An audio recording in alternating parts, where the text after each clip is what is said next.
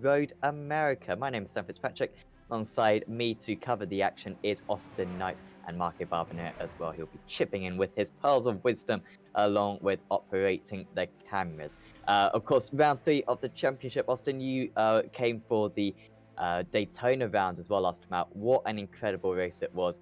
Both classes, or 2 out of 3 of the classes at least, coming down to the last lap of the race. We can only hope for a similar race round this 154 lap race today. Yeah, Daytona road course, it always proves to be a very exciting race because that track is known morely as a drafting track, but we would go from drafting track to a even bigger drafting track because Road America, it's all about drafting and staying in the draft of the car ahead and then trying to pull away, but that's going to prove very hard, and it's going to be all up to pit stops and strategy here in today's 6 hours race. Absolutely. And quick word as well from you, Marco. I mean, the championship so far has been very competitive. There's so many different drivers who can seemingly win each round. And these championships are boarding up quite nice. So, of course, we're only a third the way into the season. But there's 3 or 4 teams in each class who you really feel they could win each individual round. And the consistency factor is going to be absolutely pivotal today. It is going to be absolutely important. You're right. This is a track that doesn't allow for many mistakes. Walls are very, very close. It's an old school track. We absolutely love it. And of course, this is, I think, almost poetically the end of part one of this season, because coming next round we'll have several important changes. The GT3 cars will get the new tire model V7, and of course the Porsche Cayman GT4 will join the party, and of course sign-ups are open for that particular class.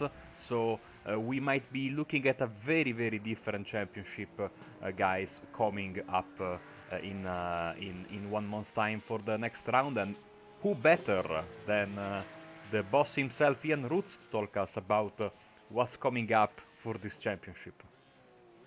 Yeah, Absolutely. So, good afternoon, yeah, guys. go ahead, Ian, with all the changes that are expected. I mean, it's been a great season so far, but yeah, round 4 is going to bring quite a change. It's very exciting coming up on the horizon. Yeah, definitely. Not just for the endurance series either. Obviously, new tire model's gonna open up a few factors for every series that runs GT3 cars, as you know. Not just Sim Race as well, but everybody out there. I think it's going to be a tough transition period. It's going to have to be a very quick transition period as well, because obviously it comes out in week 13. And most series break for week 13, so the guys out there that are actually racing in those series have only got a few days to get the new tire model under their belt and get practice in and work out how it effectively works. Because I know there's a few guys that only do GT3, and if they've not driven it on the Porsche or the Audi, then it's going to come as a bit of a shock.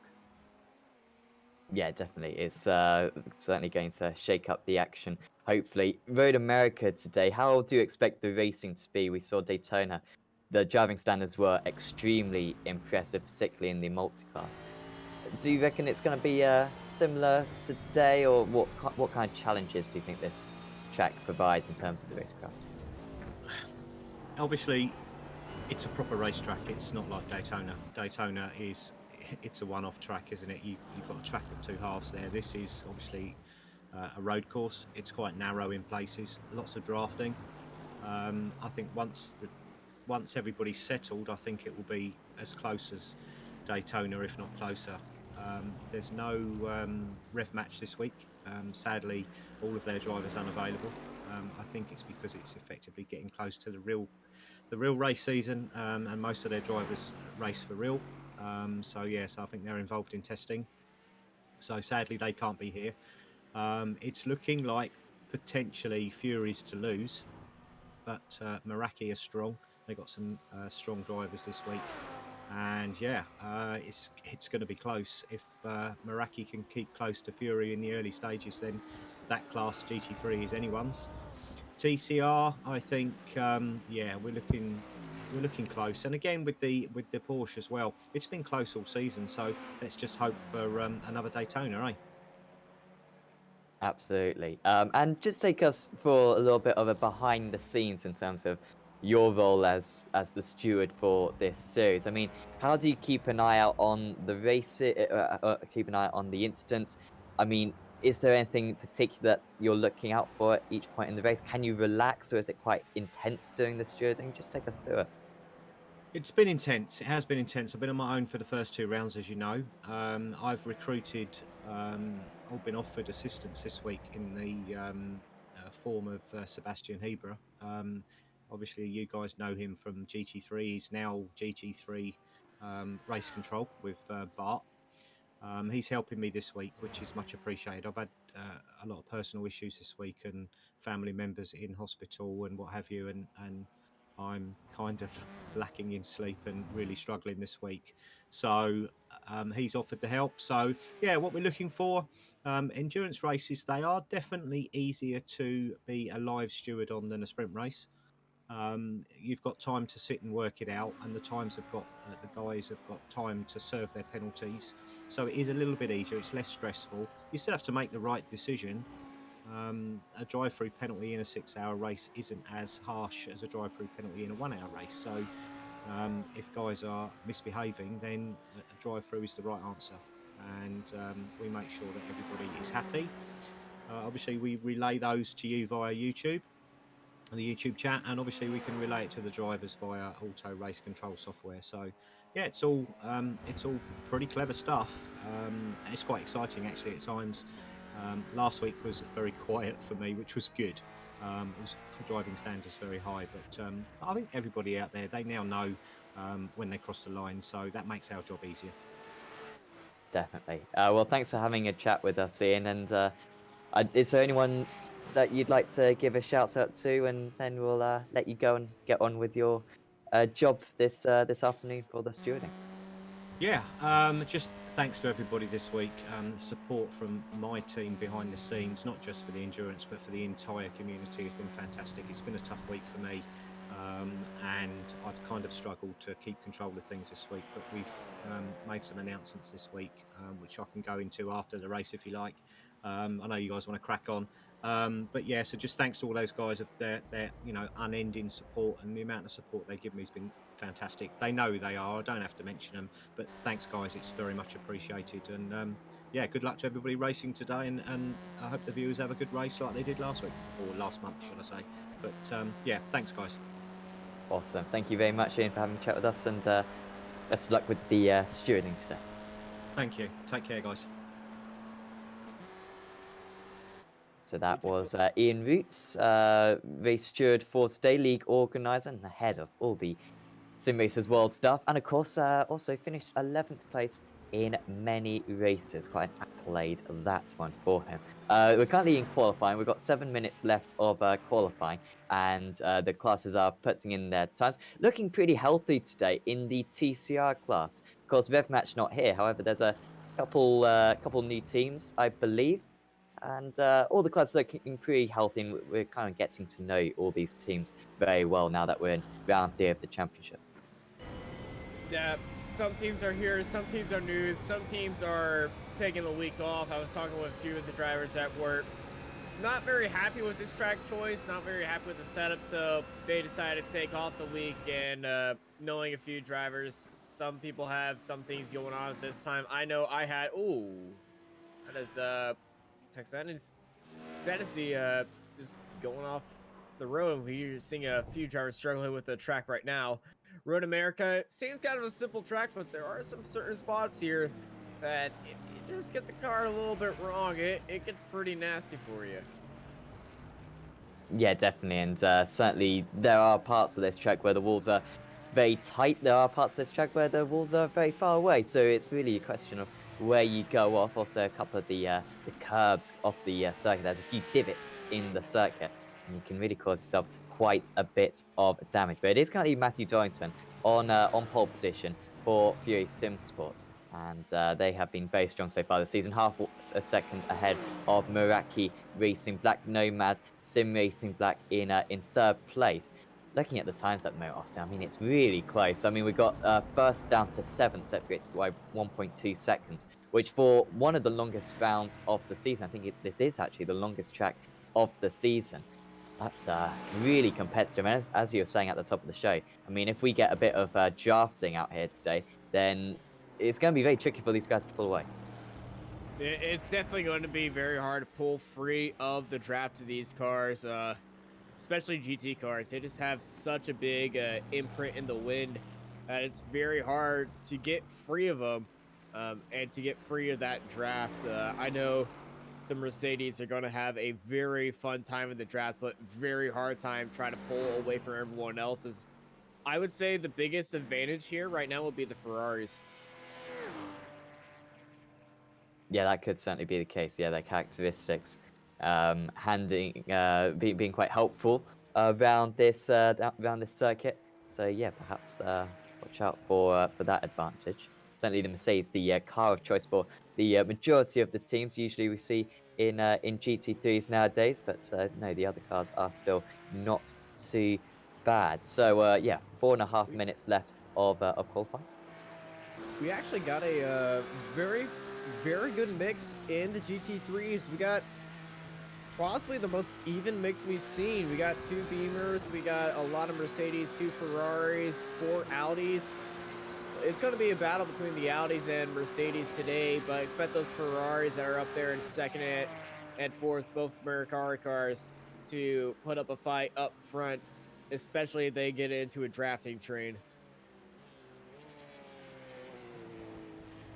Yeah, I think so. And of course, they can work together, can't they? And I mean, if you got Of 2 of course. the top 4 drivers working together, I mean, that is a big advantage. And we don't usually see it a whole lot. I mean, I'm thinking like Tour de France, where you got a whole team which is focused around giving one rider the best opportunity at winning the whole thing, where they just give up the draft and sacrifice their race to help the main driver. I don't think we're going to see that on this scale. However, it is a possibility, and I mean, particularly if you have a driver who's maybe a lap down, you can certainly just give your rival a tow, or give your teammate a tow, and it can maybe give you one less pit stop. As we saw at Daytona, they were mega close on fuel, and so if you can save a lap of fuel over the course of a 10-minute stint, I mean, that is a massive advantage you can have by the end. So watch out for that one. Watch out for the Meraki guys working together. Don't expect too many teams working together from different classes. That's going to be very tricky to do. Another element sorry, Austin. Yeah, it's definitely going to be very tricky to work together with a teammate that's in a completely different class here, because you got the Porsche cars, then you got the GT3 cars, and you got the Audi cars. They're completely different in top speed and everything. So it's going to be very, one more very hard to work together on team. You maybe could get a bit of blocking going in there, because it is a tight track. So going side by side in a group battle, it's going to be probably the best thing that you can do. Just let off to one side, your teammates right there, then probably just stay in the middle of the track, cause a bit of headache for the other drivers around you. But that's if you really want to get into some shady business,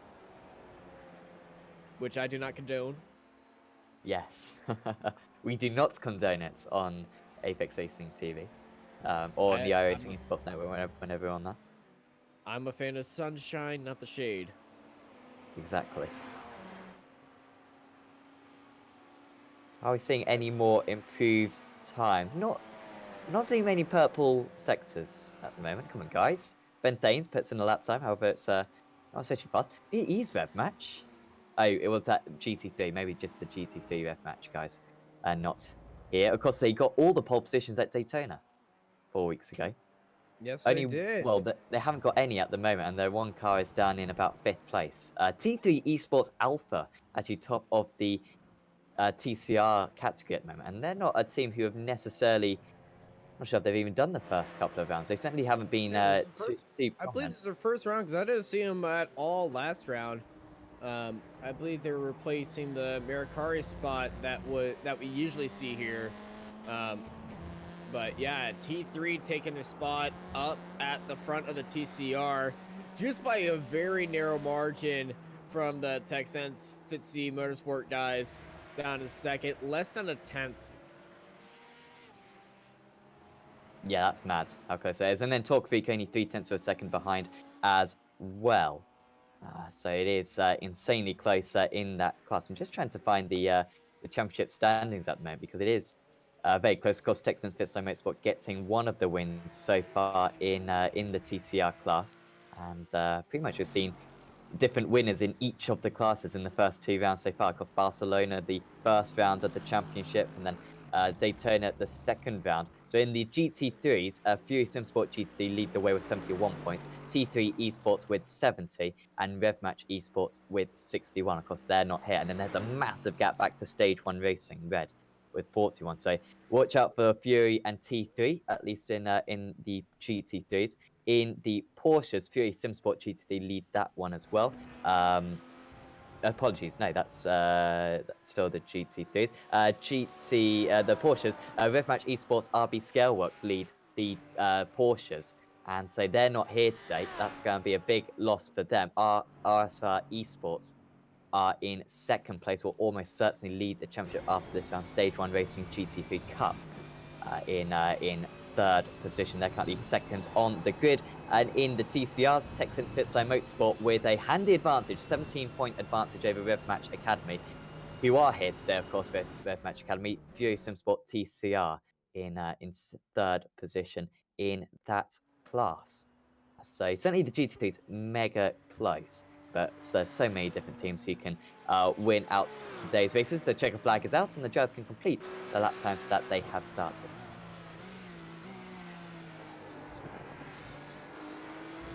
Now we're running on board with the Rev Match Esports RB Scaleworks Porsche car as they're putting in a little bit of a drafting, almost bump drafting as that BMW dives down the inside. Very risky move.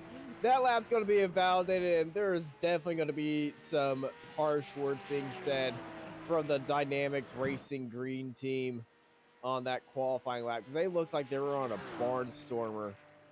But the Rev It's a Match car, good lap they for did. Clays.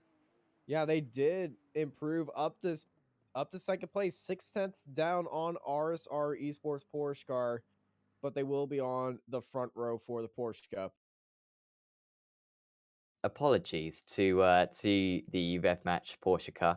I didn't think they were here. They are here. So RSI Esports and RevMatch Esports, a top 2 in the championship, a top 2 on the grid, which is pretty cool. So we can go through the grid, and oh, love it, absolutely love it. We got the full formation lap, the longest formation lap in all of iRacing, and we're about to be in Stormville. This is, tuck in, guys. We're going to be here for a while, so I can take my time on this. And they got the Mustang pace car. I mean, does it get any better than this? Ian Roots actually deliberately got the Mustang pace car just for me, I believe, the other day, and he's No, taken just the for me, time. just for me. Just for I mean, we We're love in the Mustang. America. We got an American Mustang. It's true. It's true. Get rid of the I Porsche. would prefer a Corvette C8, but that's just me. Unfortunately, we can't have the Corvette C8. That's not a pace A car man we can are dream. allowed. A man can dream. Manual safety car we could have maybe. I don't know. Fury Simsport anyway are on pole position. Half a second clear of Meraki Racing Black. That's a big gap in the end. So nice lap time for the 106. Nomad Sim Racing Black lines up on the second row of the grid alongside Meraki Racing Blue. Then we've got RSI Esports rounding out the top 5. Then it's Stage 1 Racing Red, Abruzzi Esports GT3, T3 Motorsports, of course, second place in the championship, but down in 8th place on the grid. Simracersworld GT3, Dynamics Racing Green, Fury Simsport Silver, Stage 1 Racing Black 119, and Dynamics Racing SRW, Sim Racers World. In 13th place, that's the GT2s. I don't think we'll see Sim Racers Orange or Sim Racers World Karaoke GT3 on the grid. In the Porsches, RSI Esports take pole by 6 tenths of a second ahead of number 13, RevMatch Esports RB Scaleworks. Stage 1 Racing GT3 Cup lineup in third. There's SCC Racing and Abruzzi Esports Cup, rounding out that 5-car field. And in the TCRs, T3 Esports Alpha, on their first appearance this season, we believe, are on pole position, 2/100ths of a second, ahead of TechSense Pitstone Motorsport. Talk Freak Racing line up in third, then it's Racing Centre VIB3 Esports, Rev Match Academy, and Fury Sim Sports TCR. Rounding out this field, that is 6 cars in the TCRs, which make up 24 cars overall. I believe that Steven Fergenbaugh, or his team is Racing Center Vibe Sports. Not Viv. That's a good point. Oh, there you go. Because the 3's an E. Yeah. Oh. I So see what they did there. Very fancy. I like it's it. taken us 3 rounds to see what they did there. But now we have figured it out. I said it We feel right like the first time in Daytona and also in Barcelona probably. But you know, I will go back into my little corner and don't talk again. yeah, go away, Marco, alright? Come on, Marco. No need to bring us down, alright? With your Italian smartness. Well, I'm actually going to welcome Marco in here whenever I need to just, you know, take a quick coffee run or Coca-Cola I mean, it's run. very early where you are, to be fair, so I don't think anyone It's would 7 blame you. a.m. and I didn't really sleep a lot because I had to drive my sister back to the airport because it was my grandmother's 81st birthday last night.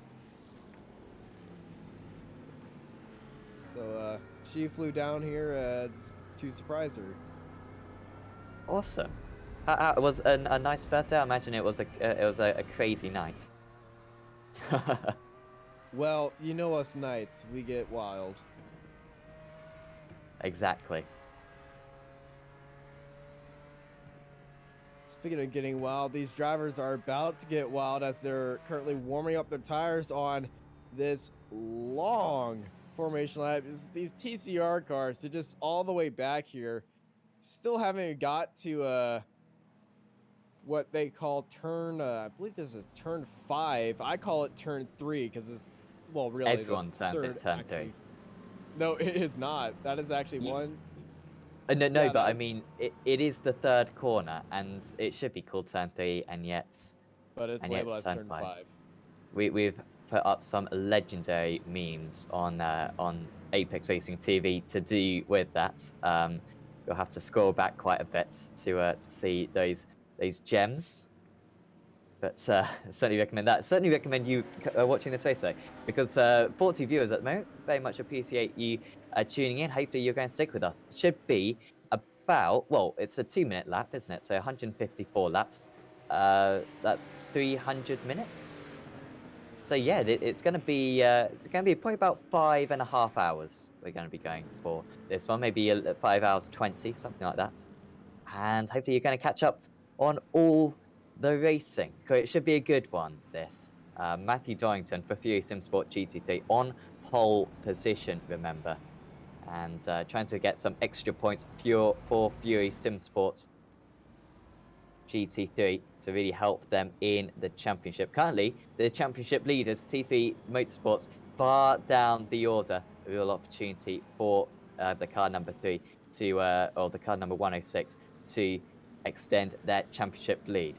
So, 154 laps of Road America in the Abruzzi Simracersworld Endurance Series are about to get underway. The Mustang pulls into the pits, and it's Matt Dorrington's choice when to fly it. Here he goes then. Away we start at Road America. It's a decent start for him, not a brilliant jump, and he might be susceptible to the overtake from Meraki just behind going into turn 1. Already Pisano getting past Boland. Nice move for the RSI Esports driver past the Meraki Racing Blue driver in the Porsches, as it looks as though the top 3 are still the same in the GT3s. In the Porsches, Justin Rehm still leading out here ahead of the stage 1 racing Porsche, who just runs a little bit wide and almost spinning. Is there going to be contact? That is very fortunate, and he's still losing it. Oh, and he's going to lose it. Oh, well, that's fortunate. He didn't take anyone else out, and he hasn't hit the wall. Where are the TCR, though, coming through? TCRs just coming across the line. Oh, thank TCRs goodness. just starting out right now. Much calmer start than the Porsches, but we don't know yet until they hit turn 1. But as we were talking about Porsches, there was contact with the SCC racing car. They did have front nose damage as the TCRs enter turn 1 very close to each other, as they most likely are all season. But very clean start for these guys as they go through turn 2. Replay right now of that poor start, and bang, right there, big old tag from the SCC car. Yeah, so he saved the initial slide, and then he got a big old thump from behind. Had to save it again. Great shame he doesn't get a fast repair, of course, in this race. But I've driven the Porsche quite a bit. You can get away with some big hits in that car. So of all the cars to get a hit like that, that's not too bad. Here is TechSense actually losing a position to Talk Freak. And yeah, that is Lewis Bibby then losing out to Tim Claytons. Good start for Talk Freak, gaining 1 place. And they're up into 2nd position now. They got Racing Center Vibe Sports behind as well. Yeah, the Vive Sports cars probably in the best spot on the track right now. He's got a good old show for 3rd place right now, and anything that happens in front of him, he will be able to avoid. Back up front in the GT3s, Nomad Sim Racing Black sitting in 3rd, trying to get past Mercari Racing Black. Both of the black colored teams trying to get past each other and chase down Fury Sim Sport in that Mercedes, who is just flying away right now. Already broken the draft as Matthew Dorrington, a 2-minute 8.32 to start off this race. Of course, that was from a very slow launch, but it's way faster than anyone else, so 2nd faster than everyone else on that first lap. Purple first sector for Bod Boland just now in the draft. Everyone's in the draft in the GT3s at the moment. Fantastic that we've got so many of them out on circuit today. No moves into turn 5, however. Steve plays, trying to catch up to Justin Mains. Look at how these guys have pulled away. The Nomad driver behind of Kevin Burnham is barely visible. Yeah, I believe these top 2 battle it out. I believe Abruzzi had a little bit of an incident heading into turn 1, and that just separated these leading cars and created this Porsche, well, dotted Porsche Cup line, as the TCRs are still all together with each other. We got Thanes and Blake at the back of this field. They've had a little bit of a squirrely incident as they're starting to separate from the leading pack. But sometimes separating from the pack does wonders for you, because you aren't in that tooth and nail moment. You can calm down, race your lines, conserve tires, and conserve fuel, and it will become a strategy game instead of a tooth and nail racing, crazy cross-side, foaming at the mouth game. Yeah, exactly. Certainly in this early stage, yeah, you want to be concentrating on your own race, not everyone else's race. Of course, if you want to check out the live timing for this event, just look in the description, and provided by SDK Gaming, of course. So what happened to Blake then, how he managed to get past the Rev Match car of Ben Thanes. And it was a mistake from Thanes. Blake moving just about ahead. So well done to Dan Blake there. Have lost a little bit of time though to the drivers ahead, 2.4 seconds behind Stephen Freigbergers. Now, Vibe Esports, of course, that team. Dorrington, another fastest lap of the race. 0.3 faster than Ewan Marshall. He is putting down a hefty gauntlet right now. I said the Mercedes is going to be very hard to get up front.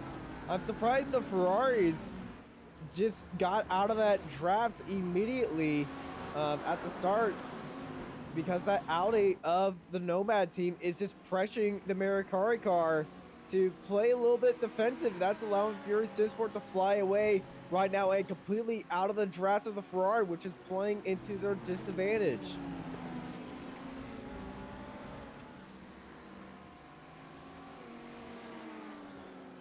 If you were Foster in this situation, would you be trying to get past straight away, or would you be thinking, I can save a bit of fuel behind this guy?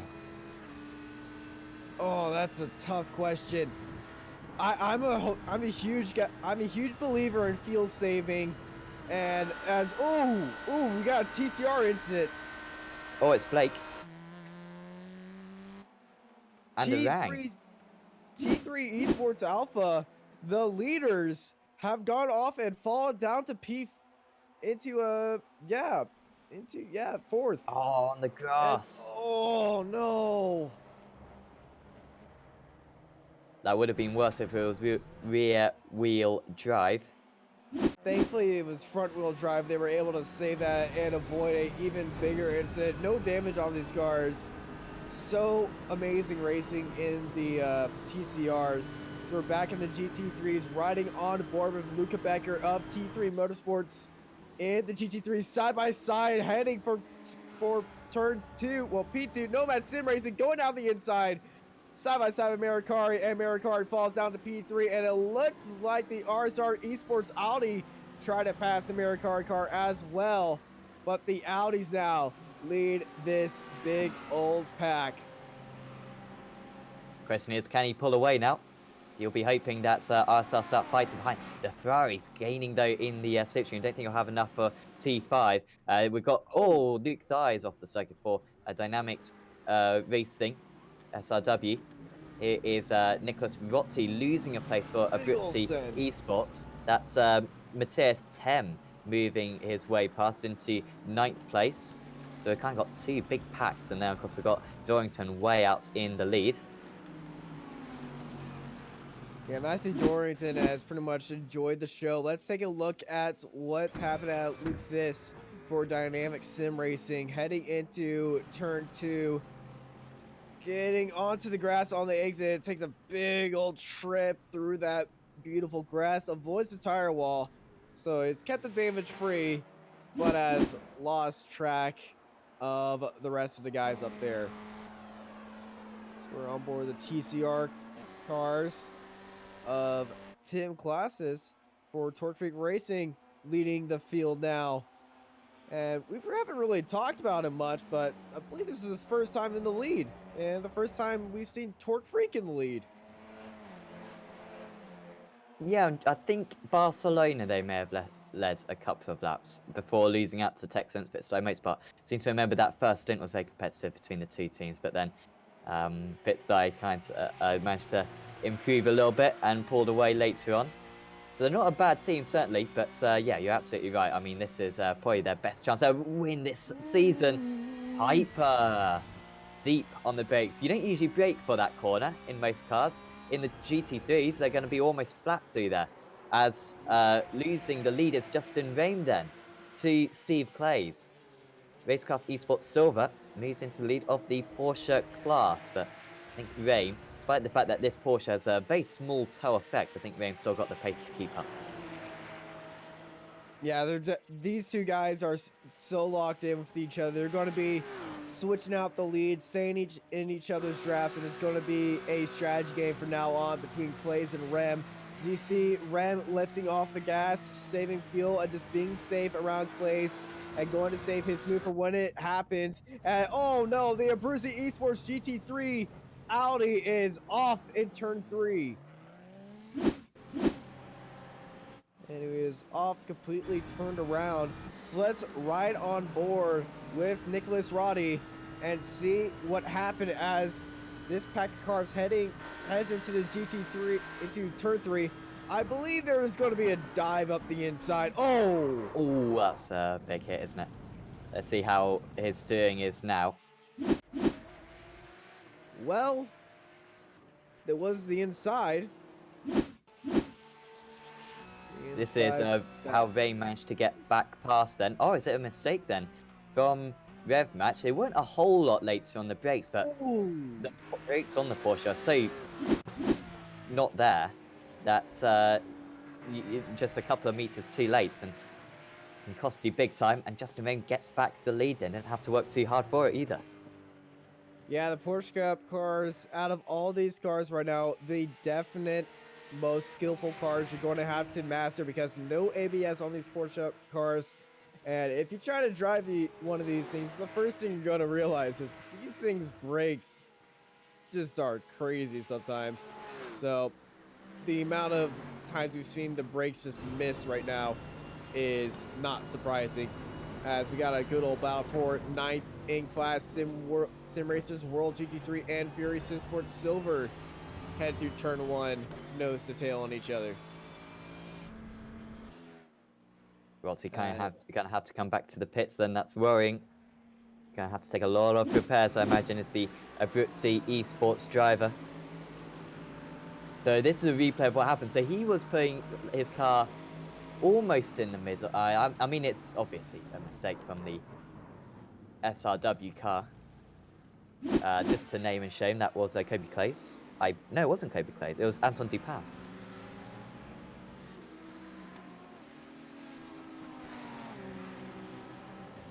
Boland is mega through the first sector. I've seen him twice now set the fastest first sector of anyone. And he doesn't necessarily have a toe. I think it's just he's got an insanely fast car, maybe running a lower downforce setup. But he is getting a little bit detached from Kevin DeWale for Stage 1 Racing Red, 1.1 seconds behind. Safe to say Luca Becker isn't getting detached from him. 1/10 of a second between the two of them, no opportunity at a move here.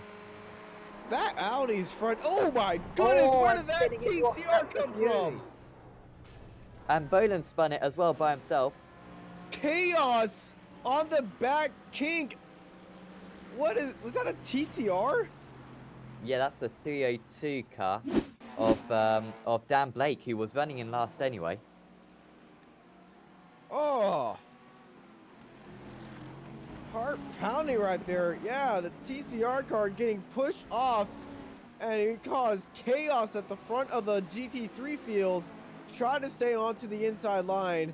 I believe there was communication from the drivers, but I don't think there was because, well, they seemed very orderly about it, but just coming to this fast right-hander, it's a blind corner when you're there, and especially for a slow car around the outside, just any mistake right there, unfortunately, nowhere to go. 1, 2, 3 cars involved in there, and oh, that was just disastrous.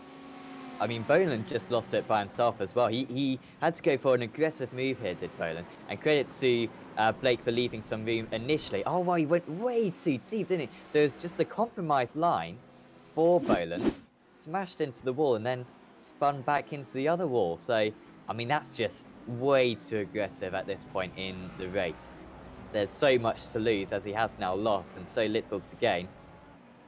And that was just, yeah, way too aggressive. So that's unusual for these guys who we think a lot of and are pretty experienced in different races and cross endurance racing as well. But that's a big mistake. That's a big mistake as well for the Torque Freak car. Gives Lewis Bibby the opportunity at maybe going for a move around the outside, goes Texas Fistlow Motorsport, and they move up into first position, of course, in the Audi class. So that's a big move past Tim Parsons. The Road America tightness is definitely showing itself to be very tricky to pass cars. As this kink, I want to tell you, if you just go barely offline, because the kink has a very specific bump right there onto the apex. Oh, as that's we in see the one wall of the as well. TCRs flying off. And oh, watch out on this rejoin because he's going to be too wide onto a pack of GT3 cars right there. But any mistake line, you will hit the bump. You will hit the bump, and then you will fly off and hit the wall, as we saw with all 3 of those cars, and make that 4 right now. That's ridiculous how little time these Torque Freak cars lost there. I know he's got too much damage because, as we say a lot of the time, especially on the Apex Racing League Touring Car Championship, that's this car is an absolute brick, and yeah, has seen the door a bit. But that steering looks to be fine. He's not going to have too much aero damage. Race on. Yeah, the race is definitely going to be on. Not a lot of damage affected by that since the TCR is pretty much a brick on wheels. And you can rub the wall as much as you want. It's not going to damage the steering. But some cars do have a bit of steering damage. I know from Chris Mateta, the steering damage is on Maricar Blue from a earlier incident. So those guys are Uh-oh. That's from 3rd place, isn't it? yeah, stage 1 racing. Big damage to that Porsche Cup. It's right on board with these guys. What is it with this corner? Honestly, these guys have done so many laps around this place, and it's the same mistake. Well, to be fair, Oh, he he hasn't got got into it the as grass. bad as the others did. But then he dips a wheel onto the grass, but he was well on the grass. I mean, I don't think you It can complain is- too much about that, Patrick. And that is huge damage. That's going to be 20 minutes in the pits, most likely. It's such a tricky corner. It's off camber. It's very unnoticeably off camber, but the bump right there on the apex, that would cause it. You're going to have to lift off. I know the GT3 cars, they can power through there, but if you're in a pack of cars, you really want to lift off just to be safe. I know when Skippies came here, that corner was just a massive danger zone, especially on first laps.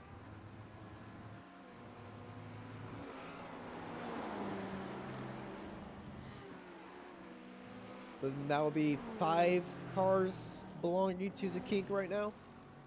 I think so, and I think 3 of them were in one instance as well. I think we're going to see plenty more as well. We're not going to have many cars left at this rate. We've had terrific attrition rate at Barcelona and Daytona. Barcelona has got a reputation for well, for being dull and also being very difficult to wreck your car because there's such big gravel traps. And Daytona as well was remarkable how few crashes there were, considering that the walls are pretty close around there. But around this place, a lot of casualties already. Hopefully we don't see quite as many casualties later on in the event. Kevin DeWale, a good pace for him at the moment. Started, of course, in 6th place, up a couple of places already. And he's right on the tail of the Meraki Racing black car. Narrow part of the circuit this. He looks to the inside through turn 4, if you want to call it that. Now into turn 5. DeWale not too aggressive. Wonderfully defended from the Mercari Racing black car. Right there, swung it onto the inside.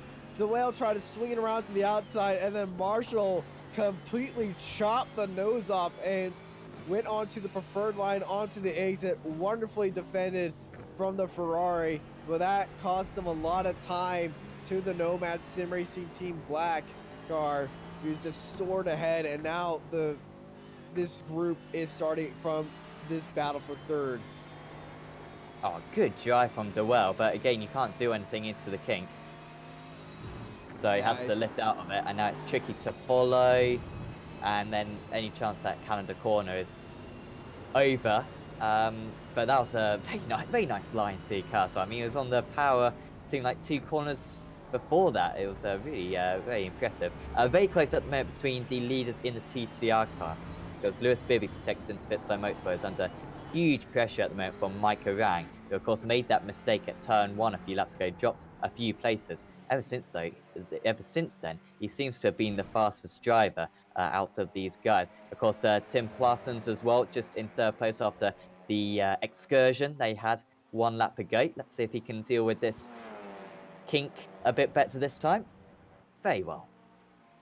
But he's keeping up with these guys, and their slipstream is not mega powerful, but they're so evenly matched that they're going to keep in range with one another.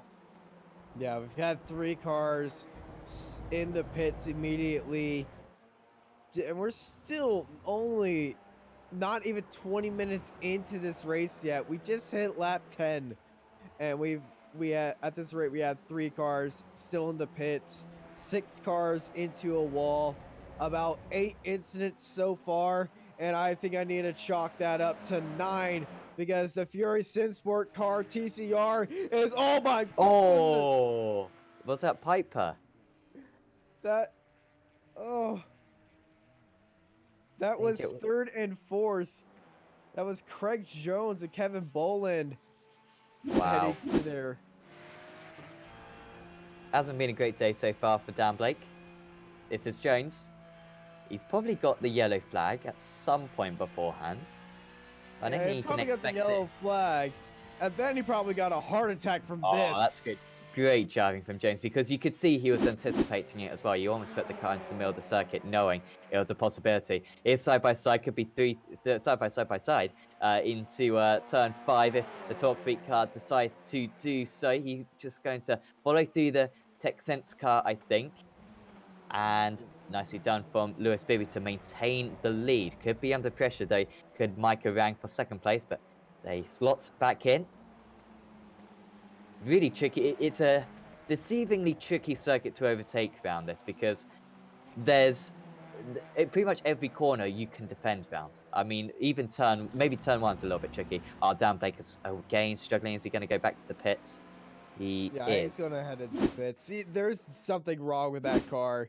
He's been going off and off and off track this entire past lap. We saw the trail going into the gravel right there. He just sailed off, and he just Loads got of into the damage. grass and the bricks. Lots of but damage on that car, so I don't think it's going to be getting back out on circuit anytime soon. Hopefully And now we'll full see them cars back on. into the pits. I mean, I don't think we've had this many cars retire in the first 2 rounds combined, and yet shows how tricky a circuit Road America is. It's an interesting endurance circuit because it really does suit endurance racing a lot because of its length. You're not constantly lapping one another. You know, it's a super fun circuit. It works great for all kinds of cars, and yet it is so narrow and the walls are so close that I just got it can a bite. transmission about a possible penalty for the Sim Racers World GT3 car of car 18. The race director got over to the radio and announced that. I believe we'll get a actual confirmation of what the penalty was, but that was for that incident heading into turn 3, I believe.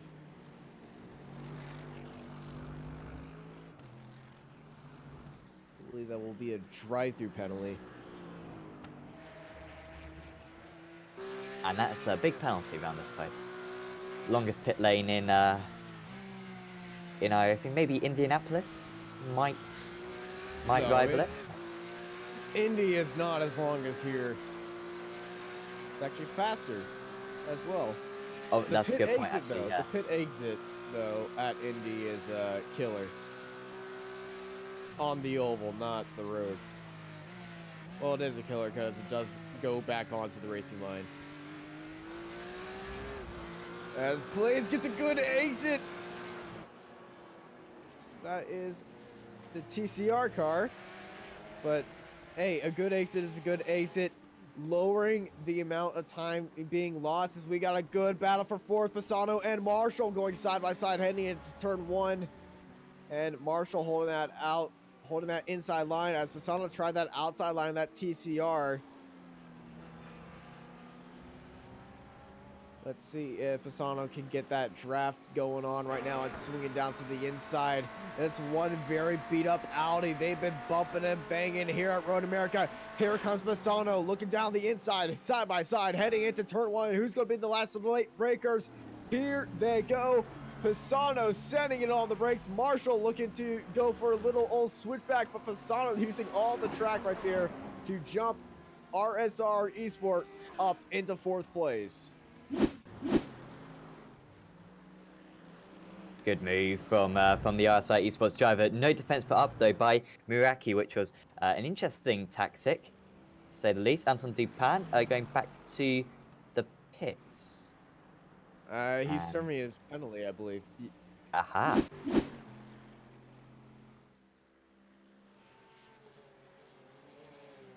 Got a battle for 3rd in the Porsche Cup.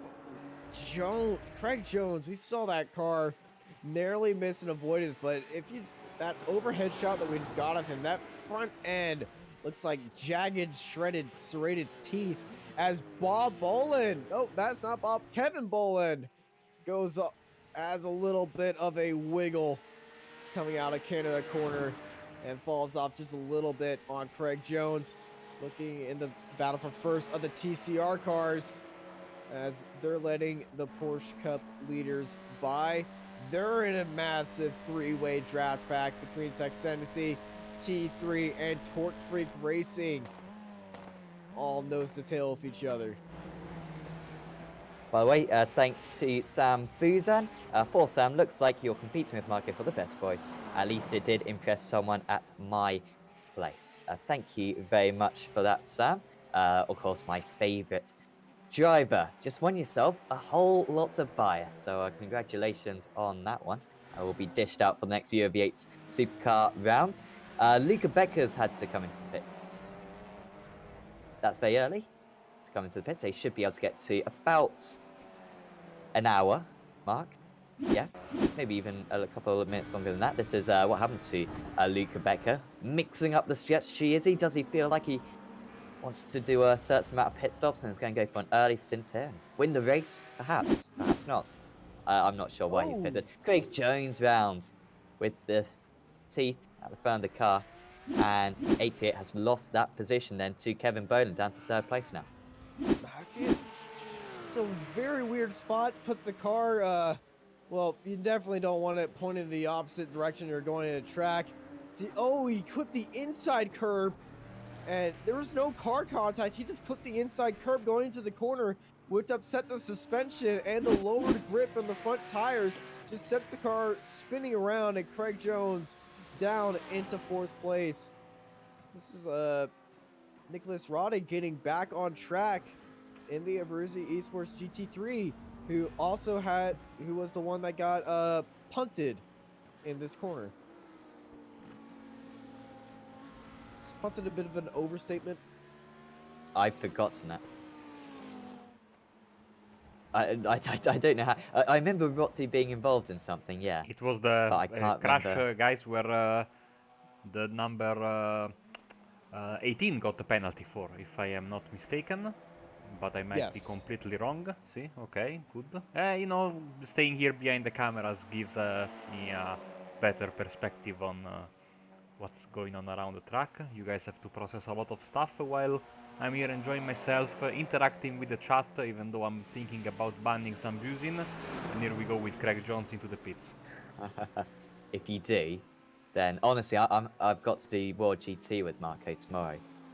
I mean, I cannot believe it. I mean, the fact that Marco volunteered. I mean, I did commentary with Marco on Friday, Saturday, today, and now tomorrow. Oh, absolutely.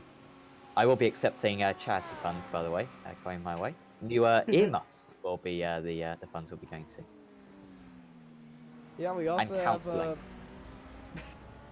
a few other cars heading into the pits right there. As Marco and I, we share the commentary box all the time, especially on Fridays, Saturdays, and now today on Sunday. That's Pisano going wide in turn 1. Big old slide right there, and Will Marshall getting back up into P4. That's a very tasty line through there from Temi and Ginches for Fury Synsport Silver and Stage 1 Racing Red. These two guys having a good old battle for P7 and on track as a bit farther up the track. A few drivers having a bit of an issue, and another issue for Dynamic Sim Racing. They went off in turn 3. Now half a lap off the lead is Luke Dias. Hasn't been a comfortable opening stints. Oh wow, he was. Oh, whoa, I mean, whoa, did he whoa, want whoa. a break for that? Jeez. And by the way, you can't cut through that tire place. I have tried many times. I've been launched see- over that tire.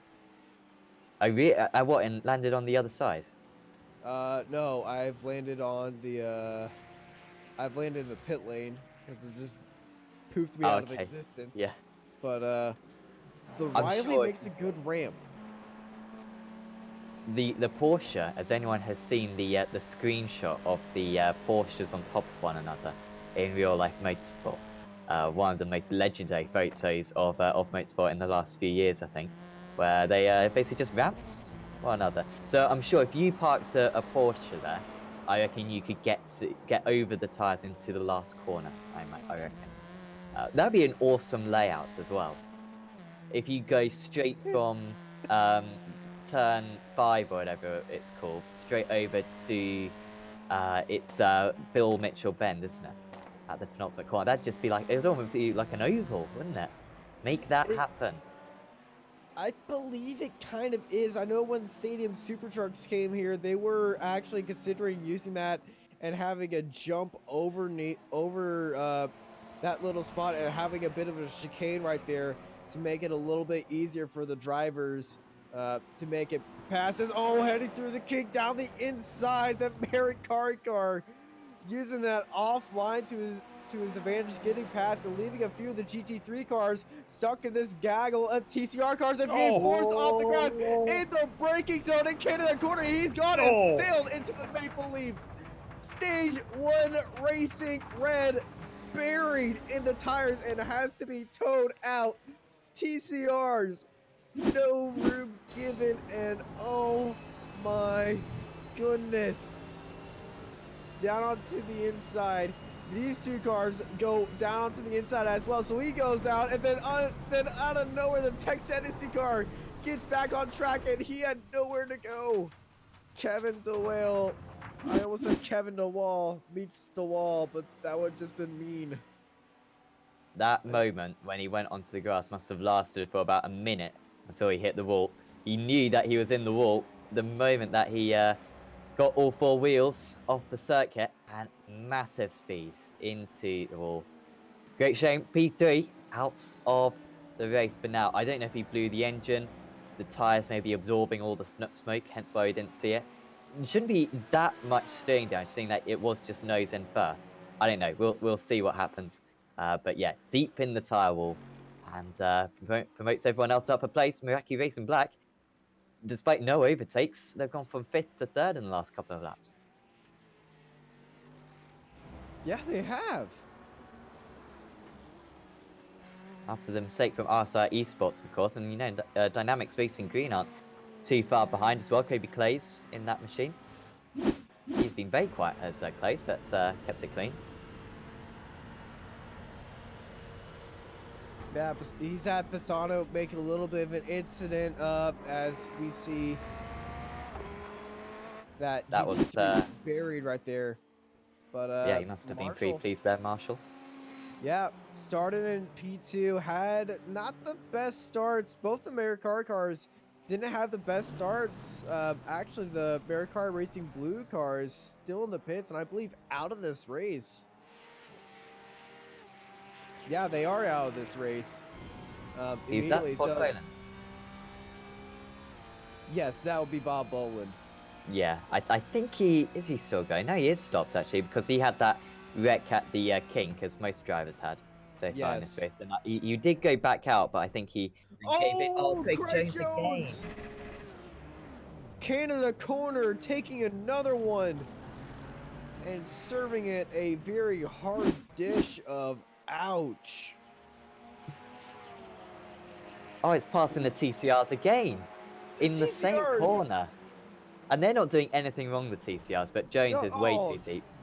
That was just a lockup in the front brakes. The TCRs, of course, have ABS, and so under braking, they're better than the Porsches. Hence why the idea of out-braking the TCRs wasn't the wisest choice there for Craig Jones. He was in 3rd place, wasn't he? He's still in 3rd. He's now in 4th place, sorry. I think I need to rename the TCRs to the TCRUs. Think carefully round us. It's very true. Steve Place. Especially when they're in this pack.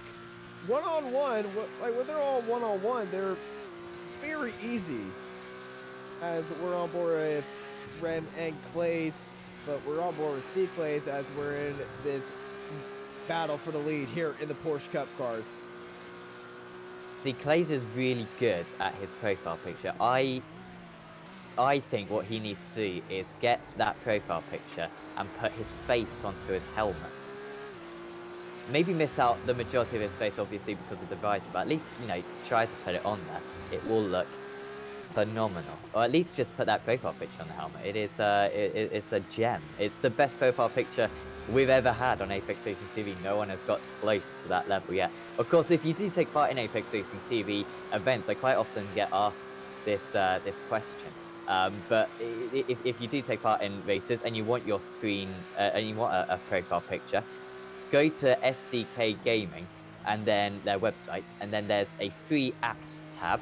You click on that, and there will be a driver details app which you can download. You can put in your information, and then we can display it for you, and you can have a profile picture, have a nice one like Steve plays, and you are sorted. So thoroughly recommend doing that. And Marco's That- just put it in the description. That hair is just wonderful. I'm just hypnotized by the hair. That just made me an American thing, but I like that hair. Well, I would, I think we should propose Steve Clays as sexiest man alive for year 2020. You know that Yes. people in the chat, I've heard from the chat that some of his competitors are not happy as he goes for the move here. Ben Thanes says no, according to the chat, and Ben Thanes, of course, right now is in this race, fourth in the TCR, and teammate, of course, to Steve Clays in different classes. But yeah, I mean, that profile picture straight from the 70s, he wouldn't be out of place right next to 1970s pictures of Jackie Stewart and Niki Lauda, in my opinion. Like, he would fit perfectly.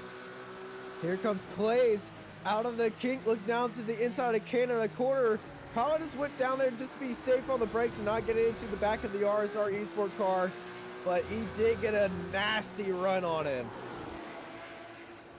I think Marco unofficially won Sexiest Man of the Year last year for Apex Racing TV. Many our subscriber count actually amongst women doubled last year. It well and truly is now 2. So that is a massive improvement, and we can put that all down to Marco. No, many wives of racing drivers now watch our commentaries purely down to the Italian accent that we have obtained on Apex Racing TV now. So thanks to Marco for that. Even though a third of our viewers think Marco's from Spain. Yes. A third Maybe of our when they new say viewers. Maybe when they say Fernando Alonso, they think Fernando Alonso is Italian. Oh, trouble for third place Porsche Cup cars in Canada corner. The Abruzzi Esports Cup car went off of Canada corner. I don't see any damage on there. So it must have been a gravel trap. Man, those TCRs are like Grass. an harbinger of death. They were following him, and he went around. I mean, Man, he thought it was in the clear too, but I always got to pass them all again. No damage on the TCR on that Porsche Cup car, but oh, he just sees that pack of cars up there, and oh, that's just dangerous. Well, They're like he an must be omen, thinking aren't it's they? dangerous. yeah, they have a magnetic field around there. Like you are not allowed to come close to them, and they push you out of the way or in the grass. And it would be a big shame, of course.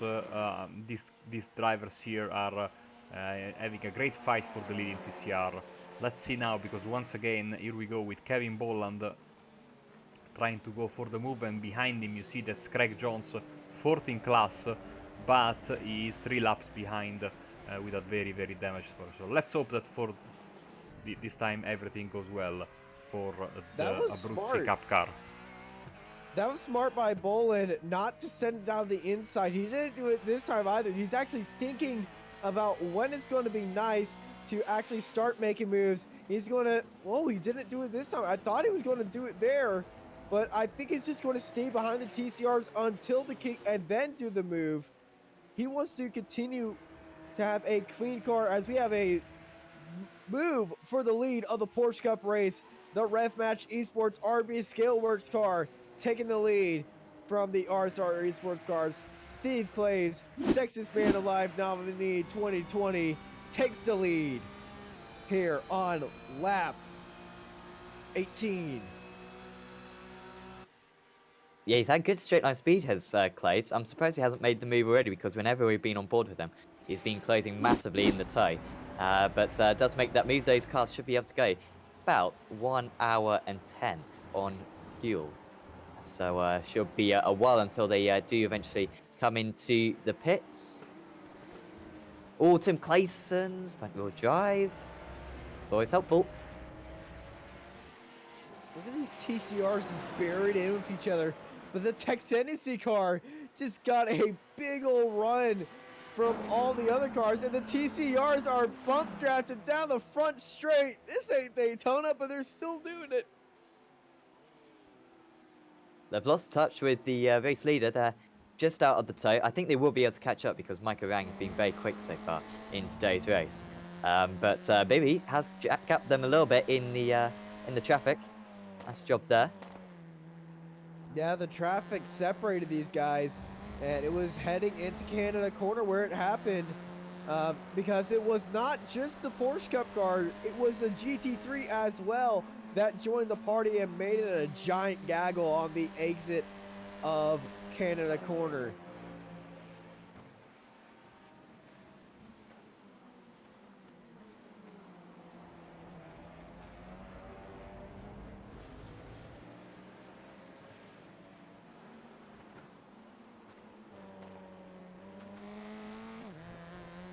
No chance round this part of the circuit to make the overtake for Clayson's. What's that? Luke Thighs, maybe? Moving past? It was Luke Thighs. That was a good call. Jeez. It's the first time I ever got correct. Oh, but he so- almost goes off the track right there, and that did check up the T3 Esports Alpha car a lot. You saw him get onto the brakes on the exit. He's making a lot of risky moves out there.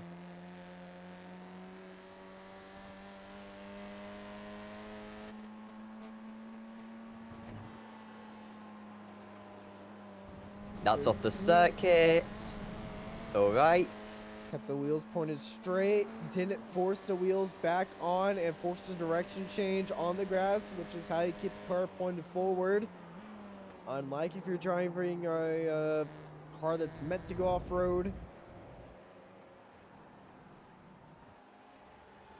And thank you, Erwin W, for subscribing to us on Apex Racing TV. As, Canada Corner, another incident. It's a Rev Match Academy TCR off the track. And the Abruzzi Esports Cup car having a bit of an incident as well. And, that's the wrong way in the pit lane. Did he not want to go in the pits? What? Or has he missed the pits? Well, he's going to the pits now. I think, no, No, he's not. Are we going into the drive-thru? What? No. Are we dining in? What's this order for? The GT3 is just getting it out of the way. That is a very strange incident. The ref match car also going off track as well, but they're heading into the pit lane. What has happened to Kevin Boland?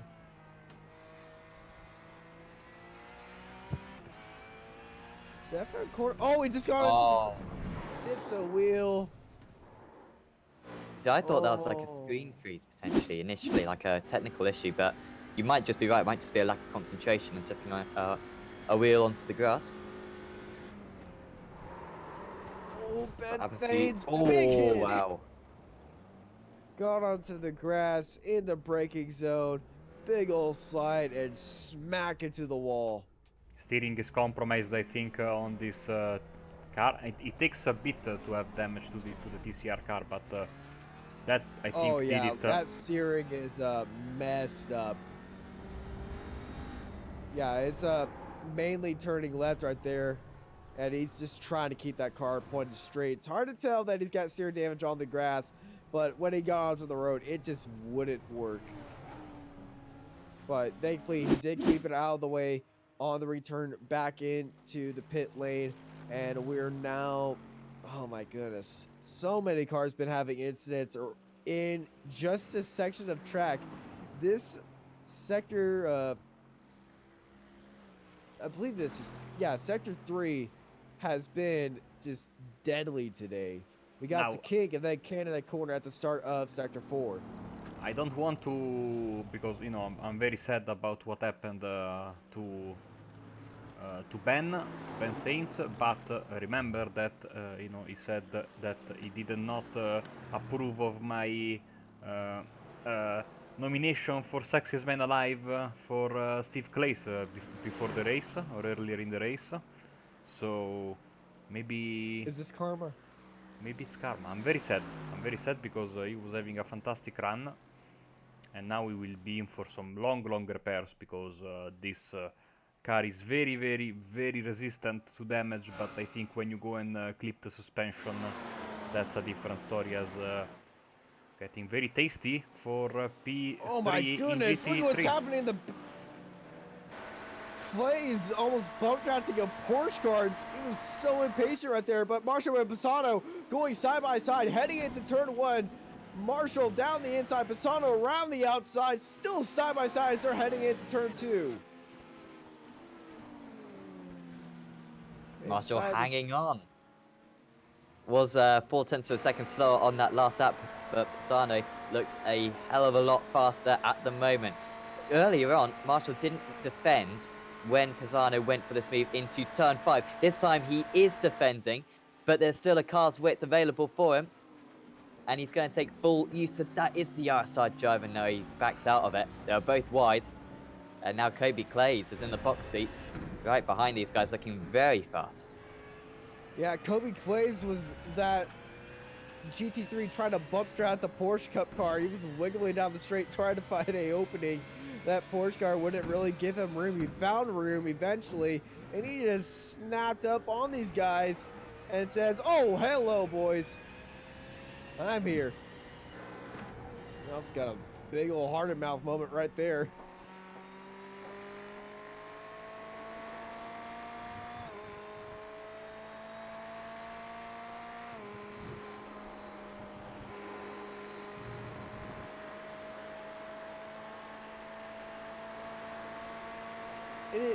It is so crazy on these cars just dipping a wheel into the grass.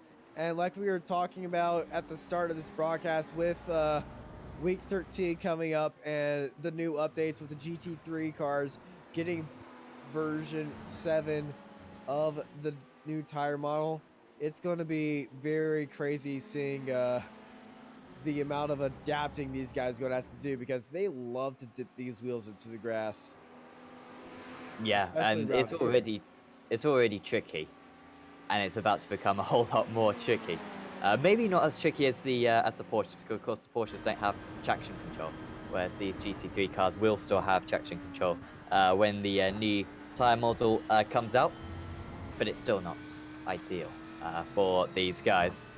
And of course, all their setups, that's the big thing. Losing all your work that you've been doing for the last couple of years, most likely. And it does allow maybe some newer teams, in particular, some lesser experienced drivers, have a better chance at a very good opportunity. And of course, it really does reward drivers who can put in a bit of extra time to work on their setup when it comes to the next race. Of course, next race will have the GT4 cars as well, and entries for that are open. You can sign up via simracersworld.com. Go on the Endurance Series section, and you can sign up as a GT4 team. I think you can also sign up for any of the other classes as well if you want to give this series a go. We certainly recommend it. And so far, because you can see the broadcast is very exciting. Ian Roots on the YouTube chat letting us know. Lots of unforced errors today. That certainly has been the case. Oh, the Mistakes. TCRs. Be careful around these TCRs. Around the carousel they go. The mirror car looking around the outside, but on where to go. Here comes Passato taking advantage of the car. And Marshall almost losing a position to Clays and an off-force line right there through the kink. Oh my goodness, I'm freaking out right now. And that was all just the Pisano losing out. Pisano losing out behind the TCR car. And it does mean that Pisano has got ahead of Marshall then. Brilliant work. I And it's know now I'm not 1.2 even seconds driving. already. I'm not driving, but I'm freaking out. I'm having heart attacks like I am spawning with my teammates sometimes. As the RSR Esport car out and goes off track. He's got a TCR down the inside. Here comes the Mercari car. He's got a good old run. It's a drag race here at Road America, and Mercari Racing Black takes the lead in this battle for third. And now the Dynamics Racing green car of Clays. Kobe's trying to make a move into turn 1 as well. This is a crazy fight. Pisano's now overtaken Marshall twice, at least, and yet Marshall just keeps on getting back past. The mistakes from Pisano on the most part, and that time he was the one who lost out, getting stuck behind the TCR. This time, though, he's got a very good opportunity, 2/10 of a second behind. That Ferrari is definitely faster down the straights, and actually Pisano, I think, just lifting out of it this occasion, getting Well, past the Pisano has to go down Abruzzi to the Simracersworld. inside.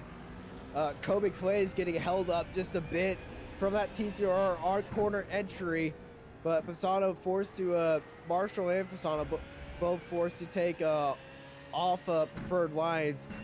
Their times as well kind of held up as well, so not a big impact on Kobe Clay's right there as he's able to close back up on the Audi and Ferrari. I love seeing 3 different cars all in alignment with each other. Really shows you the differences that these cars have as they're racing down into the kink.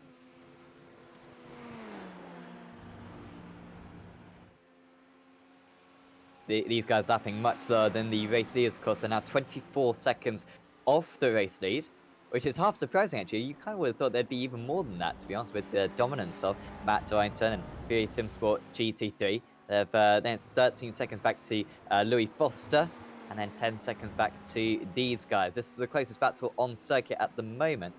Also got Tim Clayton's and Micah Rang relatively close to one another. Clayton's getting ahead of Orang. I don't recall that happening, but it's Bibby, Clayton's, and Orang now the top 3 in the TCR class. And in the Porsches, Clay pulling away from Rame in the lead of that category. That is, oh, it says spin ahead. Oh, that was a big old slide from the T3 Motorsports car.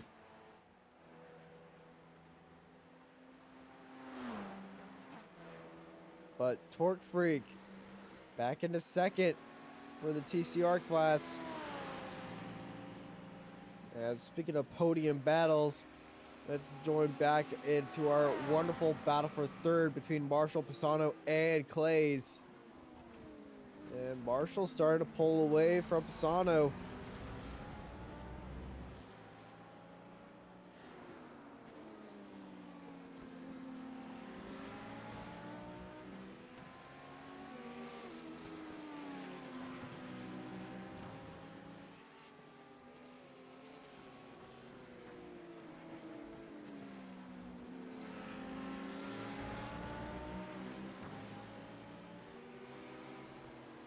As these 2 drivers going around into Speedvo around the carousel, they got a slow Porsche Cup car ahead of him, and by slow, I believe that is oh, that's one of the damaged Porsche Cup cars. It's going to be onto the exit. This is going to be very dicey. Oh my goodness, the bear car almost rear-ends him right there, and here comes Kobe Clays into Canada corner. Almost onto the back end of Pisano. Kobe thought about it, didn't want to send it right there, but this is all playing into Marshall's hands right now as that Porsche Cup car is causing havoc right now for the GT3s. Pisano's almost off the track. They're banging doors as they're still side by side heading into the final quarter, and Marshall has left the building and this fight. We're now watching the battle for fourth, and Kobe Clays is saying, I'm done. I'm going into the pit lane. Yeah, we're getting closer to the 1 hour mark, Austin, so I think getting into the territory of, what can we say, we can call scheduled stops. So Clays is the first to bite out of the front runners, as this great fight here continues.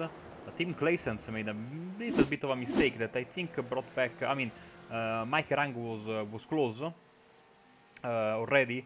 Here we go with, that was Steve Clays, the leader of the Porsche Cup, coming through. And this time is the TCR going a bit wide, and this brought straight back into the fight for second place the German driver of T3 Esports Alpha, as the traffic continues to be, even in a long track like this, Austin, traffic is always an ever-present issue, and of course it's going to be even more of an issue, a good issue to have, because that's what endurance racing is all about next month when we have the GT Force running around with us. Yeah, we're going to have a issue, especially with traffic. It's not how long the track is, because we have cars going clean air. It's how narrow it is. That's how deadly the traffic is here, because when you go too wide around here, you're going to be trusting the other cars and all the slower cars to be staying in the lane. But there's definitely going to be communication on where these cars need to be going. And that's just been forcing a lot of these unforced errors today, especially around the TCR cars, because Road America is such a flowy track. The inside of the corner means completely different things every foot of the track and every turn, because it's a lot of right then left then right then left, especially in and after the carousel. We just see that happen a lot heading into the kink, and a lot of one line turns, including the kink, mainly the kink.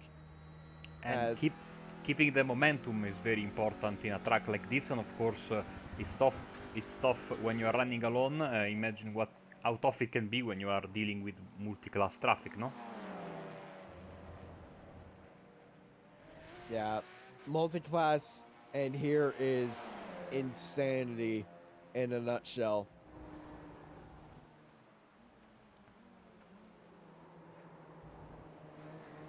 But Clancis and Erang, still both these guys trying to close down on the car that's just barely up the road of Lewis Bibby of Texanity Fitzy Motorsport, leader of the TCR cars. As we have Justin Rem, P2, RSR Esports heading into the pit lane for the Porsche Cups. Yeah, this is well, a little bit earlier than we thought that they'd pit, to be honest. The Porsches can usually go about 10% longer than the GT3s, and seeing that we haven't seen many of the GT3s in yet, this is definitely a choice to come in early, get a new set of tyres on. I believe the tyres are done simultaneously with the... No, they're not done simultaneously, apologies. So we'll see the fuel go in first, and you'd expect that car to go up on the jacks. But maybe the opportunity to not pit for tyres. It would be very tricky, and we've seen the amount of mistakes so far in this race on warm tyres right at the start of the race. The Wizards on pit wall are doing wizard stuff, and I'm not going to go into what kind of strategy magic they're pulling right now. 33.37 seconds, so he didn't take tyres, I think. Oh, that's a bold move there, Con. We'll see if that pays out for him. Foster is May or coming into may the not. pits. We heard from his teammate Ryan Walker that he will do the first two stints with Lewis Foster, so no driver change expected. Let's see if RSR go for a driver change here. I wouldn't go for a Anthony driver change, Pisano. of course, guys, because you can do two stints on these tires, I think. So, of course, changing the driver will extend the pit stop time, I think. So, let's see. I think that Kobe Clays didn't change. Yes, he's still in the Dynamics Racing green car. So far, no driver changes in GT3 pit stops. We got a little message in chat from Jack TW1. How are you changing cameras without using the HUD? Marco, tell them, how are you performing this magic? We are using the sdkgaming.co.uk software, which is designed as, of course, I have been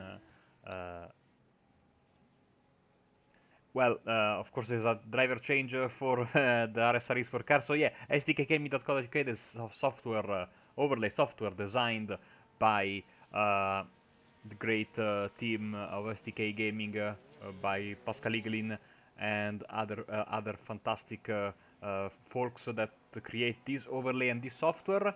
And another thing that's very important is also Stuart Musselwhite jumps into the car. It's not not mandatory, but recommended to have two or more screens, so you can have, of course, better idea of what you're doing, and that's exactly my setup. Two monitors are just fine. If you want to do like Austin, you can go with three, but two is enough to do it. sdkgaming.co.uk. There's I think a 14 days free trial if you want to. Because you can use this overlay, these graphics also when you are driving, superimposed on your iRacing software. Therefore, having all the informations and many more information apart from the one I'm showing. You can have your fuel consumption, for example.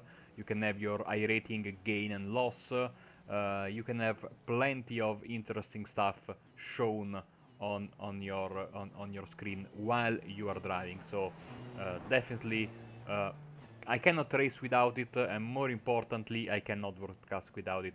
It's really a pleasure, and of course, it gives me, Sam, and Austin the chance to be on the same page with the same cameras and the same graphic infos that I send from my computer to theirs in real time. It's absolutely fantastic, and hopefully makes it for a more complete broadcasting experience and viewing experience for the folks watching.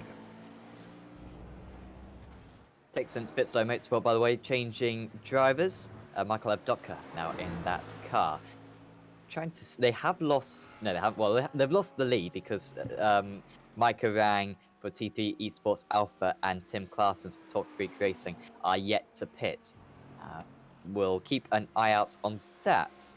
Of course, Pitstop having to take one extra pit stop at Daytona last time out. I say they took one extra pit stop, to be fair. They took the same amount of pit stops, but their last pit stop was much earlier. It was tricky to call race that. It was very close, though, between them and the eventual race winners. Who were the race winners for that one? It was Rev Match Academy, of course, who won last time out at Daytona, winning the 40 points. Takes sense Fitzlow Motorsport, of course, with a first at Daytona and a second in the end for that race, the championship leaders. Chris Warner trying to get past Kobe Place? No? Yes. This is for the lead, isn't it? Kinda. I mean, in a bit, it's not going to be for the lead. But it's Warner, for who the has lead. pitted. Yeah, we'll say it's for the currently on lead. track. The race is coming down to this. Or not. Well, Fury the Sims- Fury Simsport car has been up out front for most of this race. Both these cars have actually gone into the pits one time, but Kobe Clays went into the pits earlier, so yes, this is for the lead. Are you sure Clays came into the pits earlier? Yeah, lap 26. Your computer Okay, was crashed. I at that did time. have to restart. So ironically for SDK Gaming, because it's an atrocious app. Don't buy it. So yeah, I couldn't see that one. So yeah, this is for the lead then. Apologies. So did Clays not take tires? And I'm not seeing what his. In fact, I could just 38 look at seconds, the other. His top was 38 seconds. Cool. Yeah, Yeah, it I'm now wasn't- looking at it. So yeah, he saved 30 seconds, of course. So it is for the lead. You're absolutely right, Austin. Apologies for doubting it. So Clays will, he's done a good job at the moment of keeping behind Warner, who has shown to be significantly faster than his rival, and of course has got much fresher tyres. But down this straight, with the extra fuel that Warner's got, I say that, well, they've probably got a similar amount of fuel, maybe a little bit more for Warner, seeing that he did pit later. Here he goes, down the Warner inside that for the lead, and he beefy- gets ahead, and it's Fury Simsports who lead the GT3 class once again.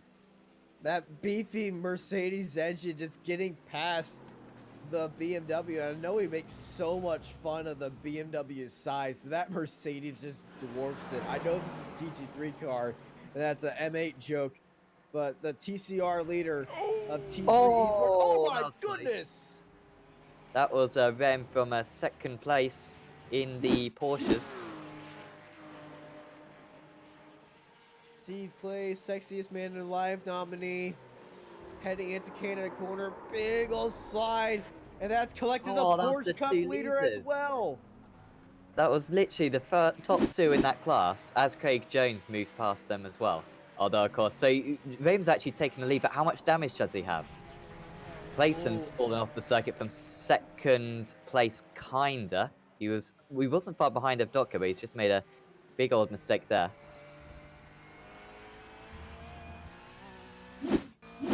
We'll see. But I don't believe there was really any damage. It's just soft contact, small mistakes. He's It was got a front drift. left damage, guys. You will see now. Bang. Oh, yeah. Front left But damage. Has he got any steering damage though on that No. car? We have another camera. Seems to be okay. Notice how from this camera the display is not working. I don't know. The wizard that Sam has made to make this possible. The But it display looks- isn't working. Yeah, Oh, it sorry looks about like that. it looks like a Ferrari during the Barcelona test, basically. Sorry, couldn't resist. Oh. Burn. At least least- it's out on circuit, at least. I mean, to be At fair, the Ferrari was out on circuit, it just wasn't moving. Here comes Clays, trying to take Side by back the lead side. against the wounded RSR esports car now. But Rame doing a good job, keeps the inside line. Clays knows that he's got time. But he knows that his rival may well have damage because he has caught him significantly on this lap. Don't be affecting his straight line speed and a bit of handling as they're heading through the kink. This kink is very deadly. You can see the suspension just bouncing up and down, side to side. Some would say moving up and down, side to side, left and right like a roller coaster. To quote a very good song, Atlanta Norse. Probably, oh, a little bit of a mistake and they touch. It cannot go, he's and down. around goes Rem. Around goes Rem, and Rev Match is in the lead. That's cameras as well for Marco to witness that one from the onboards. Rem, he got on the gravel, sorry, and of course we've talked about this before, the new tyre model, and I don't think you can exactly blame the Rev Match car for that because I think he lost himself more time than Rame lost. Well, he who, got tapped. But Is that- it wasn't necessarily the tyre, it was just the fact they went onto the gravel and then he put too much power down on the floor. So I don't know. I'm there was siding just with too Rev much Match on that. speed. There was too much speed. He got a little bit of a speed wiggle, had to check up, then just got bumped right there, then tried to correct it coming out of the gravel, and then he just got turned around by himself as Matthias Tem is off the track into the Oh, I'm picnic towed. area of turn 2, and he's towed out of there. I think this is a flip the table type of moment. From 7th place. Curb, curb, curb, correction, bump. Oh. That's unlucky. There's not many walls around here. That's one of them. And he hit the wall, not the tyres. Let's run on board with Luca Becker through turn 2. Gets onto the curb, correction, just speed wiggle. There's no way. There's just barely any room to avoid that. They're running so close with each other. The Furious Yeah. Sport team going to be working hard to get that car back out. Agree with you, Austin. I mean, when the car in front of you starts the beginning of a spin of a tank slapper, just a minimum amount of contact can make it go around. So that was very, very difficult. We've all been in this situation, I think. Either the car in front or the car behind. And sadly, when the car is already turning and very unstable, just needs a little bit of help. And there it goes. And going back to the contact in the Porsche Cup class, there was definite contact between Clays and Rem. I think that Yes. um, Pretty much I'm- identical incident. yeah, but I think that Rem had a little bit more buffer. I don't know if still there was some kinetic energy, so to speak, of the crash that made him spin when he put the power down, or if it was just, of course, too early on the loud pedal when he was on the gravel already. So tough one to call. We'll see the stewards what will say about this as we are heading into lap 33, by the way. And the fight for the lead, 1 second between Warden and Clays. Clays is going to be suffering a bit, of course, because with all tires. As more problems for Luke Tice. He's having a bad day. Oh, the kick takes 2 more. The kick takes 2 more. Dynamics, Nomad's off. P3 is off Nomad. Lewis Foster is stuck, turned around sideways. And here comes more cars coming into the kick. Yellow flag is being shown in that area. But oh my goodness, 1, 2, and 3 cars getting turned around. The kick, the tally is up to 10, I believe now. dies. He's going to be offline, I think. Or does he? He's pretty much He's back on the racing line, but then he carries too Ooh. much speed. That was not even him. He was avoiding the car up to the inside, but he went onto the inside, back onto the outside, back onto the inside, and just maximized the amount of weight on that left side of the wheels. This is Luis Foster of the Nomad Sim Racing team. He started it down onto the inside, very offline, big old drift right through there, and then a big old hit. And that's caused this giant chain collision of no real collisions, just chain reaction of this cars getting spewed Oh, that was all over close. the track, almost collecting the Mercari car. Let's run on board with Luke this for the dynamic sim racing car. Yeah, Dias was kind of online, wasn't he? And then he must take. Oh, it was that bump, wasn't it? Yeah. He maximized the amount of force onto the left hand because he was onto the inside, and then he made that radius of the corner so much longer than it needed to be, and he didn't slow down at all for it. There's a little bit of a lift, but when he saw that yellow flag, instincts to just avoid it got him into the grass, and it just becomes an ice skating rink out there. And I want to thank Steve Phillipson for subscribing to it. Also, thank you, Jack TW, for trying out SDK Gaming. Although he's just given the credit to Simracersworld. So Ian Roots, who has already got a lot of money. I mean, he's extremely rich from all those 11th place finishes. I mean, a lot of prize money by getting that amount. He's just got some extra dollar now as Ian Roots. So well done to him. We get absolutely not a dime from that, but all right. All right. I don't know if I said this on Friday or if I was with Austin or with you on Saturday during Euro V8, but like I said, tell SDK Gaming Marco sent you and you are still going to pay the full price. But Yes. I think that was with me. I'm not sure. yeah. Of course, make sure you join the Discord. And no, don't worry, Jack, about it. Really, we just appreciate the fact that you, of course, are going to enjoy. And if you go first, if I you mean, sign I up for, care because I've got to pay Austin 10 quid for Come a on. bet gone wrong. So Oh, yeah. I need that cash. Yeah, Sam does need that $10 because I'm still forced to give. That's what happens when you take a 401 odds bet against me. But yeah, top right of the website there is top right is the Discord link. And now we have a wild SDK Gaming account joining the chat. Should be Lee Thompson probably. Say hello to Lee. Top right of the website, you find the link to the Discord, official SDK Gaming Discord, where you can get top-notch technical assistance, including from yours truly. That's the real value of the subscription, getting technical assistance from me. Ooh. Ooh. Not happy there. The RSR driver getting a little Yeah. bit held up. Was Christopher DeQuino. I think that was just the Tech Sense Pitstone Motorsport driver of Dotka. Just kind of not knowing where to go. You kind of put the car in the middle of the second. And once again, we repeat, it's a narrow circuit this place. So if you do put your car in the middle of the track, then there's not a whole lot of place for the driver to overtake you necessarily.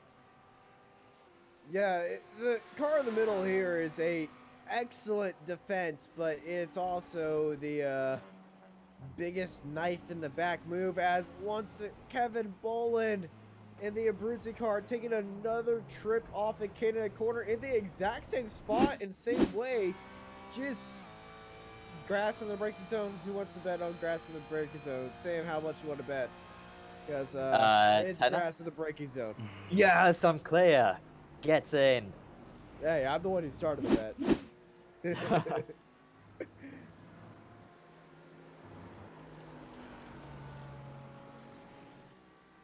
It would. I mean, I did propose how betting companies need to get involved in esports. I have thought, could Apex Racing TV put up some bets prior to a race? It would be so much fun slightly illegal though, Corby. I think you need a Slightly illegal, license yeah. and such. Becca And has me just being got. in a state that doesn't allow Oh yeah, online of course. sports betting, You're Oh right. really? United States yeah. have very complicated. They try to work around it by with the one-day fantasy, no? But it's very complicated. I don't endorse betting. I'm not a betting man, and if I was, I wouldn't tell you. But I don't bet regardless, because I'm, as you know, Italian. Therefore, terrible at predictions. Therefore, I don't feel like wasting my money. But I think with esports and betting, we could open a giant can of worms, and I don't want to go fishing with that just yet. It's, I I mean, there'd think, be so much corruption. So yeah, I much mean, corruption. Oh. Let's I not mean, get into CS:GO levels here, boys. I mean, sim racer drivers. I mean, anyone on the chat will tell us they are some of the most scum-like, villainous people on the planet who walk the earth. Wait, And wait. so if they could win a bit of money, I mean, they would take it, you know, very happily. I mean, after all, I was playing bets on with Austin yesterday when it came to the Formula 3.5 race, And you lost. and I lost. That's why you shouldn't do betting, kids. And that's also why you shouldn't bet with somebody named Austin. Yeah. He'll reel you in for 400-1 odd bet, and you bet $10. Thinking, oh, I'll get $4,000 off this. As oh, Christopher DeQuio in 5th place. RSR Esports goes off the track into the final corner. In no man's land right now, but he was definitely chasing Louise Foster right there. Lost 4 seconds on that lap. Still, Chris Warner, league of his own, out in front. 1.5 seconds faster than everyone else in the GT3 category that last time round. Wasn't initially that fast in this stint, but he's up the pace since then. Kobe Clays, though, for Dynamics Racing Green, seems as though this is a decent strategy for Clays at the moment, because he's still 25 seconds ahead of Ewan Marshall. And he wasn't ahead of Marshall before the stops, of course, didn't take tyres. So actually, maybe Yeah. double stinting the tyres is the way to go. Yeah, Kobe was he was in that battle with Marshall in 3rd place, and I saw him just going to the pit lane very early on, and this is right before I just punched my microphone. I am sorry about that, but I saw him like right before there was a bunch of traffic going in. He saw that, and I'm like, I'll just go into the pits, short stop, we'll see what happens. And it paid out very nicely for him, because if you look at the mini map right now between 2nd and 3rd place, it's an entirely 2 sectors separating them, and this is paying off a lot well for Kobe Clays, and he could do a full spin. I shouldn't be reading chat when Marcos goes full Marco. But he's got another full stint, and he can do a full pit stop and still be ahead of even Marshall if it stays like this.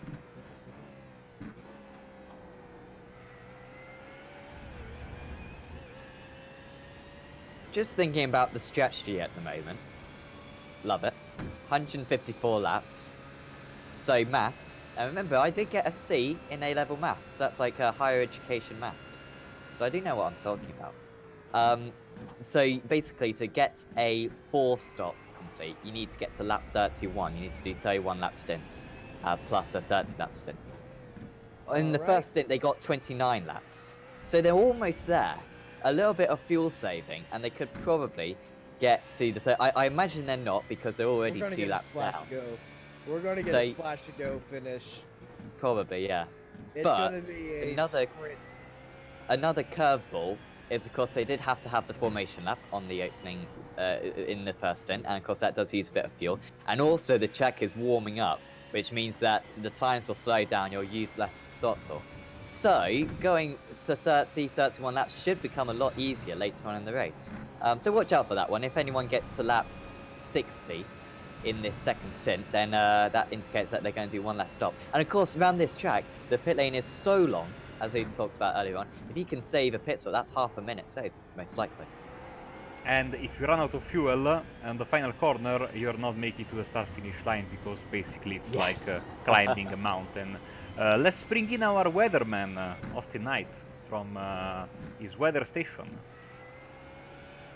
It is 11 o'clock in the morning here at wonderful Elkhart Lake, aka Road America. 25 degrees Celsius in the air, 992.84% humidity in this partly cloudy skies, 37 degrees here on track.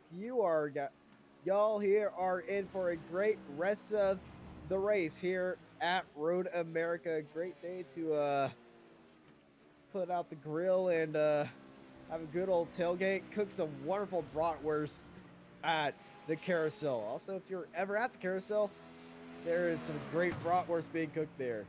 I know Tyler Maxon, he tells me the smell of bratwurst is amazing as he goes through the carousel. He can't stop thinking about food whenever he's driving the sim. Must be quite off-putting when he's driving in real life as well. Just have a quick excursion off the circuit. Yeah, 115 drive-through for not taking evasive action. That is the 3T3 Esports car of Luca Becker. So Austin, I was wondering, how can you think about grilled meat at 8 in the morning? Isn't that a bit too early? I'm Texan. Meat, grilled meat, barbecue, steak, tacos, spicy food is my diet, my love, and my life. Besides football. We need to come to Italy and enjoy some of our beautiful cuisine one of these days. Whoa, okay, well, let's talk about that a little bit later as Kobe Clay's went around the outside and then some as he was trying to pass the RSR Esport Porsche Cup car. But Kobe Clay's woohoo, forcing the issue right there. And let's go to the lead of the TCR class. This is getting good now. So Rang, remember, had a bit. When Bibby was in the Texan Pitstone Motorsport car, he managed to pull away a little bit from Rang and Clayson's. Clayson's actually got ahead of Rang. Then Clayson's made that mistake and is now 8 seconds behind these guys, but not too much damage, fortunately, on his car at least. But Orang since then has been able to catch back up to Michael Evdoka. So far I've seen this season, Evdoka and Bibby are insanely evenly matched. So Orang's teammate is going to have quite something to live up to. He's got Oliver Ackerman as his teammate, the driver who I feel like I recognise his name. But did it ring any bells to anyone? Yes, he raced in the series in the past.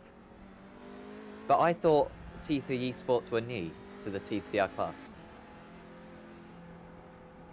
Unless you drove for another team, or maybe this team has driven in the past and we're just not very good at our job. No, the T3 Esports Alpha have driven. They drove at Barcelona.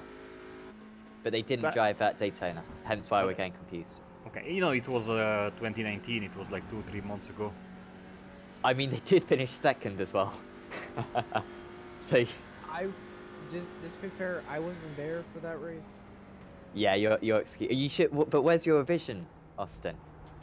I mean, where's your vision? You should watch the races that you've missed, so that you can catch up on the series, all 6 hours of it.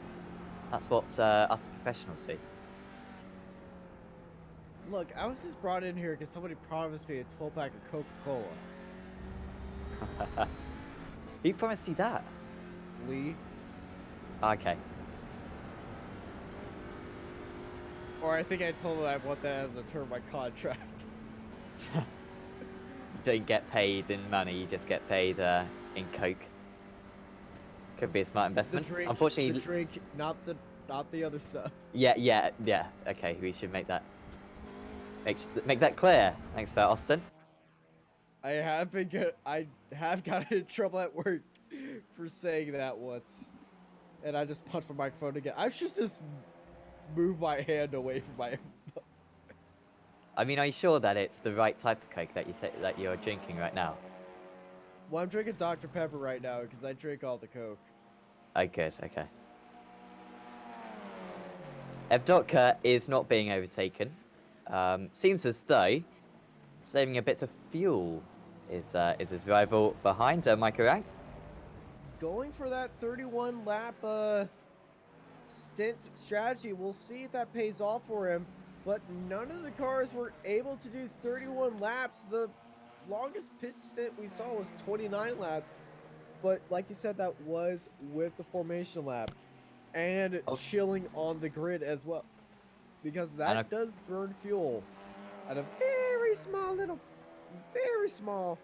little pace right there. But it does burn fuel, so we'll see that. So if anyone doesn't get to the end of the race, blame it on iRacing for having the full formation lap. We should have that cut through, like I was saying earlier on, have the cut through turn 5 straight onto Bill Mitchell Benz, and that would save a bit of time, wouldn't it? Certainly would support that one. It's under a bit of pressure as Evdoka, but like I said, I think Orang is just lifting out of it whenever he can. Of course, these cars don't have to go 154 laps because they'll finish many laps down on the race leaders. We build it as a 1,000-kilometer race, but most likely it's only going to be the race winner, along with a couple of other cars, who is actually going to 1,000 kilometers. Instead, it's going to be far less for these other drivers. These guys currently about to finish their lap 36. Meanwhile, Warner's just finished his 40th lap. His 41st lap. Yes, Apologies. 41st, yes. Yeah, so they're 5 laps down, so that's what, 3 laps per stint. So these guys will do. Oh, geez, this is some complex maths here. Well, so they'll do like 142 laps, right? I think. Anyone who's got a calculator on the YouTube chat, let us know, make our job a little bit easier. So if they want to do a 5-stopper, or a 4-stopper, apologies. Sam, you are getting They're gonna have to go into a 27 rabbit hole, laps? and I'm not looking forward to bring you out of it. I think it's 27 laps. Yeah, 28 laps maybe, 28 laps. And Orang did 27 in the first stint. There you go, we got to the bottom of this. Maths, I love it. So GT3s need to go 31 laps. The TCRs need to go 28 laps. There you go. Sixth form was worth it after all.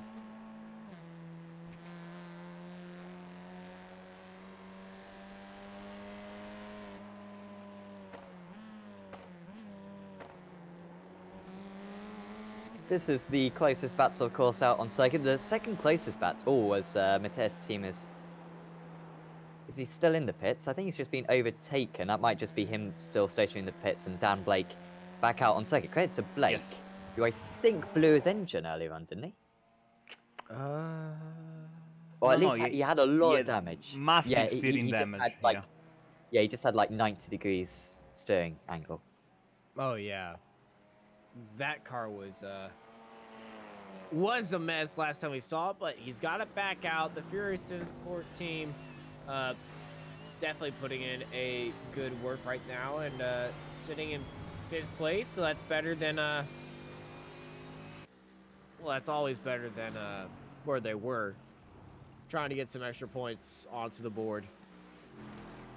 De Whale showing the example of how painful the current damage model on iRacing is, because obviously the pit guys, rather than getting a new bonnet, no, that's not allowed. They have to get their hammers out and start buffing it into place again. And so you can either wait for about 5 minutes for it to be almost completely buffed out, but not completely. It will never be completely fixed. Hopefully when the new damage model comes out, you can get rid of that bonnet and put a new one on, and then you can actually see where you're going. Would be radical change that. Unless you're driving the K&N car. Cannot wait for that. Cannot wait for the new damage model to come on the K&N cars. It's going to be absolutely fantastic. Just a couple of weeks away now. People have talked about how if you've got VR, you can potentially put your head out the window to see where you're going if the bonnet does fly up. I'm not sure if that's actually a thing, but I have done VR while in the Skippy. I have been known to lay my head over the sidewall of a Skippy and start just making faces like I'm sitting in the wind, but I haven't tried it in a GT car yet.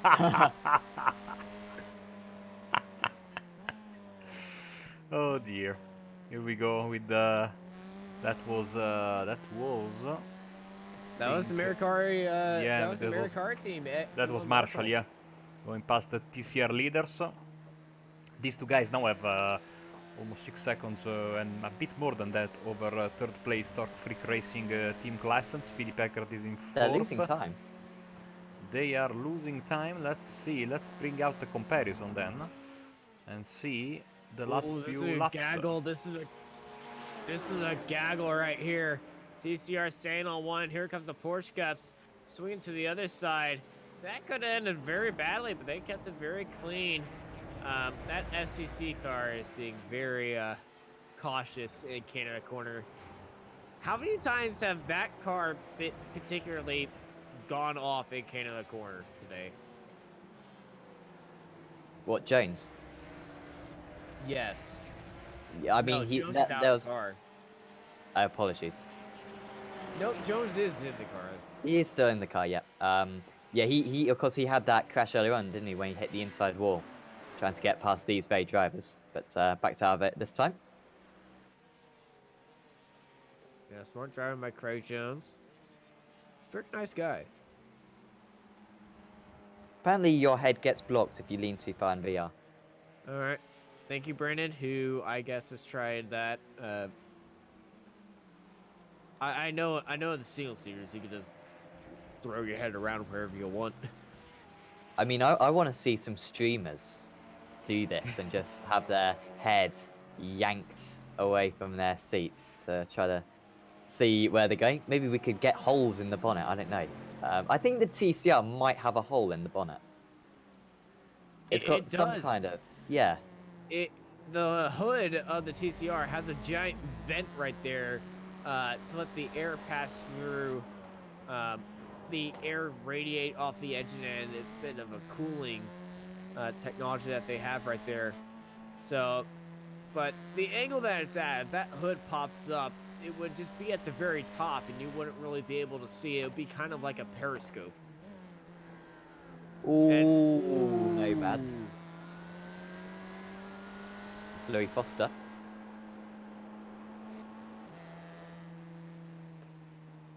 As we're talking about hoods flying up, don't really know where I was going with that. The MX-5, that would be very interesting to see where that goes. I mean, I guess if the hood does fly up, you just have to stand on the brakes, and then it will come back down.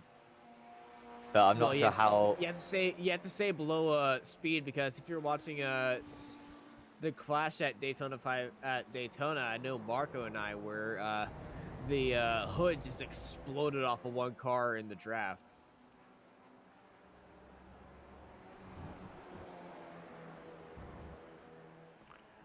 So let's see a bit of a recap then of the classes as we can go through the field. Chris Warner is your leader in the GT3 class. Kobe Clays is in second for Dynamics Racing Green with an alternate strategy that seems to work so far. Iwan Marshall is sitting in third for Meraki Racing Black. Then we have Nomad Sim Racing sitting in fourth place. And fifth is Christopher D'Aquino on the RSR Esport Audi. In the Porsche Cup class, leader is Steve Claes, and he is 11.9, 12 seconds in front of the RSR Esports car of Justin Rem, who's sporting some damage. He'll try to get it fixed, I think, in the next round of pit stops. Then we have a bit behind, we have one lap down Kevin Boland, who's having a tough race. Then Craig Jones is 4 laps down, and currently in the pit lane, the 5th place car of Patrick Piper, as he's just about ready to enter his pit stall. In TCR, of course, we've seen the fight up until a few seconds ago. It's super close between Texans Fitztime Motorsport and T3 Esports Alpha. Currently behind the wheel, Michael Evdoka and Mike Erang. In third place, we have Team Claessens is 5.4 seconds back from the lead, closing in slowly but surely. Philip Eckert 1 minute behind for Racing Center Vibe Esports, and I think that we have also a new driver in Edward May. That poor Fury Sim Sport car, sadly 5 laps down from the rest of the competition in their class. And I think, guys, we will start to see other driver changes. For example, I see Roy Mass jumping into this Stage 1 GT3 Cup car. He was, of course, present in the first few rounds as well. And let's see if T3 are going to change drivers. So far, so good. And I would say that judging by the gaps and judging by the way the race is evolving and the track is evolving, I'd say that the Dynamics Racing Green strategy is working wonders so far.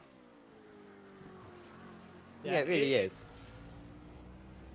Yeah, the short pit stop definitely has paid out for them, and I'm definitely excited to see what this team will bring in for the second half of the race. Definitely, as they race this. Okay, commentators curse to Marco, Sam, and I. We're sorry. We But all we're complimented them, didn't we? Yeah, we did. We all had a hand in that dagger. Yes, I mean. But Oh, and anyway, now they I am disappear. very excited to see what this strategy that they are bringing, that they're going to bring to the second half of this race, because they're definitely looking to try to go for that 4-stop race and then a little splash of fuel at the end with that 5th stop. I'm definitely excited. They're going to go for tires that on this stop. They're actually nearing their pit stop as well. I hope they really commit to this. Yeah. Sorry, what were you going to say? In about, I don't know, I would say about, let's see, quick math. Like 15 minutes? I'm going to go by laps here. I'm trying to count laps. See, I'm not a walking calculator. I don't know this stuff. You see, A-level maths. You see, it's you don't have A levels, obviously. You have it's like a college degree, but only 2 years, and less significant. I guess is the best way to put it for Americans. No, it's just called just being awake for way too long and being way too tired to actually try to pick up a calculator.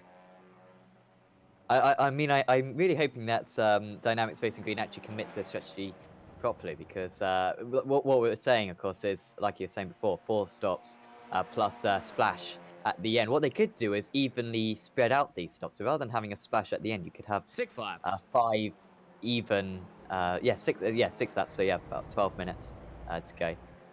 Yeah, what they could do is have 5 even stops, or maybe they will go for the 4 long stops and 1 short stop. But this double stints, it's pretty good. Of course, the track is not warming up. It's getting later. It's now 23 past 11, but the track is currently overcast, so the track temperature isn't increasing. It's actually gone down by a degree in the last half an hour or so. However, I think once the sun is out, we could potentially end this race with something like 45 degrees track temperature. So the tyres aren't going to last as well later on. But at this opening part of the race, the tyres should hang on for a while. So it was a good strategy for Clays to stay out, and he's still 20 seconds ahead of Ewan Marshall. Apologies, 18 seconds ahead of Ewan Marshall.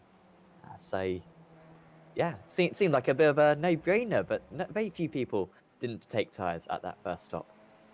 You know, there might be a room here for a 6th stop, and that if Kobe Clay continues in this form of just pitting every 26 laps, he would be doing a 6th stop, and that's paid out for him pretty well because he's not overextending as much and slowing down at the very end. But they aren't on the V7 tires, so the tire life in these cars are a bit longer, so that would be hurting him. But with that early stop, that put him onto a different strategy than everybody else. So keep your eyes on Kobe Clays.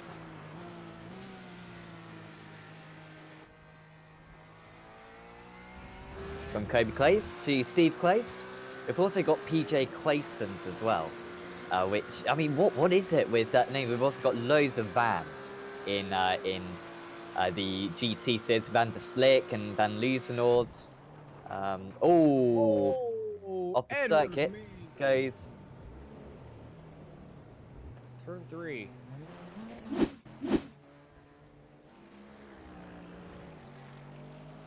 Nope, that was not. Nope, that is turn 3.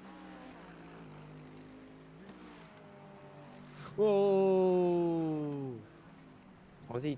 Did he get hit by his teammate? No, Or did he go there off was by no himself? contact right there. That was a. He was also lagging very, very badly. So I don't know if that increased his hitbox or just made a mistake on his own. I'm trying to see if there was any. And, you know, I that's think it was just getting out of the way. And that's a big hit with the wall for May, who's back on track. On We my have screen, I've issues. got. Sorry. Kevin Bolland has got some issues, but I cannot find him for the life of me on the live timing. There he is.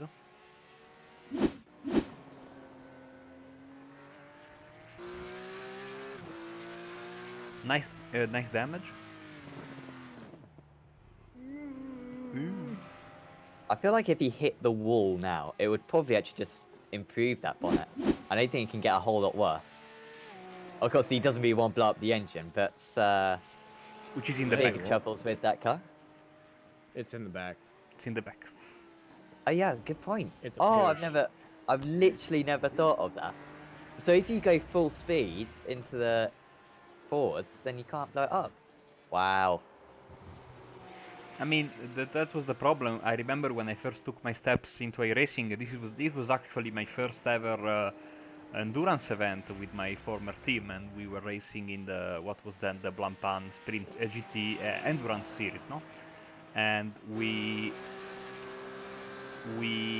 had two teams, one with the Porsche and one with the ROF, sorry, and one with the BMW Z4. And I remember the concern of I was running with the BMW, the other team was running with the roof GT3, and their main concern was that, of course, if at the start of the race you get punted in the back, you straight away have cooling problems and engine problems. That is exactly what happened to our other car, whilst the BMW was killed by yours truly in a piece of the track that we are coming up shortly. And of course, I made a great pass here to avoid a crash. I was celebrating. I put right wheels on the grass here while I was braking. The car spun and I hit that inside wall, that red Toyota sign that goes basically 90 degrees, completely smashing the car like there was nothing left useful in the front end of that car.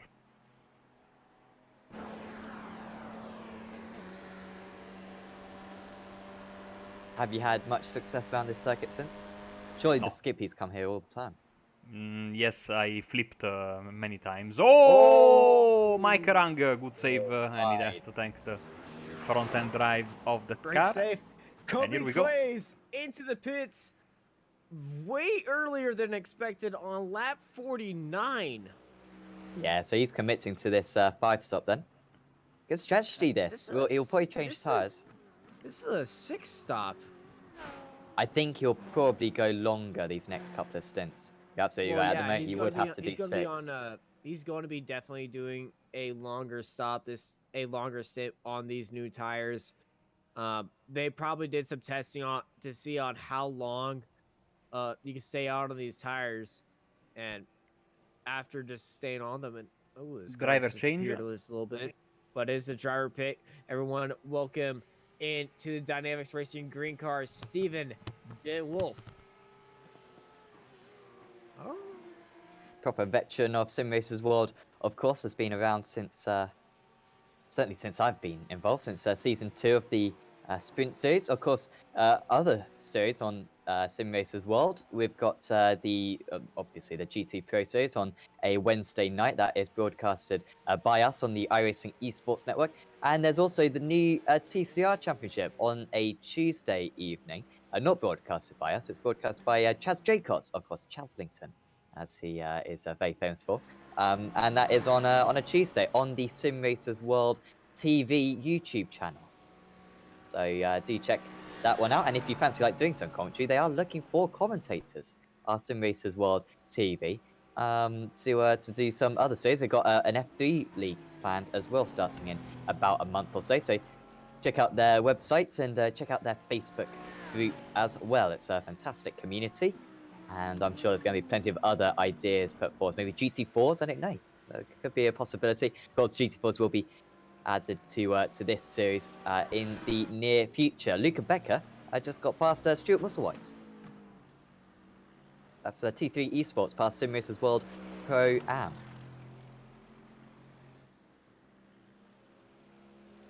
As we're just about to pass 1/3 of the way through this race, as my dog is starting to try to break down my door. That was the noise you just heard in the background. Yeah, we're about to pass 1/3 way through this race.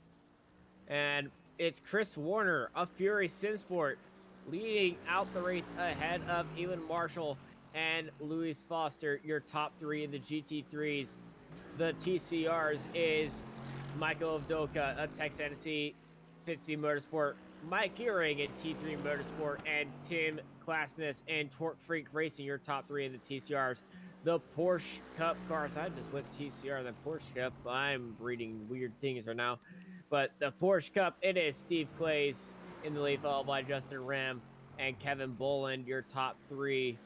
Rev Match, RSR, and Abruzzi. Still the closest fight on the track is this one for the lead in TCR, as Boland goes in from third place in the Porsche Cup. And if I was him, considering that Joseph Cohen is 5 laps down to the leaders, whilst Kevin and his Abruzzi Sports team is 2 laps down, I would go and take some long repairs to that car, especially because that front of that Porsche doesn't look very nice.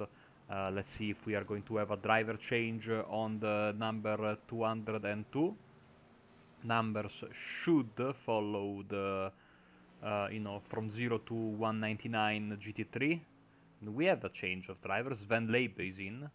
200 to 299 the Porsches, and 300 to 399 it will be the TCR cars. So we move back here, and I think that holding on to this draft, very precious draft, is Mike Rang of T3 Sports Alpha. The comeback of Torque Freak Racing's Team Klassens has been altered just a little bit. He was looking like he was getting closer and closer to these guys, as on the front stretch the gap goes down to 1/10 of a second, then lifting a bit earlier is the German driver, and the status quo remains the same. No changes here. You can see here the Torque Freak Racing car 5.8 seconds back from the race lead, from the class lead, I should say. Drivers who are definitely out of the race. Ben Thanes is out of the race, and so is Bod Boland, Meraki Racing Blue, Rev Match Academy, both out of this race. Dynamics Sim Racers World Luke Tice number 69 also out of the race, whilst Mattias Temme is still doing some repairs. He should be there in the pits, yes, after the big crash they had earlier. Fury Sim Sports Silver sitting now at 19 laps behind the GT3 leaders, as we see this Abruzzi GT3 car going past. That was, drumroll please, Nicolas Rotti, of course, recovering from the error he had in the opening segment. Well, the punt he got in the opening segment of the race. Weather-wise, track is getting a bit hotter. It was 37 degrees when we last checked, now down to 39 degrees. 25 Celsius the air temperature, and of course we have the date, the traditional date here of iRacing and Simracers World, the 15th of May. We are coming to you live from beautiful Elkhart Lake, Road America racetrack here, as the humidity also has gone up to 100% since the start of the broadcast. Sam Fitzpatrick, Austin Knight doing the commentary, myself, Marco Barbanera behind the cameras, and offering you my invaluable pearls of wisdom. As Austin was saying, we are getting, and we are, 1/3 of the way through this 1000-kilometer race, round 3 of the season, Abruzzi Simracersworld Endurance Series. We need some cameras to show off the weather. I mean, we need one of those, you know, in F1 where they're like, it's about to rain, where like all the radars are like, there's a 60% chance of rain in the next 10 minutes, and then you just spend the entire time, because of course there's nothing going on circuit, obviously. So you just spend the entire time just looking at the clouds, thinking, is that a rain cloud? Is that going to deposit any rain?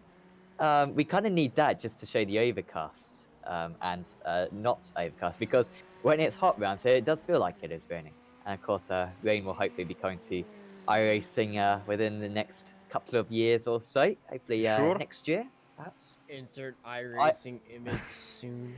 I would I've love to always have your said confidence. 2021. They have been working on it, I think, for a couple of years. How much they've been working on it is questionable.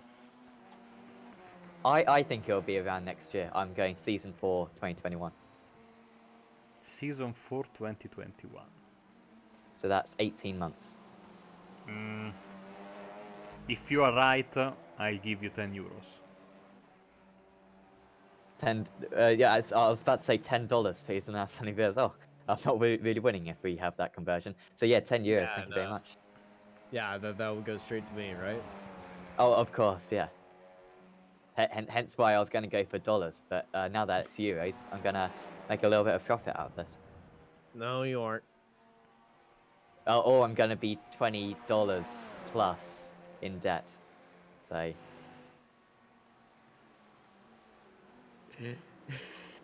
it would be incredible if we had rain. Imagine if we had this race, but we were saying, could rain in a bit. Oh, look at that! No, Mads. No bad. Louis Foster. Luke Foster out the exit of Canada corner, losing third place to RSR Esport. And for a second, with that camera angle, I thought he was going backwards on the track, but no, he's returned back forward. But that front nose is gone on the Audi. It's the curse of the TCRs. Once again, look at that. We were following the battle for the lead, and this comes as a massive surprise. Louis Foster was having a fantastic drive, and really... Yeah, the nose is gone.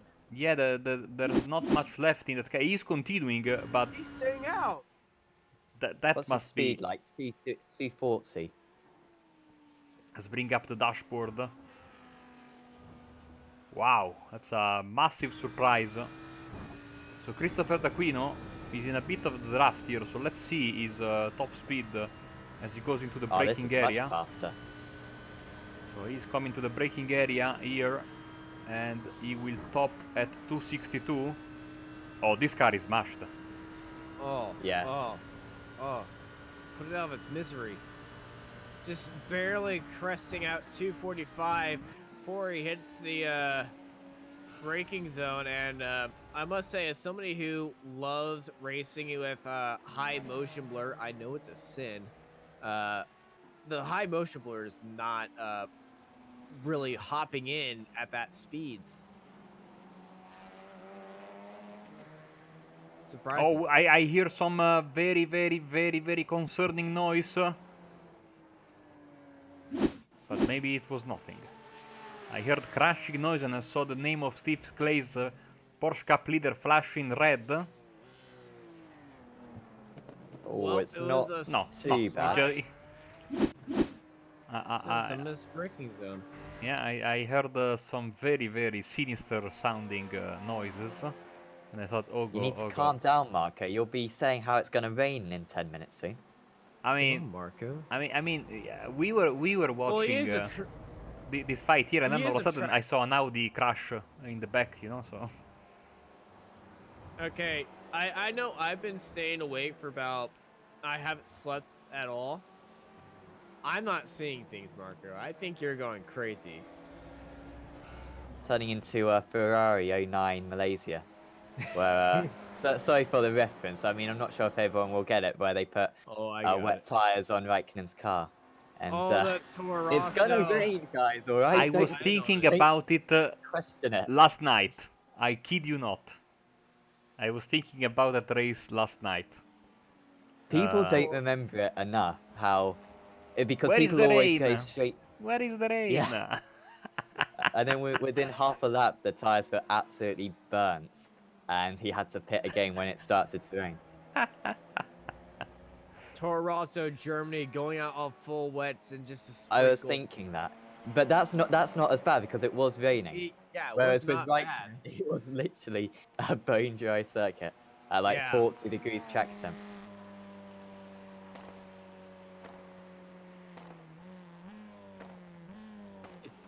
Some funny comments. Illegal cooling in the front for Lewis Foster's car. Well, it may be illegal cooling, but it's definitely not helping him in any way. But the engine temps in that engine bay are low. Get the grill tape out, boys. We're going speeding. 222 that last lap. That was with the spin. He lost. Oh, sorry, I've not got my thing up to date. It was actually 2:09. That's still slow, so 5 seconds a lap he's losing. But we'll try to get it to the threshold where he can get to the end of the race with 3 more stops. I think he's got more worries on his hands, to be honest. He may as well just pit now. I mean, surely the mechanics can just put on a new bonnet here. Yeah. Or I are they mean- going to have to, like, recruit a wizard to summon one up? There are a lot of wizards on iRacing, and knowing these guys' setups, they are pretty much like wizards. They treat the wizards very well, I must say that, because if you try to get a team, be like, hey, can I see your setup? They'd be like, what do you want it for? And then they open up the spell book, see their magical binding agreements, and with Guardian Leviosa that over to you in case you do get a good old trust. But this wizard team in the pit crew box, they're being very stubborn. I think. Wait, I've spotted them right. They're eating ice cream. All right, I now understand why they're staying out. Shades of Ricky Say- Bobby, I see. Hello to Robin Monster, who doesn't have a teammate for today, unfortunately. Otherwise, he would have been probably at the pointy end of that GT3 field, as you know. Luckily for them, if there is one saving grace for the Nomad guys, is that another car with the engine in the back, so you don't, because if you eat like that with a front engine car, you destroy the end. I mean, if you eat like that with a new damage model, you are not continuing. I mean, even the Yeah. smallest.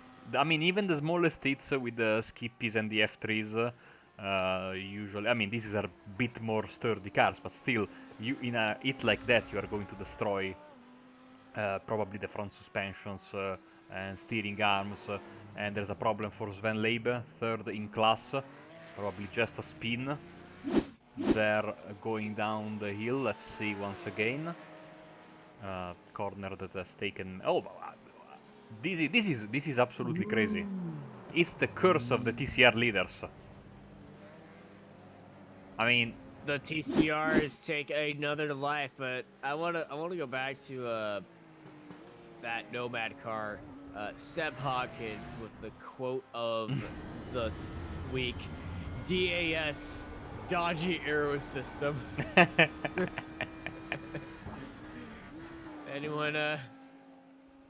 If anyone follows Formula One and testing as crazy as I do, that's funny.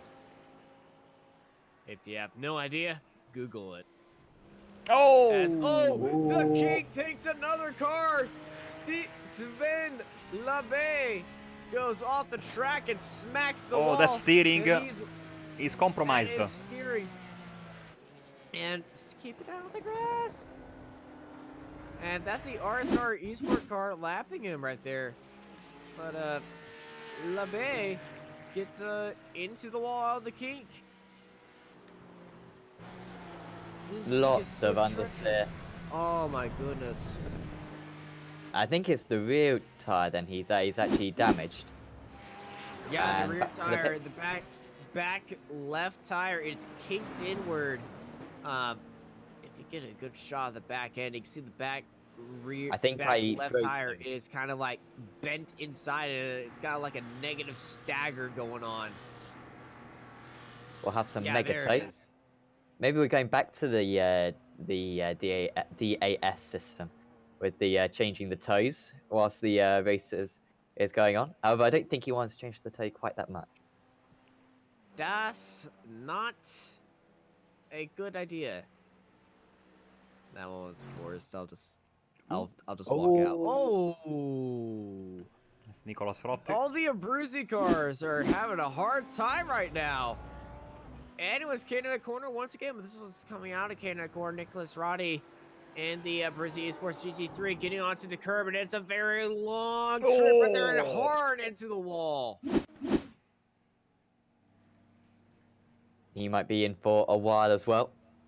So Rame's in the pits, and the of course, yeah, Rame taking a normal pit stop then. But yeah, Labe and Rotzi for Abruzzi with their crippled cars now back to the pit lane. Of course, that crash at Bill Mitchell Bend, not Phil Mitchell Bend, the legendary soap opera character in the UK. Do either of you know who Phil Mitchell is? No, No. and I think this is going back to our conversation about, well, do we even know what squash is? Because I can tell you the answer to that, no. I would say Phil Mitchell is more famous in the UK than squash, I'd argue. Anyone who does know who Phil Mitchell is, lets us know on the YouTube chat. Anyone who is a big fan of squash, such as I am, the drink, lets us know on the chat as well. These guys don't even know what it is. Yeah, what is squash? Google. Do you have Robinsons in No. America? The company. No. Just Google Robinson squash, and it will come up with squash. That seems a little bit too easy. I want the long explanation of this right now. What is squash? All right. Okay. So you know juice. It's like really concentrated juice put into a bottle, and then you pour some of it in, but 80%. But then you pour like a little bit in, but then you put in like 5 times more water than the squash that you put in because it's like really concentrated, and it's like fruits. So you have black currants, and you have summer fruits, and you have like mango, and it's really good. Have I sold it to you? I think you described concentrated orange juice to me. It's pretty much that. I don't know what the difference between that and concentrated orange juice would I be. think the But name. it's I think it's the name squash. squash. Yeah. Yeah, I don't know. I guess it's because it's been squashed into some. Yeah, Hey, if anyone's got a better explanation on the YouTube, anyone who's listening, 48 people are listening. One of you must work for Robinsons. Come on. Oh, Sven Lebe getting into the wall and I think that that a, car is still quite broken. yeah, that car is gone. They've gone off the track. That was a full on tow. After they hurt their toe. PJ Oh, man. Claessens is getting in the car.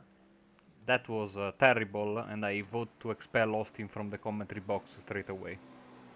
Oh, sorry, I didn't hear that. I'm gonna have mind me for a second. I'm gonna have to go back on the YouTube streams to listen to that one. He's actually gone.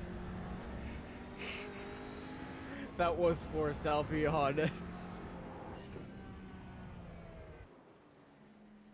Steve Clays, Rev Match Esports leader for the Porsche Cup, heading in to the pit lane, comfortable 1 minute 31 second gap behind him.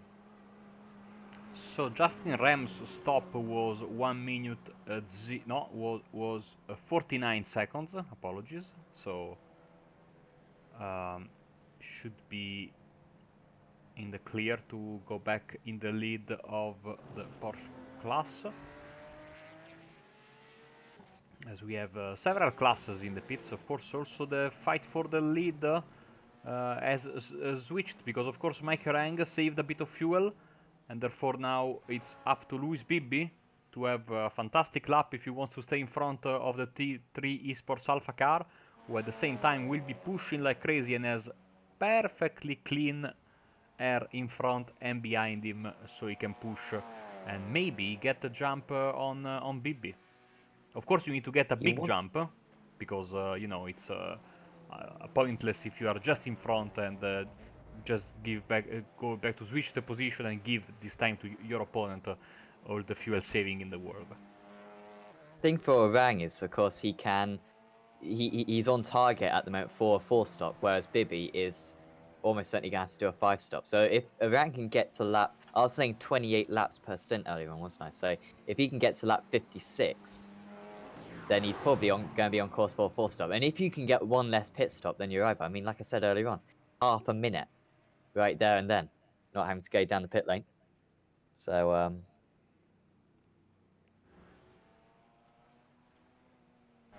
Black Hawk Motorsports. I make my own orange juice and lemonade. Sounds top carby. But it's not corn syrup, Austin. It's not. What's corn syrup? Oh, I know corn syrup. Come on, man. Okay, that's. How can you not know squash but know corn syrup? It's in everything in America. Is it just calories? I mean, syrup. Robert Pass for the lead. For the lead as well. Oh, they've just pitted. So yeah, Teeson's just come into the pits, hence why he's got cold tires and he's made a mistake. This is rim on the back of the Rev Match car. The Rev Match, locked up onto the exit at turn 3. Have gone off track and taken a little bit of a hop right there. Justin Rim and RSR Esports back in the lead of the Porsche Cup.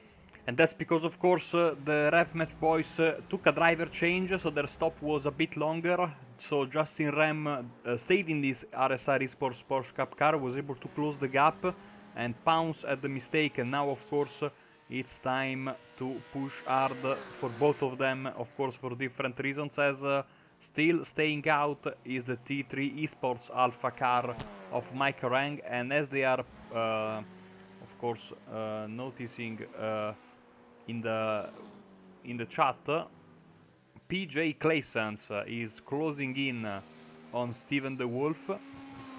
Gap is just down to 1 second, so we have to follow this fight and the possible fight for the lead in TCR when Mike Rang stop. Of course, you will know when he's going to stop because it will appear on the bottom side of your screen that he is in the pits. So let's jump on board with the beautiful Ferrari and let's enjoy PJ Claysons, of course, in the fantastic Meraki Racing 2020 livery, which I absolutely love.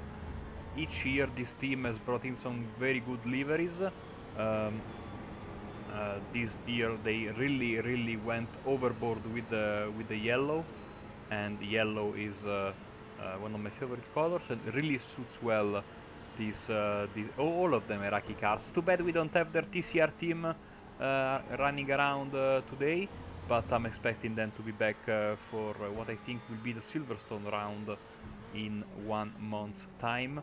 Of course, together with, I'm expecting some very colorful liveries in the GT4 class. Once again, great seats still available for this series if you want to join in any of the classes, including the newly minted GT4 class, as Mike Rang, guys, is still going. Yeah, one more lap for him.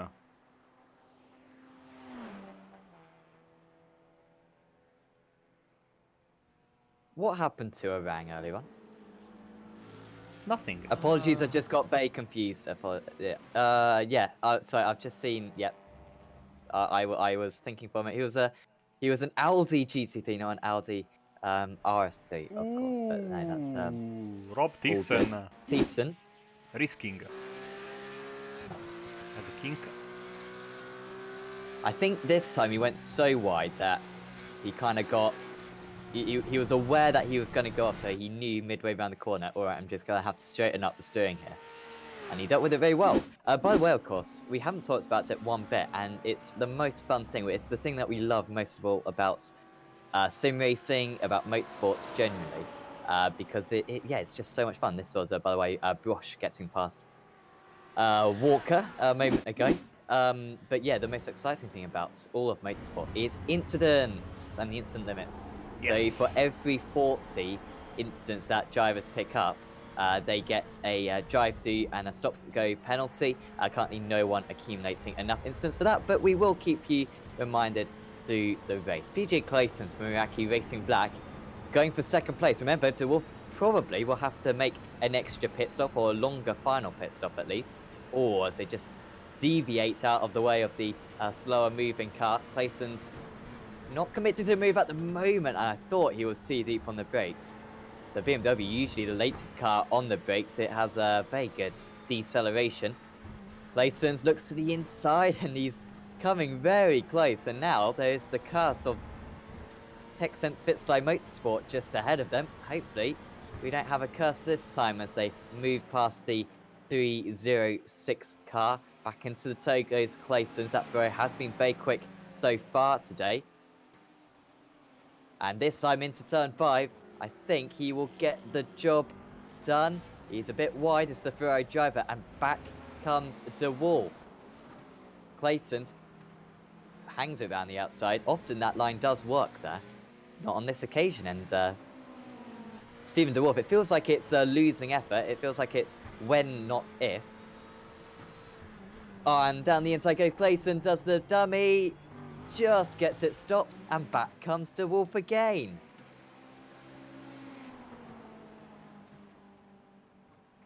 Good defense from Stephen DeWolf. He's getting the cutback into each one of these corners. Calendar will be another opportunity. Won't quite be flat for Clayson's now that he's in the draft. You know, a bit of extra speed and also a little bit of turbulence, despite the fact that these cars don't rely too much on their aerodynamic downforce. And they're still 0.3 of a second behind, but there's plenty more opportunities. These guys now 56 seconds off the lead and lapping about a second a lap slower. So Oliver Ackermann has jumped into his car. Still on the jacks in his pit stall. As this fight continues, and I think that this could be a good chance for Clayson's to get the job done into the first corner. Arsh and Art defending. Oh, contact! No, Into one another. Will they get the car stopped? They might be all right because there's a lot of runoff here, and I think that was Clayson's fault, to be honest. Looking at it, it looks as though he was taking a really aggressive line, getting frustrated with Stephen DeWolf.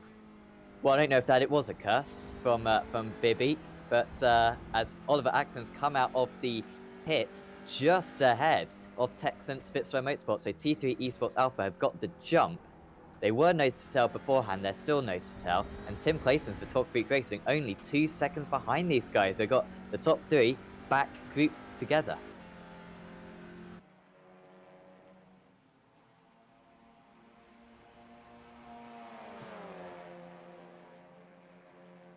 So now they have reversed their situation, and in all of this, in TCR, Clayson's has really cut the gap massively to the 2 leaders. So now it's Bibi, of course, but of course Ackermann really extended. I mean, not Ackermann.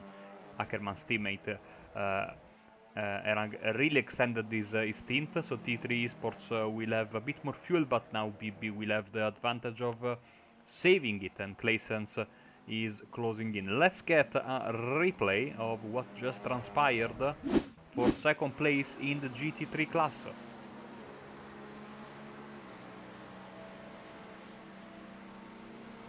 Clayson's trying to stick a Yeah, I don't know. You could argue that both of them could have done better. Clayton's was the more aggressive there because you could see, I mean, when you go side by side, that you expect both drivers to move to the left of the circuit to go near to the racing line. Clayton's was trying to keep his rival as tight as possible going into turn one. It would massively benefit his chances of overtaking. I think that was fair in the end. What happened to the pair of them? Clayton's just losing a little bit of time. Not sure if a penalty is going to be needed for that, but I'm sure Ian Roots will be having a check at it. Oh, and Claessens jumped Ackerman. Sorry about missing that.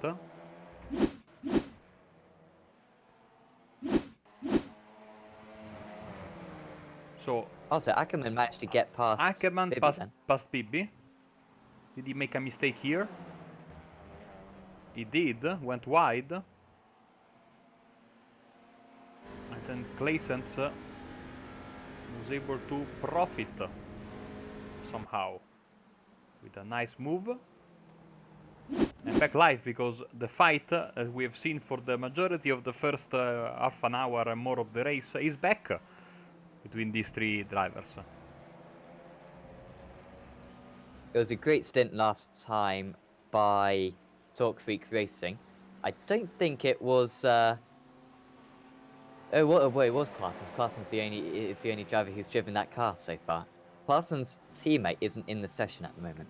I assume he's not going to try to one-man this. There are plenty of drivers at Talk Freak, a established team. I've raced against them a bit in the DJFX Endurance Series, and Talk Freak have got some pretty good results in that over the years, I believe. So I assume he's going to have teammates. Is Carson's. Of course, these drivers do have to run 2 drivers. You have to run 2 drivers. You're not allowed to run 3 drivers. You are allowed 3 across the season, but only 2 can take parts in each individual race. Really does encourage the teams to put in multiple entries rather than just loading everyone into one team. So it's a good policy that they've taken. No further action between the Wolf and Claessens is coming back at the Wolf, so we might have round 2 very, very soon.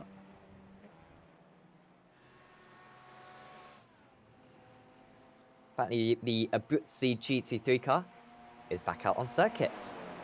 So well done for those guys for sticking with the race. Seb Hawkins out there. They've also got their teammate, Fury Sim. Sorry, that's Fury Simsport TCR. Obviously, that's not their teammate. Sven Labe is still in the pits, however. No, he's not. Yes, he is. He was just driving past the pits as I was. No, sorry, he is in the pits. Oh, That was Edward May passing him, but passing him because he was in a static position in the pits.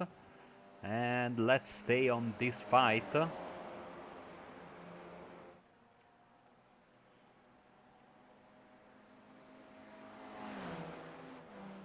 going for the leads is Tim Clarsons.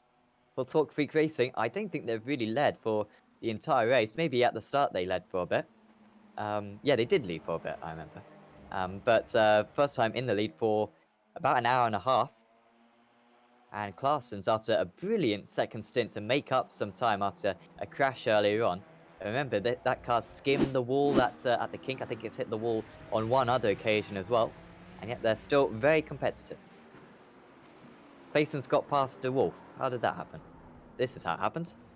Oh, and that was contact with Jones, who's been everywhere today. Seems to have been involved in most incidents. That wasn't Jones, apologies. That was Jones's teammate, Joseph Cohen. Is there any damage on De Wolf's car?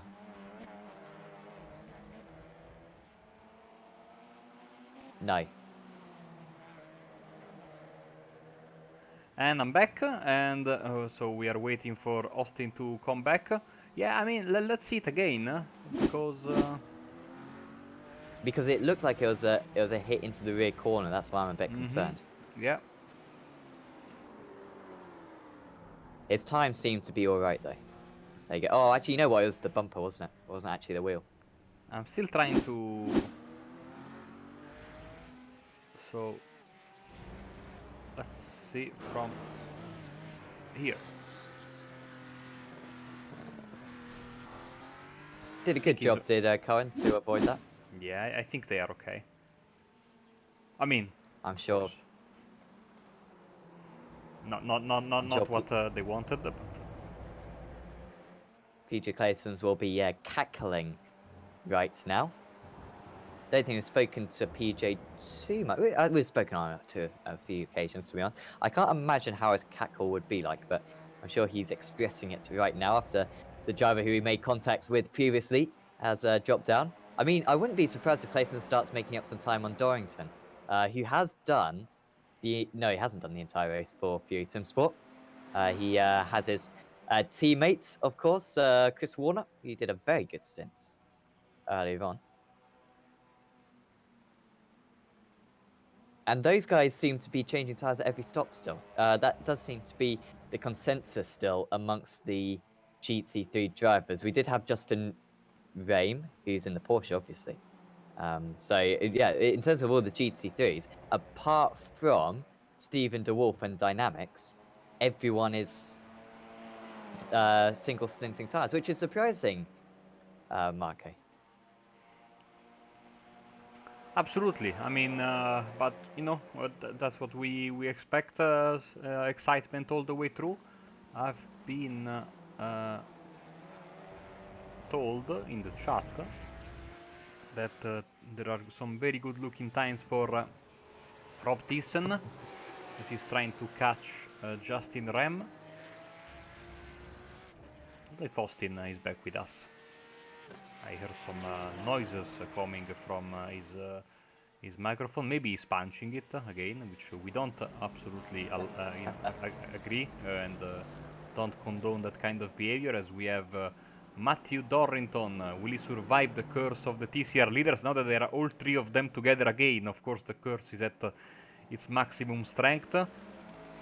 He gets them crucially before the kink, so he should get a decent line through that particular corner, and off he goes in the distance, while he leaves these three incredible teams, Torque Freak, Texans, Fitzai Motorsports and T3 Esports Alpha, fighting for the lead in their class. Also, Steven Freiburghaus is sitting in fourth, and he has got 1 minute 38 behind the leaders, and in fifth place is the Fury TCR car, 4 laps behind. Now, of course, Freiburghaus fighting for position, quote unquote, with this the third place car, SEC Racing Joseph Cohen in the number 88 Porsche.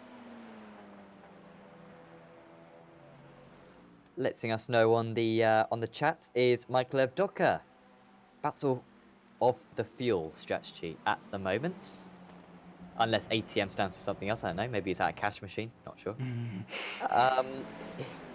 He's so that's certainly the story that we expect. If that is the case, I mean, Texas Fitzlow Motorsport in big trouble because they have had to pit earlier than their rivals for the last couple of stops. I say that actually, Talk Freak pitted on the same lap as them last time, but Tim Clark. Apologies. Sorry. So Talk Freak pitted on the same lap. Yep, I also the first time. Why did I doubt myself? Oliver Ackerman for T3 Motorsports Alpha. He pitted 3 laps later, so he's got a big advantage. Of course, he saved so much fuel in that last stint, just tucked up behind Michael Evdoka. So let us know, Michael, if you're still listening. How many laps do you expect to do in this race? Have you got an idea for that? Because we know how many the GT3s are going to do. They're going to do 154. But we're not sure how many the TCRs are going to be able to manage. We expect something like 142. And if that is the case, then even Ackerman, who has fuel saved quite a bit so far, even he's on the limit. Great answer by your driver.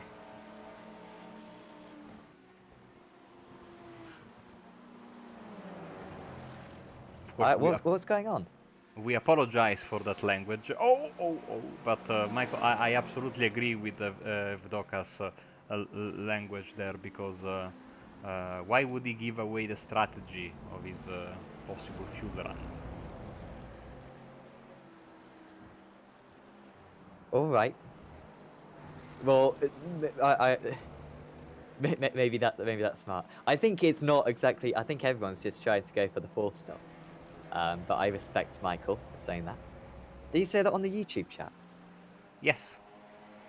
What? And then it was immediately deleted. No, it's still there. I can't see it. What? Hence why I. Yeah, I can't see it. Unless someone I'm is blind to criticism, clearly. moderating on. Oh no, it's not there anymore. Oh, okay. No, it's still there. Maybe it's It's just still taken there. down. No, it's still there. Do you have the live chat or the top messages? Oh. No, I've got live chat. I know it's there. Oh no, I've just seen it now. Maybe I did have top messages. Top chat. Well, I didn't know that was even an option, so my mind's being blown. Oh I jeez. mean, these guys are ever so close, and yet we're not really commentating on it, just because this is all part of the plan. As Michael Evdoka says, something knows. So he knows what he's doing. He's just saying, trying to save a bit of fuel. By the way, 4th place in this class is Stephen Freiberglas in Racing Center Vibe Esports, as we have found out. Anyone who has got the live timing up, or you can probably see it on your screen. The 3 is meant to be an E. That's smart, isn't it? So it Very smart. works. It works. It I'm works sorry if the commentators catch that, you know. Oh yeah. Yeah, I caught that. I caught that at the start of this race. Also, yes, I am still here. I didn't pass out for a long time. I'm not sure on how long I was gone. I just randomly came back in, and yeah, I'm This back. is round 4, Austin. How No, long was I out? You are Austin Knight. You are a driver and commentator on Apex Racing TV. Driver, crap. Who's teaming on it? Crap, did I miss my stop? Oh man. I think that was too good acting not to have been based on real life events. I feel like that's happened to you in the past. Oh dear. Have you ever missed a stint, Marco, due to oversleeping? No, but I spent 2 consecutive 24 hours the night stint on the phone at night because on both races a driver failed to show up. In 2018 it was certain Matteo Ugolotti, you might know him, and on 2019 it was Michele Ricci, you might know him as well. So yes, and I tell you what, calling people at 3-4 in the morning it's not good, especially since in both cases the other driver was doing a quadruple stint, which was originally a triple stint, which became a quadruple stint when it was becoming clearer and clearer that the other guy was not going to show up, and finally, at least they answered in the end. So yeah, it worked. But no, I was like 30 seconds from missing a stint in the Daytona 24 hours of this season because I miscalculated the time that it would take me to get into the sim. But thankfully, we had 1 minute of optional repairs, and so I came in just in time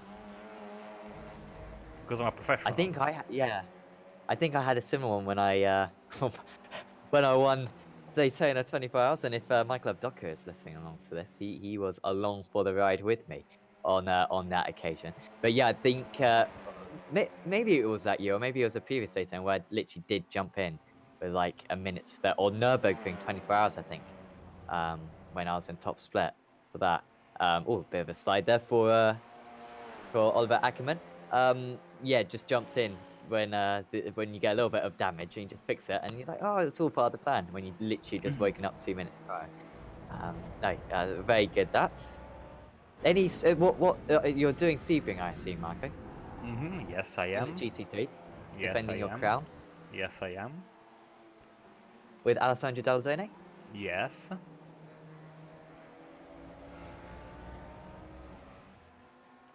course, all the practice we were very very distraught when we heard that we couldn't practice because, of course, we need to wait for the new tire model V7 to come. So our very tough training regime for these enduros. It's a bit sad to have it stopped by iRacing. Our Daytona 20, our Sebring testing for last season was 30 minutes. 30 minutes, wow. Yeah.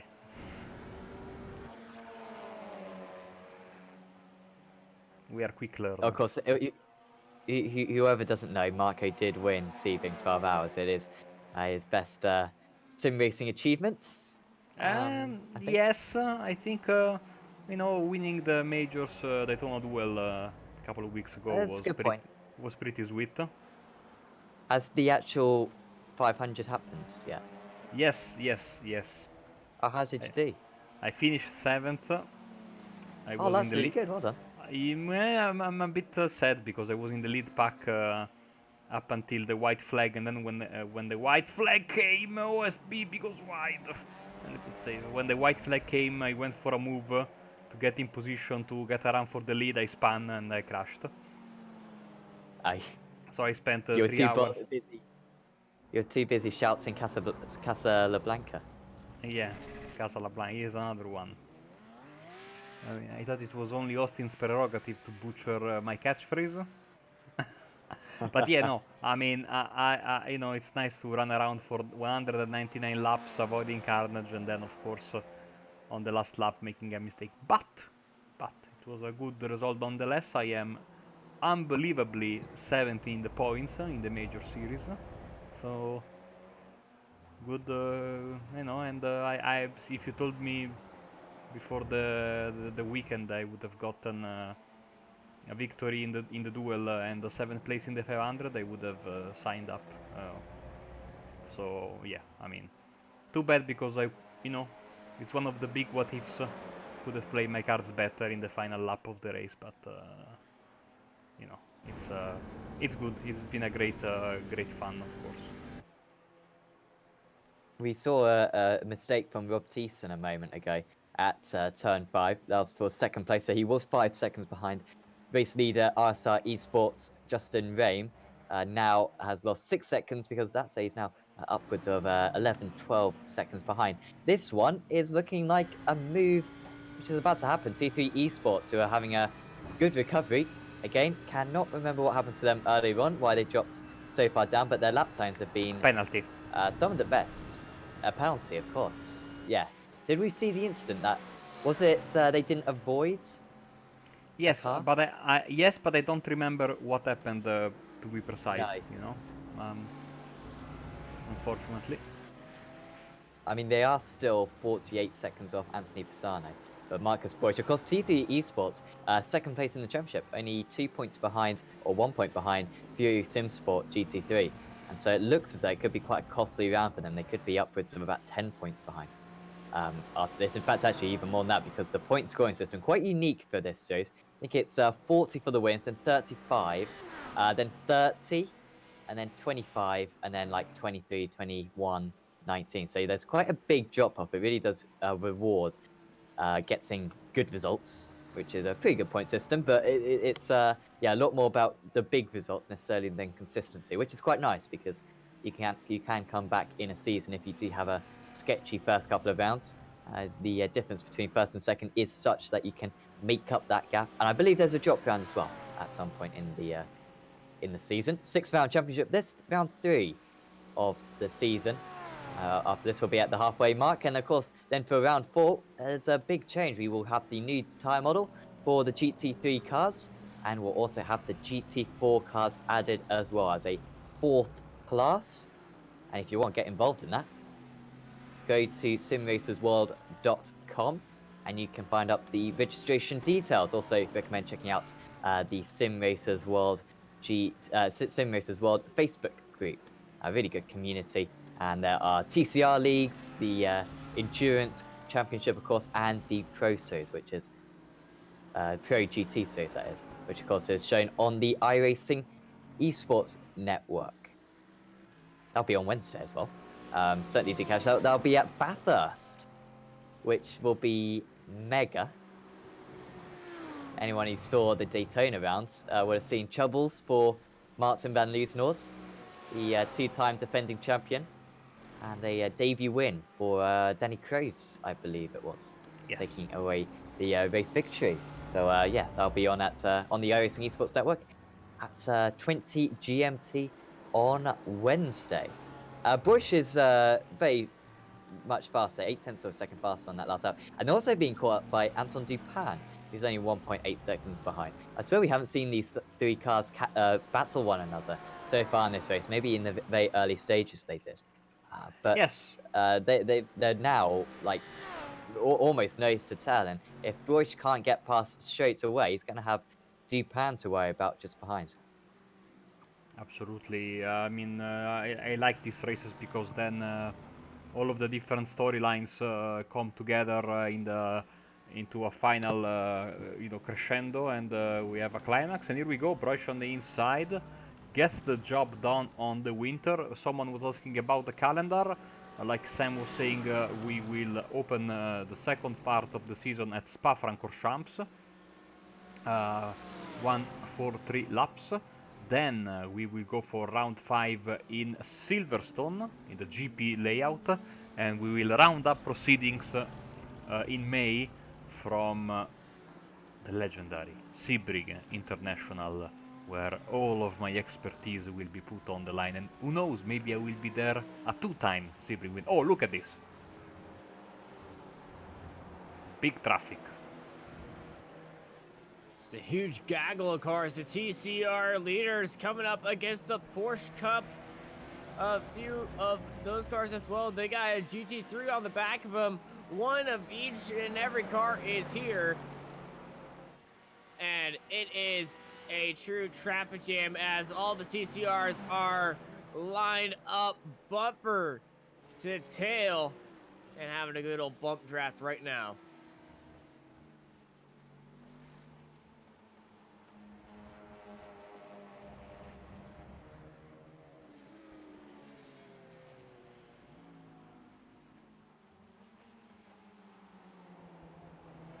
And the TCR group, even halfway through the race, well, we're about to be halfway through the race. I think we're still like 1 lap away or 2 laps away from exactly half race. But it is incredible to see the TCR still nose to tail right now.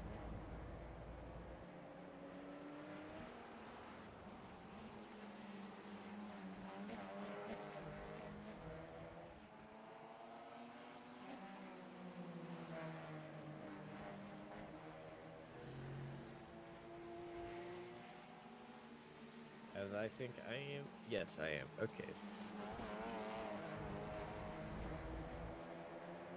But TCR's 1, 2, 3 as they're heading into the carousel. As I think all my other commentators have dipped out for a piece of coffee. I was just speaking for about 15 seconds, and then realised I was muted. I was thinking, why is Austin speaking over me? What's his problem? Old imitating Phil Mitchell, clearly, as we were talking about earlier on. You don't know who that is. I think I was but asleep.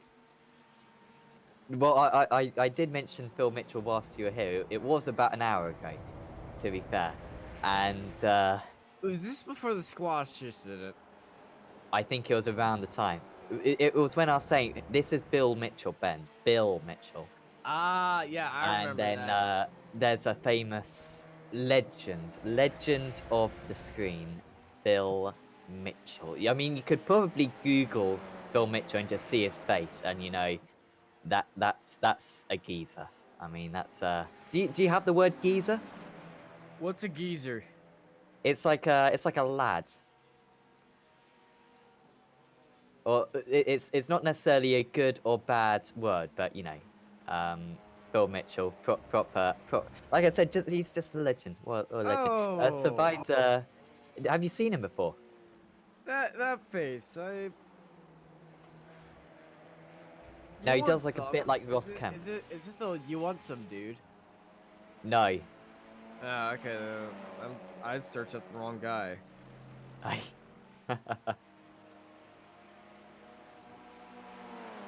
So saving fuel still is takes into Fitstone Motorsport. By the way, of course, we're probably going to keep our cameras on this for a little while, whilst one of our colleagues fills themselves up with coffee.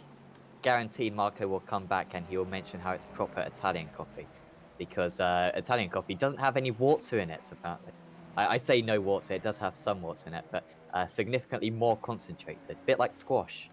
Um, then had to bring that in there. The scary thing about squash, you're probably thinking, oh my god, concentrated juice. Sometimes you get double concentrated squash, and it's crazy. It's absolutely madness. Oh, speaking of crazy, Oh, a little bit goes classness wide out of the carousel, and Bibi getting his nose in there and almost turning him. Had to get off the gas, and Ackerman backed up a lot seeing that. But so close to these cars to getting so wild with each other. Yeah, but I heard the word geezer last night on Twitter after the Wilder and Fury fight. okay. Wait, who won that? Do you want the spoiler version? Okay, anyone who isn't who wants to watch the boxing later on, cover your ears now. I would like to know the spoiler version. Yeah, All hail the king, baby. I don't know who that is. Ah, come on, Fury. man. Oh, good. Okay. The Gypsy King, come on. You see, if it was Phil Mitchell, Phil Mitchell would beat the something out of them, beat the marbles out of them. No, if you, there was this great screenshot of, Wilder's face last night, and it was just destroyed. I'll post it in, our chat.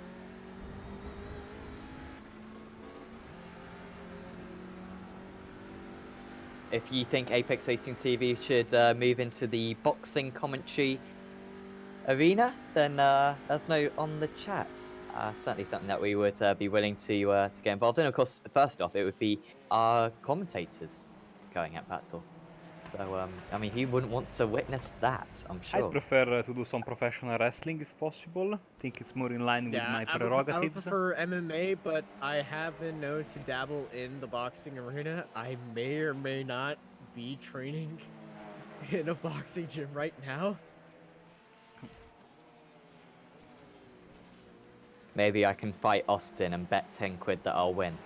That could be a way to get my way out of debt. I'm not fancying my chances, to be honest.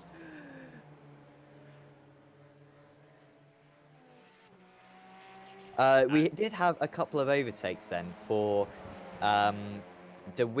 was it De Winter who got overtaken? That was the one. Yeah. Yeah, De Winter got overtaken by both Marcus Bush for T3 Esports and Anton Dupin for Sim Racers World GT3. So Kevin De Winter for Stage 1 Racing Black 119. Or 11. Their card number is 118, but yeah, they put 119 on their name. They are down to 7th place now. Disregard what Sam And is also- saying. It's Stage 1 Racing Black, but of course, due to the potato machine, it doesn't have, you know, the overlay. But I have the project file. Surely that would. Yeah, but do you Would have the the project file latest? not rename it in live timing? Uh, Where did you put it? On my computer. Okay. That's very specific, Marco. I mean, does Austin have the project? Does Austin have the most up-to-date project file? I'm gonna say no right now, but I don't need the project file. I just I need mean- the link. This is more amateur broadcasting from Marco. Sam Kume drills it into us. Put the project file on the drive. You are right. He is right. And yet, closing in right now between Dynamics and RSI Esports, third and fourth. Only I punched my 1.5. microphone again. It's coming down into this gap. On that last lap, DeWolf was 1.5 seconds faster. Sorry, no, yeah. Sorry, well, DeWolf was 1.5 seconds slower. Sorry, then Anthony Pisano, Dynamics versus RSI Esports. So Pisano should be with him quite soon. They have got the same age of tires. Well, actually, I say that Pisano has got older. DeWolf's got older tires. Sorry, DeWolf's got 8-lap older tires. However, does have less fuel in his car.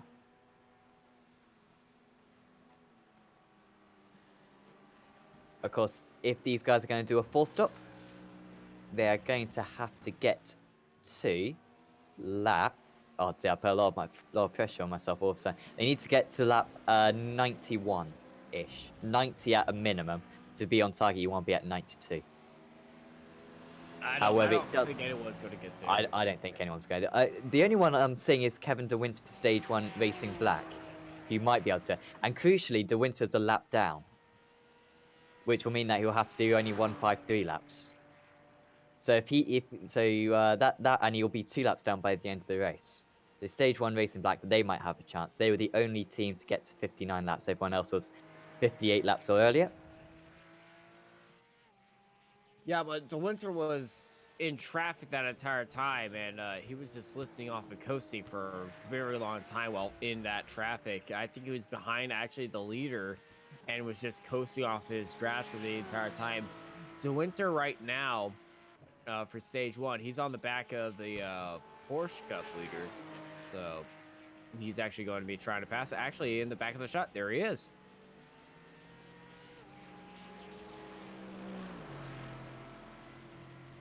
I expect engine map mode 1 to be in use right now. Yeah. I remember I did a few people will know of was it Gathering of Tweakers? Or no, it was SCA. Sorry. And they did a multi-class race around this circuit, and I drove the DP, the Corvette C7 DP, because it is the best car in the game. And I was desperate. I got a bit obsessed with trying to do one less stop than everyone else, and it absolutely ruined my strategy. I was just going painful. I was losing like 2 seconds a lap, and it's a tricky situation where you've just wasted about a minute over the course of your first hour of the race, and you're thinking, should I give in on this? Or because if you give in, then all the time that you've lost has been for nothing. In the end, I think I handed over the car to my teammate and ran away, to be honest, because I've messed up the race so bad. Basically, I'm saying to these guys, don't do what I did. You're probably much better drivers than I am. Ooh, that's a Cohen big with a spin. Ooh, and in the Oh, wall. It is Stage De 1. Winter. Well, we can throw that. He's going to make it strategy out the window and into the waste bin as the Kink has collected another car. Boom! Hard into the wall. Definitely Ooh. going to have steering damage. That was After Steve Clays, that. the leader of the Porsche Cup cars. Who wasn't a very close call, but sorry, Rob Tyson, second place in. I still have to drink my coffee. That's why I'm saying these things. But yeah, that was uncomfortable hit. to say the least. Yeah, bad hit, absolutely bad hit. By the way, we are past the halfway mark. I don't know. I'm making a fool of myself, but I cannot make mentally 154 halved. Yeah, Oh, I we was are struggling with it too. Don't worry. 77. 70 perfect. We are past the halfway mark then, and into the second half of the race officially here in Road America. Fun fact, a track that many people in Europe mistake for Road Atlanta and therefore buy the wrong track on iRacing when it's time to do, to buy it for the first time. I have heard this complaint many times amongst friends and teammates. The Wolf goes in the pits from third place. Why does America have 2 road insert name here, and why do they both have to start with A? Exactly. It's like me accidentally buying the late model car when I was going for the K&N car. The first car I ever bought on iRacing, I think, was accidentally the Riley DP instead of the Corvette DP. And I had to go to iRacing Star because of course, I wasn't doing commentary at the time, and I don't think I had any money. And so I asked, can I have the car back, please? Can I have my money back, please? And they were very nice. Clearly, it happens a lot because they're like, yeah, it's happened a few times. We'll let you off on this occasion. And instead, I drove the C7 instead. So that was good. We crashed from the race, by the way. It was all Speaking for of, nothing. I wish I hadn't have even done it in the end. speaking of that, you know, in place of the GT4, I mean, while we are waiting for the GT4, I mean, now it's too late, of course. As you see, there's quite a bit of mist in the air right now. And actually, Yeah, I it looks removed the like track. rain's. I think there's rain in the air. Yeah, there's rain in the area. If you look at the clouds, there's actually at the south side of the circuit, it does look like rain is in the area because there's this light foggy mist covering the track right now. Track now 43 degrees, by the way. That's why I removed the. Remember, I removed the track map because I wanted to show the weather, and humidity is pretty high, 77%. You can see there in the distance, but also on some camera shots there at the end of turn 1, you can see the pretty clear mist as here comes Steven the Wolf out of the pits. My other point was that, you know, in place of the GT4 for these first 3 rounds, we could have had Riley DP with 200 kilograms of ballast. I mean, that would have been Not beautiful. my Yeah. I really want to have the Radical in the Radical SR8 in an endurance series, but unfortunately, it's made of toothpicks, and so it will probably disintegrate quite quickly, and it's not easy to repair that. But Toothpicks the is right. sin. So what? Toothpicks are sinned. Toothpicks and sins is what I describe driving the Radical as because Aha, right. that thing wants to kill me. No matter how carefully I drive it. I mean, we tried at the Roar to have the Radical and the TCR car, which I thought it was going to create one of those paradoxes that destroys the entire universe. It only destroyed a few Radicals.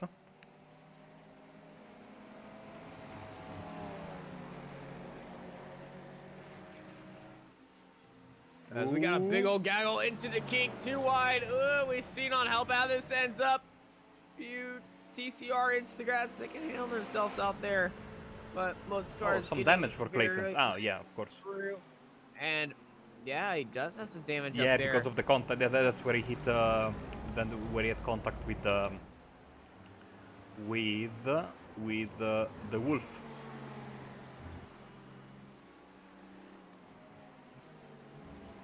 Or Clay's, whoever was in the Dynamics car earlier. Yeah, car Steve here. Clays. Speaking of No. Steve Clays, Not Steve Clays. No, Steve Clays is. not Steve. Steve Clays has The other been Clays? giving us threats about uploading a new picture for the past 3 or 4 months now, and he hasn't done so. And Insert iRacing soon image here. I can't possibly believe how can he top that picture he has right now. I mean, he could. I don't know. I'm not sure what he's going to have to do. I mean, he needs a portfolio though if he's going to become sexiest man of 2020. He's certainly making. I mean, it's quite cold at the moment in the UK, but I'm sure he is making it very hot at the moment. As Steve Close. But he's not in the UK right now. He's not. No. But just to see the photo, Marco. I mean, he's making March or February the warmest month of the year. Sadly, we don't have it What on the part screen of the right now. world do you live in? Because he's not driving. I like how the second part of this broadcast always go down the hill, especially since Austin jumped on board. We were able to maintain some sort of dignity in Barcelona with Lee, but Austin's addiction has really made this second half of the broadcast, both in Daytona and now. I mean, we still have to talk about the great facts of Wisconsin, for example, the unbelievable production of cheese that we mentioned at length in the past, Champagne! and champagne, yeah, which clearly Marco, is, yeah. Marco, I don't know if this is a diss or a compliment. No, it's a Or compliment. both. I Okay, like. cool. I don't know how much Ian, Roots, and the guys who pay for the broadcast like it, but I think a little bit of lightheartedness is needed, especially when we get into the second half of the race. But of course, that doesn't mean we are not taking this seriously. Not au contraire, because I think this battle in TCR will keep us on the edge of our seats until the end.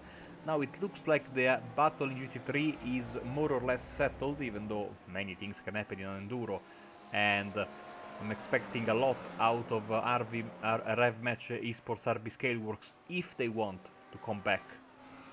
At RSR, maybe waiting for Steve Clays to come back into the car, but Thyssen is holding on his own, lapping faster last time around than Justin Ram, but a couple of mistakes have compromised his race. But TCR, I mean, is proving once again why is my favorite class, and I can only hope that GT4 is as competitive as this is, because this is proper nose-to-tail battling for now 3 hours basically, and yeah, the gaps ebbed and flowed a bit, but they are still there, and like Ian Roots was saying earlier in the race chat, with great respect from between each other. And here comes Ryan Walker. Ah, contact! Ah, that's just not something you want to see in that extremely dodgy aero system car right there. Seems to be okay. The steering is good. The concentration behind the visor, we know 100% from Team Claessens. I was saying that Ryan Walker was basically was 2 laps away from jumping into the car, 3 laps away, and then his teammate had that unfortunate moment just as we were following the fight between the TCR leaders. TCR leaders now under pressure, so to speak, from Kevin De Winter as he comes through the kink. Oh, geez. Oh, they almost touch right there, but they keep it going. These guys hearts must be racing, but their faces must be stone cold solid. We don't have the visor cam like we used to do at Daytona, where you can see into those stone cold eyes. And speaking of cold, the coldest temperature ever recorded in Wisconsin is minus 55 degrees Fahrenheit in Sawyer County in 1996. That's without wind chill, by the way. You realize that 90% of our viewers have no idea what that means. Cold 55, as 55. minus So 55. so minus 31 is 0 degrees Celsius, I believe. So it must be minus 20 or something. I will Google it. Fahrenheit. Big loser of this battle was Team Claessens, who now has dropped almost 1.2 seconds behind the lead in TCR. I'm sure he should be able to close the gap, but that was a warning message, a warning, of course, because I think the more we go into the race, the more there is a chance of having aggressive driving from the other classes, especially if they are in a fight, as Cohen goes wide, and Cohen and Freiburghaus have been going at it despite being in different classes for quite a bit right now, as we have a problem for one of the Dynamics cars. Steven the Wolf went wide at the kink. Oh, it's lost loads of time. Did he just pit, De Wolf? Yes, he did. Yeah, okay. Steering the car very wide, and he lives to tell the tale apparently. He was very, very lucky there. Let's give some camera time to our leader, who just went past the big TCR leading group. And is now enjoying... Oh, Nomad with a problem.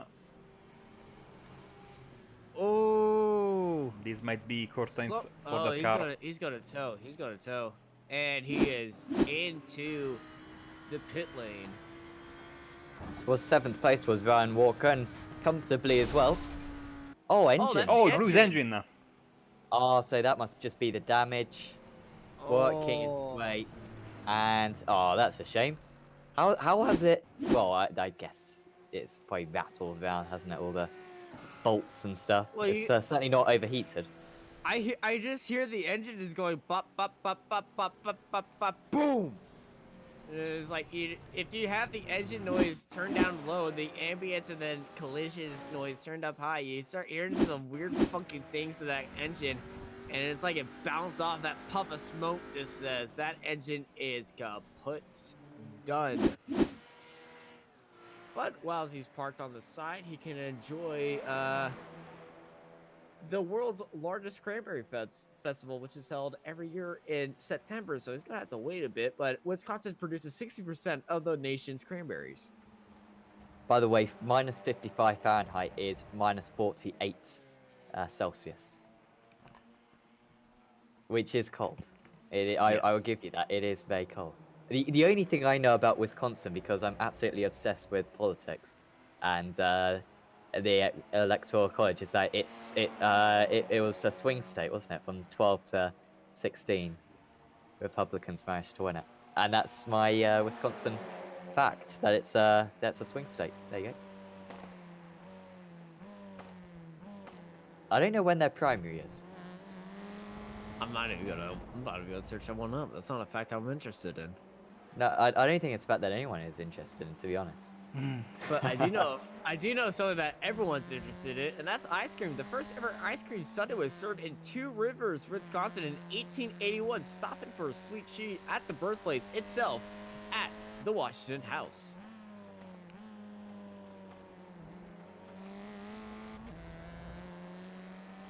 This is turning into a Richmond broadcast. When was Wisconsin founded? It must have been like 1850s or something, around that time. No, no, more recently than that. I guess early 19th century. Wisconsin's name comes from the Wisconsin River, which was called the Messasuking River by the Algonquian-speaking tribes. The name was recorded in 1673 by French explorer Jacques Marquette. Over time, the word was anglicized. Oh my goodness, these are some big words. Anglicized. Wisconsin. The word yes, was anglicized. that word. And finally, into its current spelling and pronunciation. Linguists think the original name must have been borrowed from the Miami word Mescongsing. Oh, wow. Which translates to "it lies red" or "the stream meanders through something red," likely referring to the sandstone formation on the Wisconsin River. No, 1848, Wisconsin was founded. I thought it was earlier than that, but no, it took them 70 years to form Wisconsin. Pit stop for Simracersworld GT3. This car, of course, being tagged with a penalty early on. We saw Ackerman poking his nose outside of the draft of Bibi on the front stretch, but not actually going for a move. I don't think that is going to change. Of course, the happiest man is Tim Claessens now, who has got back to this train here. And Justin Rem from the lead in the Porsche Cup class with 20 seconds as Musselwhite jumps into his Mercedes just in front of the RSR Esports Porsche. So in comes Rem, and he has last stopped on a lap that I don't remember, and Robert Thiessen will take over the lead. As you can see, he's following that Meraki car that is now sitting in second place, properly misty in the air right now. Justin Ram, let's see if he stays in the car. No, Caden Bean is, of course, of Apex Racing League GT Championship fame. Is no, Justin Ram is back. Okay, what's going on? For a second, They're having a little bit of fight over who's getting into the car. Yeah. I think they're eating some very good Wisconsin ice cream that they serve here. It's Justin Ram staying in the car as we thank Fury Simsport, who gives us the news that Fury are about to box and give the wheel back to Chris Warner. So Thank you, Fury Sport, for giving us that heads up into strategy. driver change for RSR. Here comes the Quino. So there's cloudy at the end of pit lane and sunny at the entrance of pit lane. There must be a very pesky cloud there. Man, there's a giant tree. It casts a big old shadow, but it's noon right now in the sim, so it's just sun straight down. So yeah, I honestly I think that cloud might be from the Audi's engine that's just blown up. I mean, okay, but It is a long. I mean, I It know is it's a a, long, yeah, I know it's the pit lane same as well. company, but it's not a Volkswagen diesel car, man. Come on.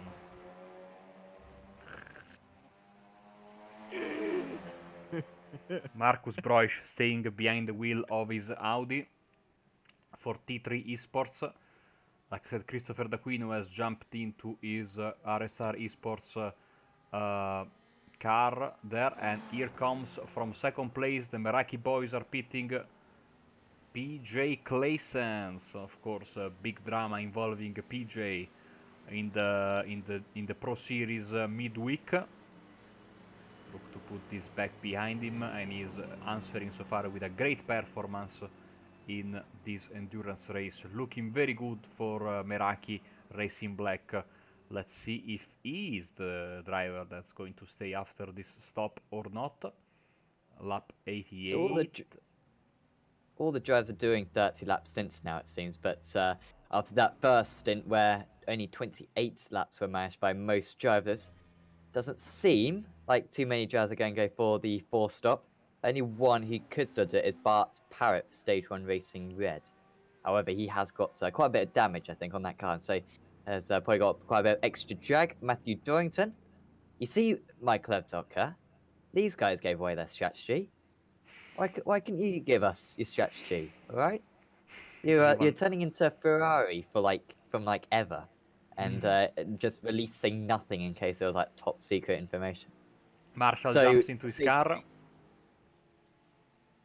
I mean, I'm curious to see how much information they will give as Justin Ram is in the pits again. What? And this is This a is big, obviously confusing. big moment. He's losing time. Rev Match has just pitted and have taken the lead. So Ram is back in and he's still not probably getting out. some confusion about the driver change, I would imagine. But you know, he still did he get a penalty? 30-second stop there for him. Oh, good shout. Oh, Yeah, unsafe speeding in the pit lane. That's what it was. go back to can we get a I think replay he of sped when in he the came pit out of the pits lane. the first time? Okay, just hang with me. Yeah, bring up the dashboard. That would... We can't in the replay. Yeah, we can try.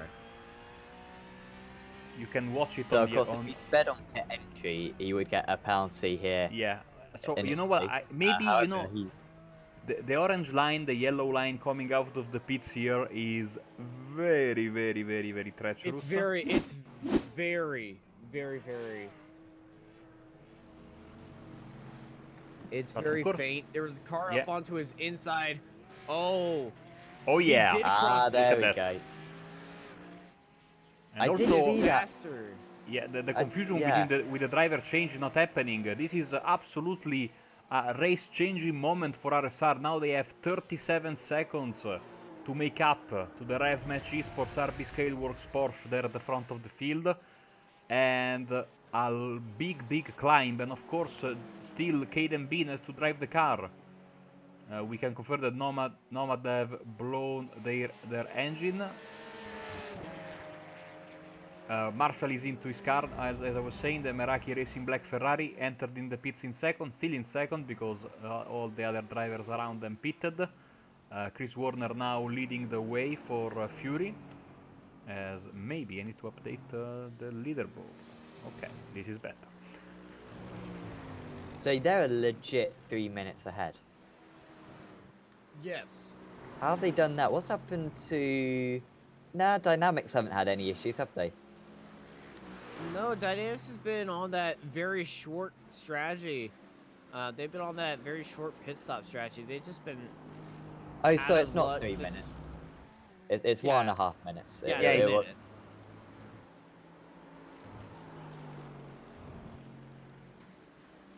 Torque Freak in the pits. First of the TCR cars to blink in the leading pack. Yeah, that leading pack is right behind the RSR Esport car. So they were just getting past. Actually, there's a second GT car in there. So those two leaders in the TCR still in a battle, still going through a bit of lap traffic. This might work out in Torque Freak's advantage because We of the believe- lap cars coming through. We believe the only team who can go to the end of the race with one less stop would be Ackerman, T3 Esports Alpha.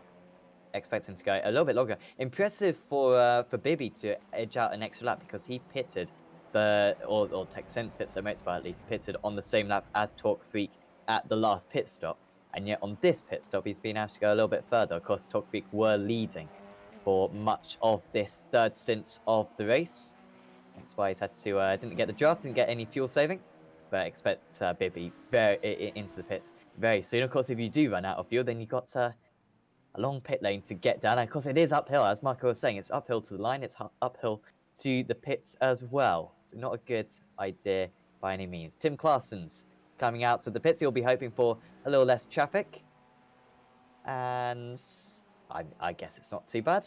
Yeah, there's not too many cars behind him. He's got a TCR car. He's got the Fury TCR car behind him. That he won't have to worry about that. He's got another TCR car ahead of him.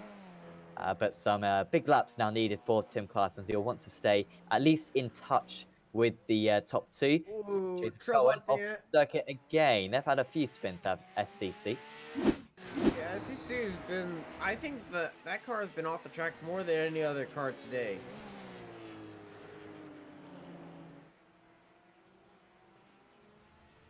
Still looking like they're going to get a podium.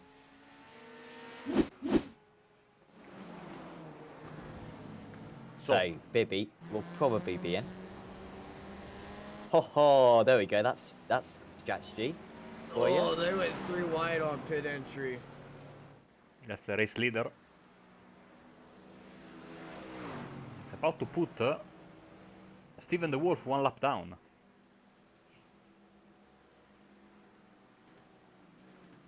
So the Wolf goes from second to 1 lap down. Still sitting in fourth. Out of the pits.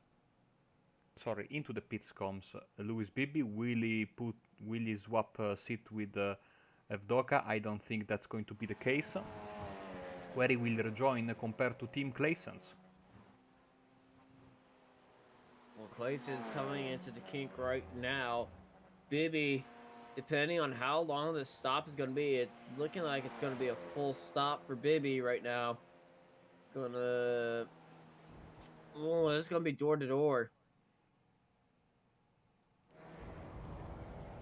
Ian Reitz mentioning how impressive SEC have been for continuing the race. Absolutely true. I mean, they've got a lot of damage on their car. And as we were saying earlier on, it'd be great if you could just replace the bonnet. Instead, they've had to keep it on. But they have done very well to keep on running out there. Bibby with a longer pit stop by 1.5 seconds than Tim Claessen's. But I think TechSense Fitstone Motorsport will just about be ahead. No, he is going to be... I mean, it's pretty close. It's going to be but close Torque Freak because he's will got the just about be speed ahead. up onto the exit. They're going to be side by side, but just barely. He's going to lose it out to Torque Freak. He will still be in the draft, though, I think. Strange that Bibby took a longer pit stop. Maybe that was just, luck and there is some variance in the amount of time that the tires take. It almost indicates as though Bibby took more fuel. Maybe he had less fuel. Maybe Bibby had less fuel in the tank when he came to a stop. Perhaps that could be the case. Not quite sure. But Ackerman will probably stay out for. We expect another 3 laps for T3 Esports Alpha. Currently, the gap is 80 seconds. So if that comes down, then obviously he's going to be susceptible to the undercut.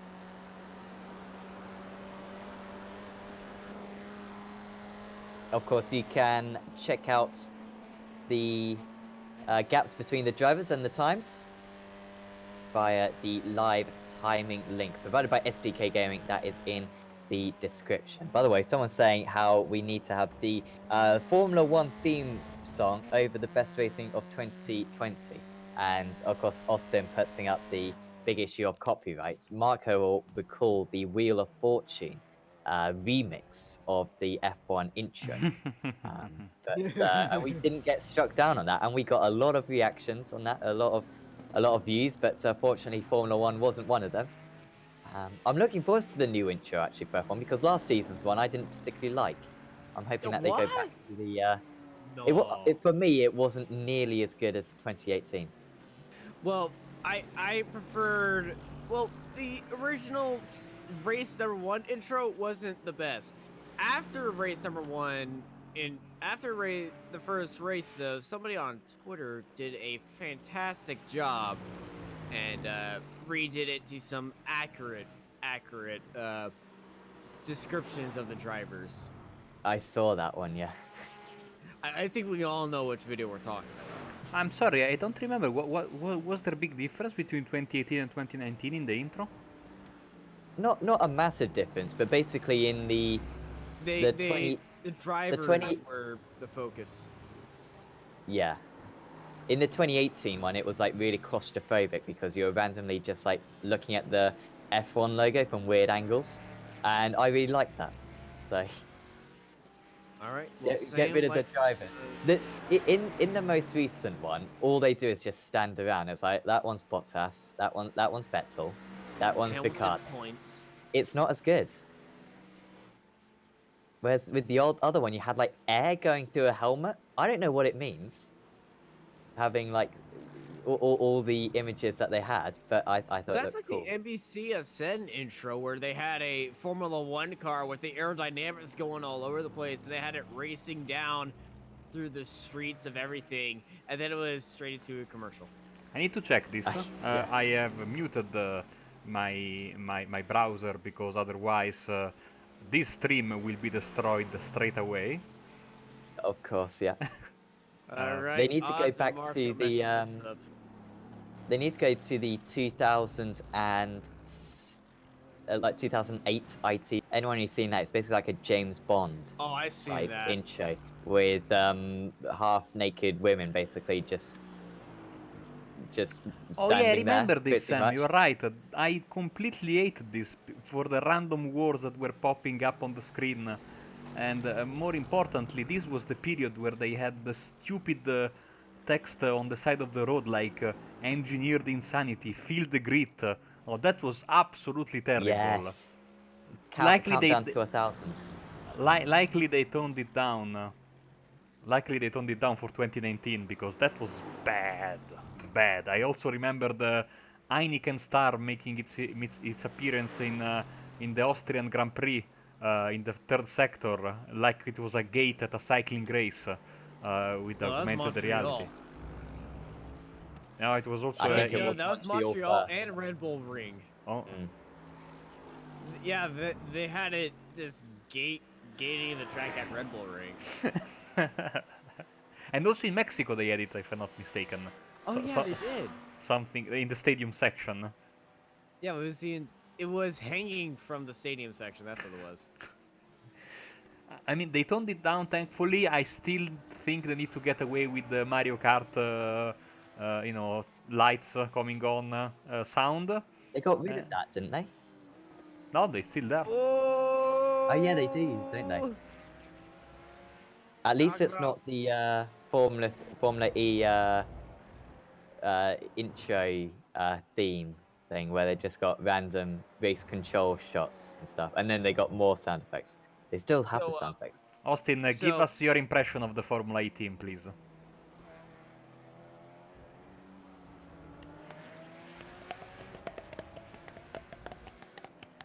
Boom. It's pretty good. That was the starting lights going out. No, I am talking about the proper theme, as Oliver Ackerman is in the pits, by the way.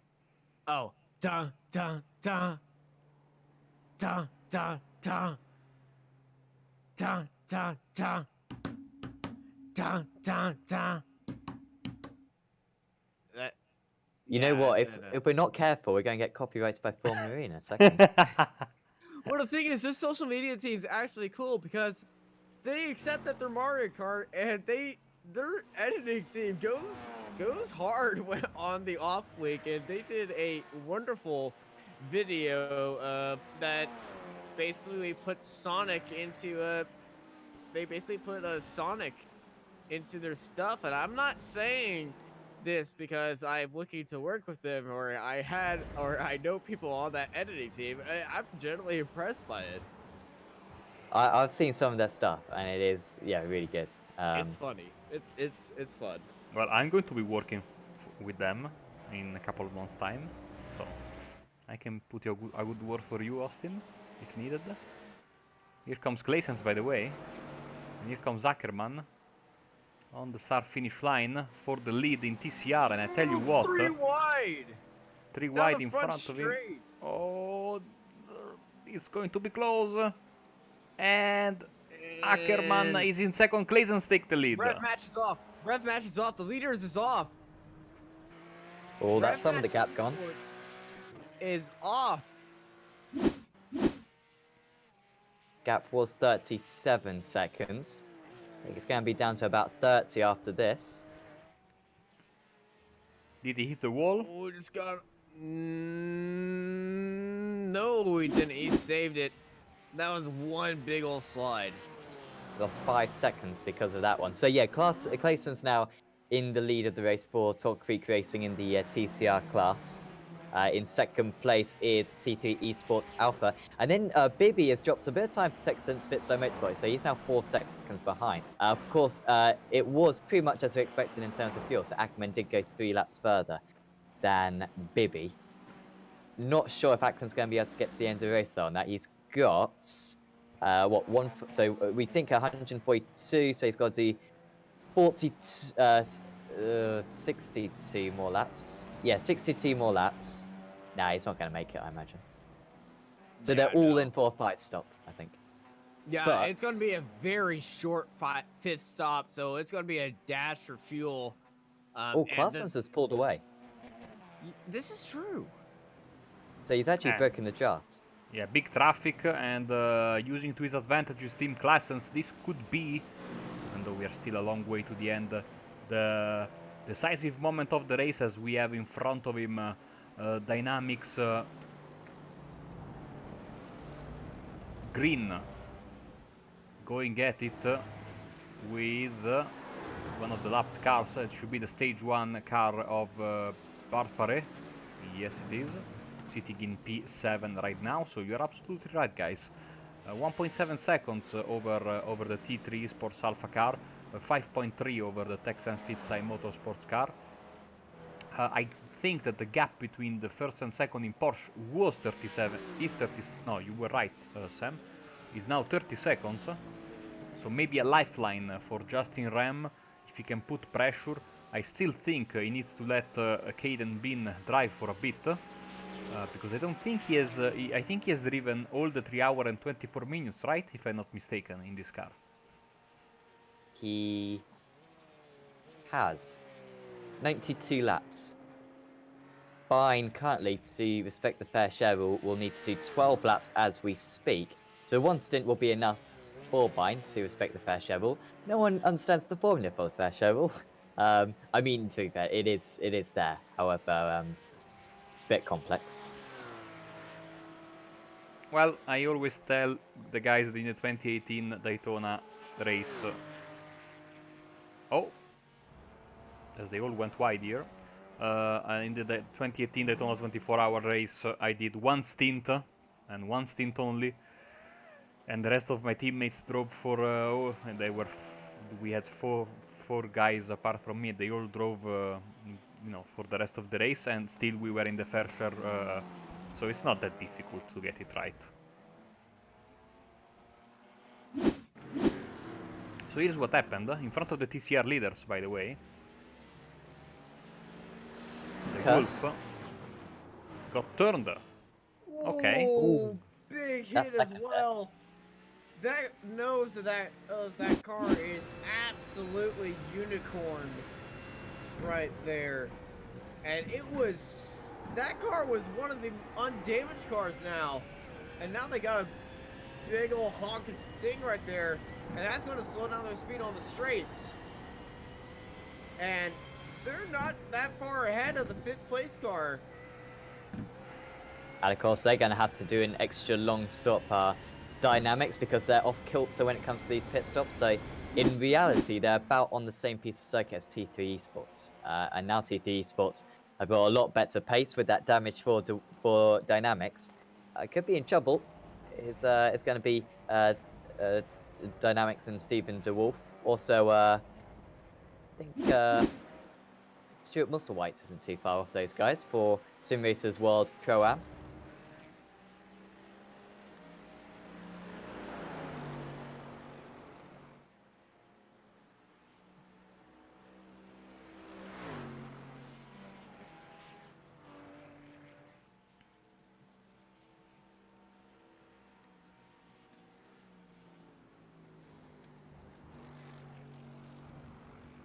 So after 97 laps of racing, we have lost 7 cars. The Nomad Sim Racing Team Black, Ryan Walker, blown engine, just a few laps ago. Then we have lost a couple of Abruzzi cars, one in GT3, one in the Cup class. The Fury Simsport Silver GT3 entry, Dynamics Simracersworld GT3 entry. The Rev Match Academy TCR, unfortunately, is out of the race, and so is the Meraki Racing Blue, crashed on lap 7 GT3 class. So this is the situation so far. Your race leader, as per usual, Fury Simsport. These guys are really on a class of their own today so far, enjoying a nice, relaxing day at the office. Iwan Marshall is sitting in 2nd place for Meraki Racing Black. In 3rd, the Audi of RSR Esport. In 4th place is the now wounded BMW of Steven De Wolf and Dynamics Racing Green. Let's see how much damage will affect him. And in 5th place, Marcus Broich for T3 Esports and his beautifully presented Audi as Bart Paré goes into the pits after contact with the Wolf. Actually, let's get the replay of that from the chopper.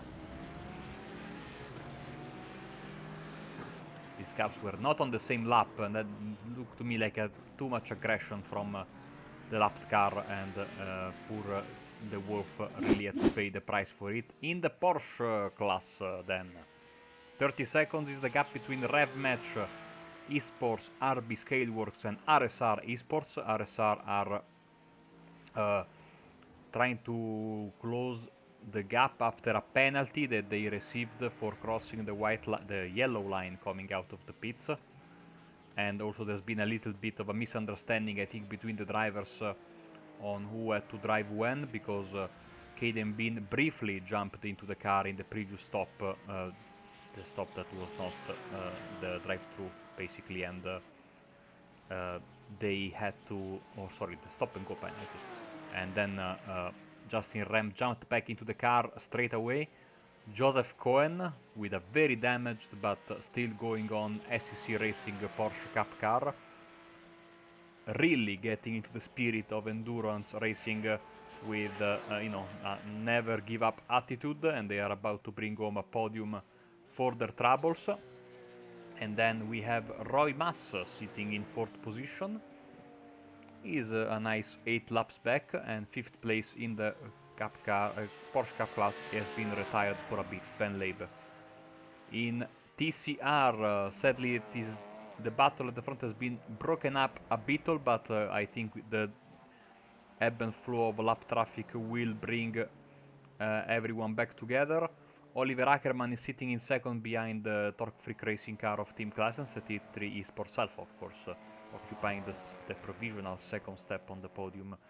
Texans, Fitztime Motorsport and Lewis Bibby in third place. Philip Eckert is sitting in fourth place. He has fought all race long with the cars of other classes. He's hoping for a little bit of a long time.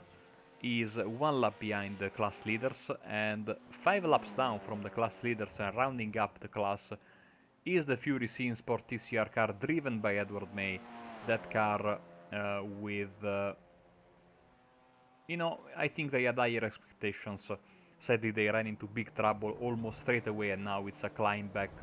Trying to bring the car home once again, trying to embrace fully the spirit of endurance racing, as we are just about to hit a milestone. Sam, lap 100 means that there are only quote-unquote 54 laps left in this race.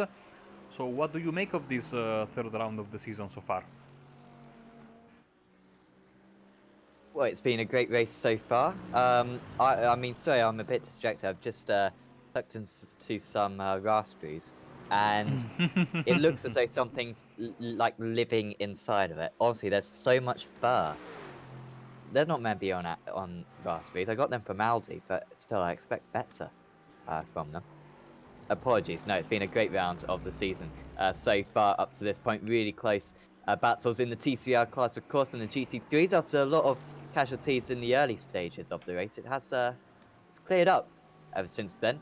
And of course, Fury Sport putting in one of the drives of the season. I think the battle we saw for the win last time, I think it was Miraki and Fury fighting for the win at Daytona. I mean, that was in an insane level of driving that those two teams brought to the race.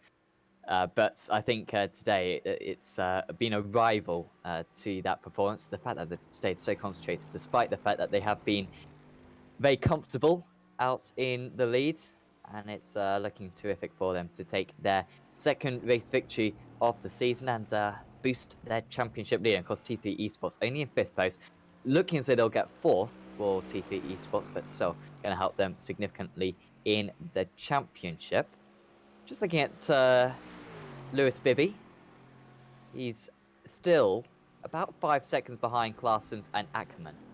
Ackerman missed a fuel saving today. I don't think he's ever led this race, and yet he's the massive favourite to win this race at the moment because he's got such an advantage on fuel. He's going to be able to take less fuel at his last pit stop. And Claessen's just punching a hole in the F4. And we were talking earlier on about how if you got yourself a teammate, you can work together as if you were cycling and reuse the slipstream to your advantage to benefit one car. It's almost as though Torque Freak and Fitzlo Motorsport have been doing that for T3 Esports Alpha, because they have just been punching a hole in the air for the entire race. And T3 Esports are going to be able to go much further on fuel than they otherwise would have been able to. It has been as though they have been driving specifically to help out Ackerman to get further in the race, to complete the race in a shorter amount of time. Yeah, and it's almost, the gap was 1.7 seconds, I think, the last time we checked, and all of a sudden they are nose to tail with each other. I don't know if it was some deliberate strategy or some lap traffic playing its part, but I wasn't expecting Claessens to close back this quickly on Ackerman to close this quickly on Claessens. Sorry, it's getting late. So yeah, and in the meantime, they are almost maybe trying to work together to get rid of the Texans Fitztime Motorsport car. Maybe the gap could increase. It's around 5.2 seconds now. We'll have to keep an eye on the clock to see if the strategy works. But they were almost bump drafting with each other on the backstretch. So this could be an interesting talking point towards the end of the race, and see what the leaders will do in TCR, because this has been an I'm expecting, if we don't have any major incidents occurring, I'm expecting almost a photo finish for this TCR class. Whether it's between 2 or 3 cars, we will see later, because there's still quite a bit to go, and I'm not counting the Texans Fitzai Motorsports car out just yet, despite the big gap of 5 seconds to the leaders. Yeah, there is 1 and 2 stops left so far in this race, and especially big ol' strategies to be played here on taking tires or not, as we see the Torque Freak Energy car actually going into the pit lane right now to start their 1 of 2 stops. Interesting strategy. So they've got.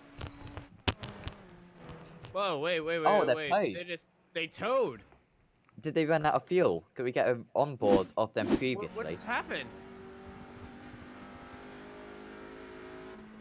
This is strange on so many levels, guys. So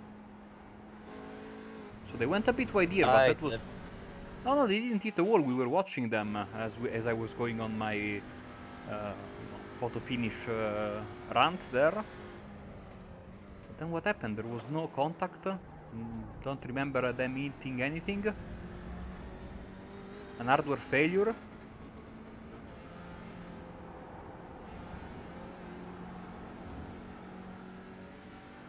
Clarsons has disconnected from the session, by the way, not accidentally, but it's a manual disconnect.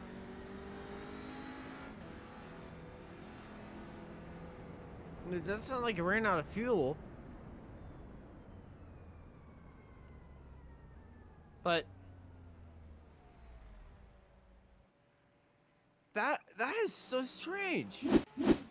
We'll get an explanation, I'm sure, at some point, potentially after the race. Yesterday, of course, me and Marco were commentating on the Euro V8 Supercars race and were very confused at what happened to one of the drivers, but let us know during the interviews. If anyone from Talk Freak is watching this along, please let us know what's happened to you guys, because it's a great shame, because that is one of 3 drivers, or 1 of 3 teams who had a chance at winning this race, out of a chance, and no one has jumped into that Talk Freak racing car yet. They have... Who do they have in the... Tim. They only have Tim, yeah. Yeah. I think something must have happened in real life. Yeah. Like someone was at the door or something. No, I mean, if team... so no one else jumped into that car all race long? No. So maybe Team Claessens was running in the hopes that one of his teammates would free himself up, and then he got the news that he was going to be alone and therefore disqualified. That would be a massive Could shame. be. Oh. I mean, I would have thought Oh, he'd Matt go on Malone? longer anyway, though. That, I imagine that he was would- having a lot of fun. Yeah, that would have been very unfortunate if a Matt Malone incident happened. Edward May is in the pits. Now we will be in a few laps up to 4th. Unless someone can jump into the Torque Freak car. In 4 laps. And of course, Racing Center Vibe Esports. Philipp Eckert, the German driver, has moved himself into podium position in 3rd spot thanks to this issue for the Torque Freak guys. Dan Blake will jump into the Fury Simsport number 302 car. So, we figured out the Vibe esports thing. Is it Vibe 3 Sports? Because I assume we have to... No, but there's the 3 in there. So what does the 3 signal? It's both. It is It's a both. cool way to spell the E. But we're not saying both. We're saying Vibe Esports. There's no 3 in Vibe Esports. It would make sense if it was Vibe 3 Sports. It's supposed to be both E's. But how is that both E's? Because it's cool. If anyone agrees with me on the YouTube chat, we got. You know what? You know what? I might just. I'm going to go ahead with this. I might just say Vib 3 Sports to the end of the race. Oh Just no, out no. of spite for this name, which doesn't make sense. It doesn't You make know what? sense. Out of spite, I'll fight you on that. Racing Center Vibe Esports in 3rd place currently. We'll see about this. Fighting in the commentary box very soon. Honestly, I thought I'd be punching Marco at this point, but nah. He's the neutral nation in this situation. Although, what side are you Alright, here taking, we- Marco? And by the way, you know, you are doing commentary with me tomorrow. Yeah, I know. No, I have to side with Austin on this. Oh, Yeah, come let's on! go. This is my corner. Yeah, who you got in your corner, huh? I'll see you in the ring. I'll see you in the ring. Here we go, Graham Reese. Graham, thank you very much. Vib 3 Sports. Thank you very much. But Graham's on my side. Is he a Graham member will of the mess team? you guys up. He's Is he? I mean, Wait, is he? No, it's a question because if not, his opinion is Okay. rendered moot. I mean, it's just an opinion, as like we have. As we say hello to Bobby Childs, who has joined, I think, at the worst possible moment of the entire broadcast. Bobby, whose side are you on? I don't think he knows what's going on. I think he I'm s- needs a little bit of context. So the 3rd place TCR car, the Racing Center Vibe Esports car. Vib 3 Sports. Vibe Esports. We're arguing over the 3 in the name. Is it supposed to be Vibe Esports or Vib 3 Sports? Which makes 0 sense at all. Unless they compete in 3 different kinds of esports. This is true. But If it was- I'm trying to throw Sam a lifeline. If I was him, I would admit defeat straight away because there is no way out of this for him. in my opinion. Oh, Steve, that doesn't even help Oh, anyone. here we go. Sexiest No. man of the year.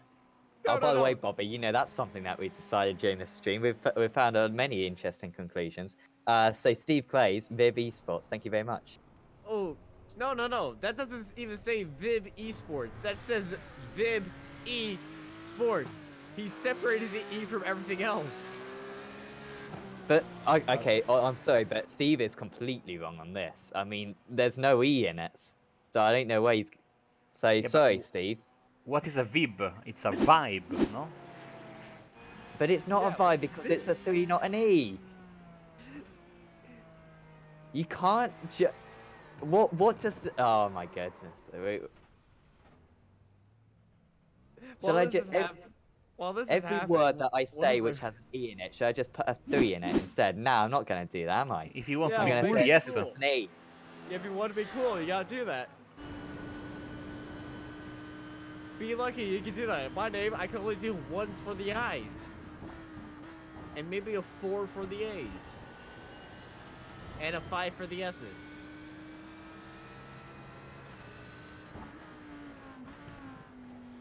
I'm trying to think if this would actually be possible, but I'm just giving up.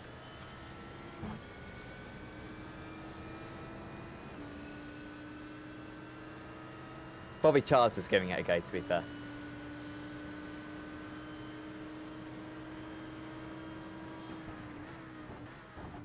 There is actually quite a good battle going on. This, T3 Esports, moving past Dynamics. Oh, was there a bit of contact? I thought I heard bit of a bang. clash. Yeah, I think it made door banged each other. With DeWolf trying to come back. And Brochsley is passed with that damage for DeWolf. It's unclear how much damage he's got. Aldi wasn't closing in that much down the straight, using the slipstream, and gets him past. And then DeWolf tried to go for this mega cutback. Unfortunately, the Aldi was just too slow, Oh. and that could have been a whole lot worse for the pair. Then could have been would it have been like a reverse quartz panel? I don't know. But Broich has got past and broken the toe crucially. So he's up into 4th place. Big points for T3 Esports, of course. Stage 1 racing. black coming into the pits. Kevin De Winter. Oh, great. I think people are taking this way too far. T3 Esports. Wait, are they just pronounced T? I think Graham is backing me up. I'm not quite sure what Graham's point here is, but I think Graham is I'm just having a good old time.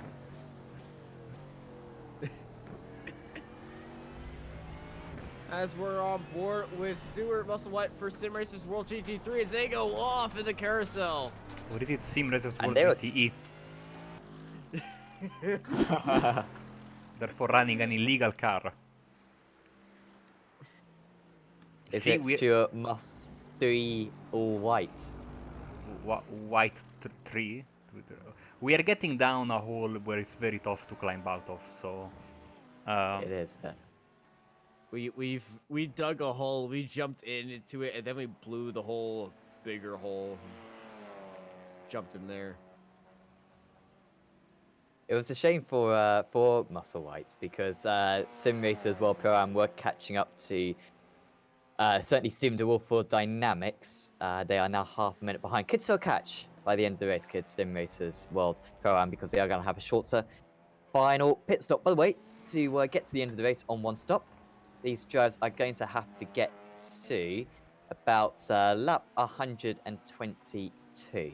So once the leaders get to lap 122, all the other classes should be able to get to the end of the race. So that's 17 more laps. So anyone who pits within the next half an hour is going to have to make at least one more pit stop.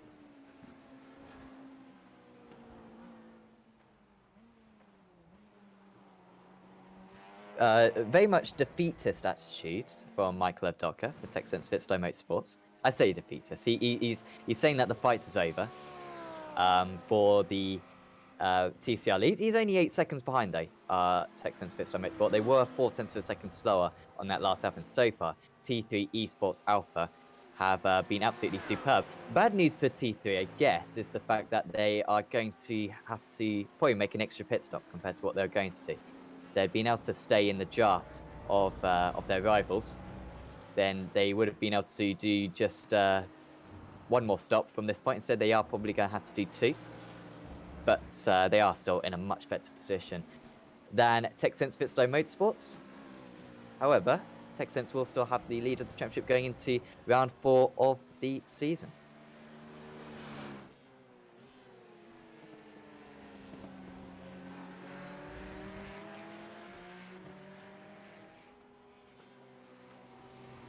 Mercari Racing Black sitting in second right now in the carousel. And they're the only other GTE car, GT3 car. I've fallen into the trap as well.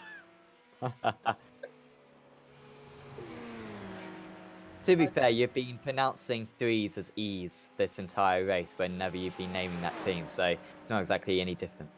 Well, they make it so it is supposed to be an E. 3s equals E's in that context. In the context where you want it to be an E, you can't just say, "Oh, I want this 3 to be an E."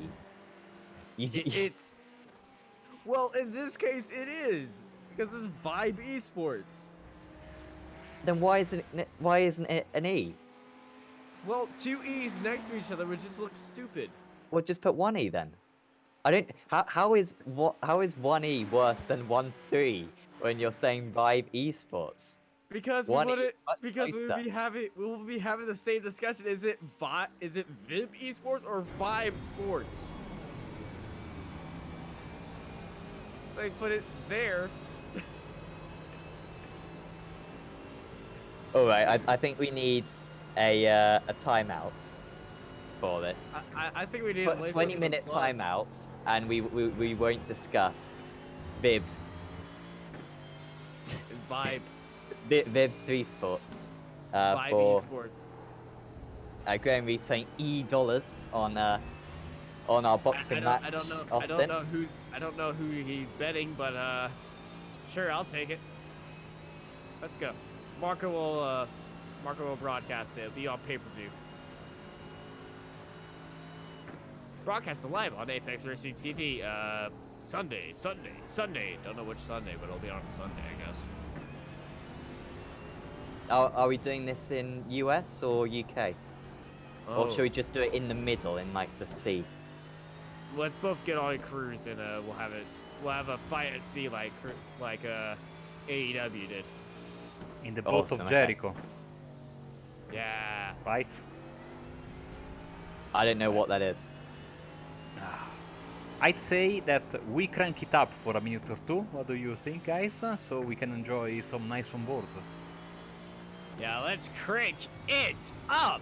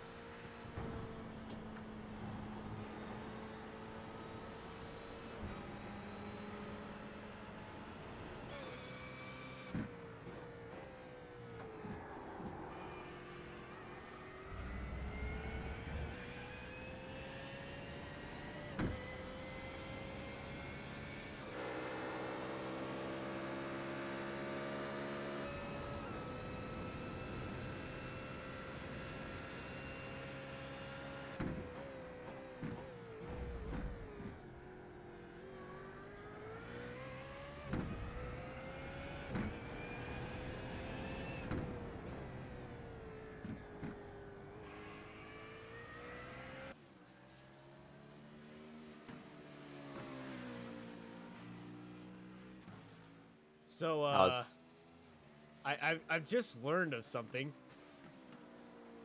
We're live in the Williams Esports Lounge. What? Yeah. Do you mean the Williams 3 Sports Lounge? Oh, jeez. I took the break up for this reason, and immediately So- Sam needs to break Kirky, the magic. so... Why are we in the Williams Esports Lounge? What? They just have us on the TV there. They posted this on their Instagram.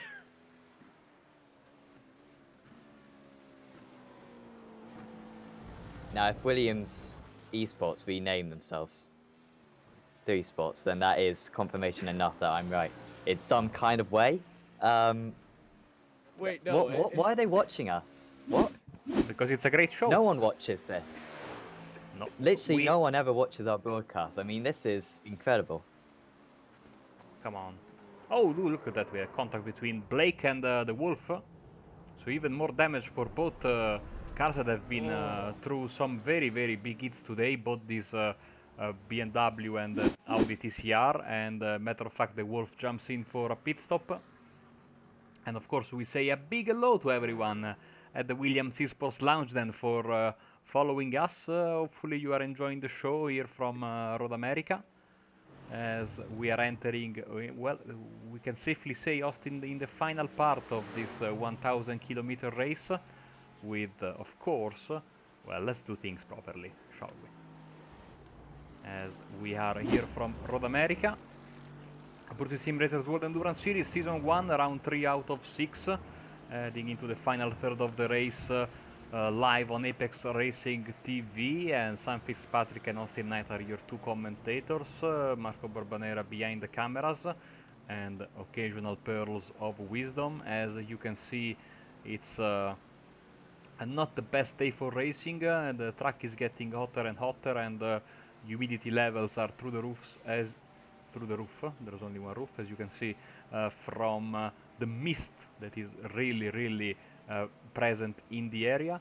We are enjoying some nice fights, especially in TCR, but I have a lot of faith in the Porsche Cup fight as well, with Steve Claes just now jumping into his Ref Match Esports RB Scaleworks Porsche, and now we are all waiting for Caden Bean, a very quick driver, to jump into his RSR Esports Porsche Cup car, taking the wheel from Justin Rem, and of course that team being penalized for an unsafe pit exit earlier in the race, and have been on the comeback trail ever since, as we join the race once again.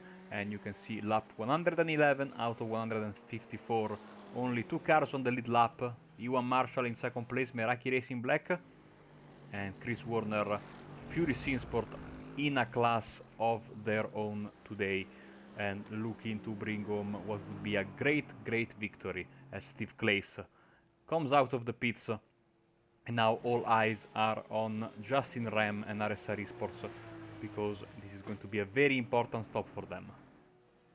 Of course, they will be able to get shorter pit stops to get to the end of the race. They are going to need 2 more pit stops to get to the end, but of course, Sylvain will need less fuel. He was 30 seconds behind. I haven't been fully concentrating on the gap for the last 15 minutes due to other things which have been going on, which I'm sure everyone will be very aware of by now. But I don't know what you're talking about.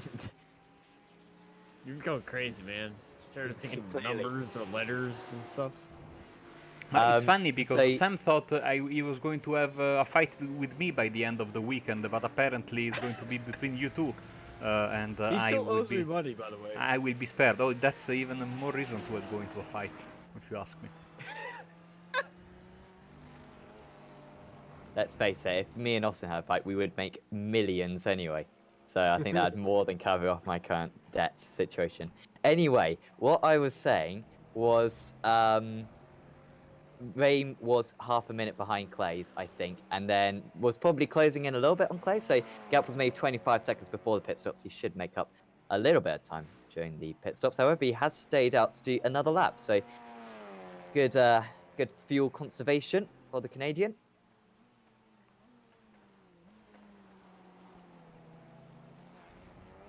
Yeah, definitely good fuel conversation happening right now. And with this last pit stop coming up very soon, we're going to see who is going to try to risk this strategy and maybe go for just a pit stop, fuel only. We'll see if that happens. Clays comes back out. Clays is in a good battle with Stuart Musselwhite, most likely. You had fallen behind Marcus Boysch for T3 Esports, but Stuart Musselwhite and Simracersworld Pro Am, currently 90 seconds between them. Clays was ahead for Dynamics Racing Green before the pit stops. However, he has going to have to take a little bit more fuel, I think, as remaining pit stops. So keep an eye out on their 2 turns, because you can check out the times via SDK Gaming. The live app is available in the description below. It opens up a web page, and then you can see all the intervals between the drivers, all the fastest laps, their last lap, all the sector times. Well, you can't see the sector times, to be fair. But you can see when they last pitted, their pit stop time, pretty much everything that you need for that. So thoroughly recommend it. We haven't talked about for literally like hours about the incidents. And remember, in this series, every 40 incidents you get a stop-go penalty, which is a massive penalty around this circuit. The only team, or the only teams, 3 teams, are quite close to it. So we've got Simracersworld GT3, who are on 37 incidents.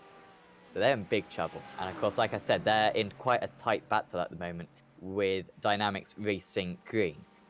So Simracers World GT3 on 37th, 3 more, and they will get a penalty. Then we've got SCC Racing with Craig Jones. They are pretty much by themselves at SCC Racing. They are on 33. Sorry, 32, so not too far away. Dynamics Racing Green, actually, who are also fighting in the GT3 class. They are on 33 themselves. So they need to be a little bit careful. Kobe Clay is currently in that car. And then we've also got another very close team, Fury Simsport TCR, down Blake at the wheel at the moment. They're on 37 as well. Everyone else is below 30 and shouldn't be in too much worries. But certainly, certainly Stuart Musselwhite's for Sim Racers World GT3. We need to keep an eye out on that.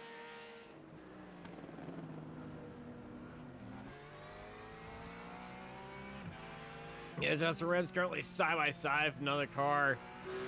He's got the GT3 swinging around him. Had to go around the outside, but a little bit too close for cover for the Porsche Cup leader. Even though he's got a solid minute ahead of his next competition. And a update on the Williams Esports. That was from the GT series that they posted a while back. So it wasn't live. What? Oh, Yeah. come on. I did go on their Instagram page. Was it on Instagram that you saw that? Yeah, it was on it was at the Okayama round of the GT World Championship. Fake news. Okay. I call fake news on Fake. Austin for what he just said. I said a lot to the Williams Esports Lounge and no one was there to listen to me, basically, no? I blame Dane. Why do you always blame Dane? Well, he's the one who posted it. Oh, that's fair enough, to be fair.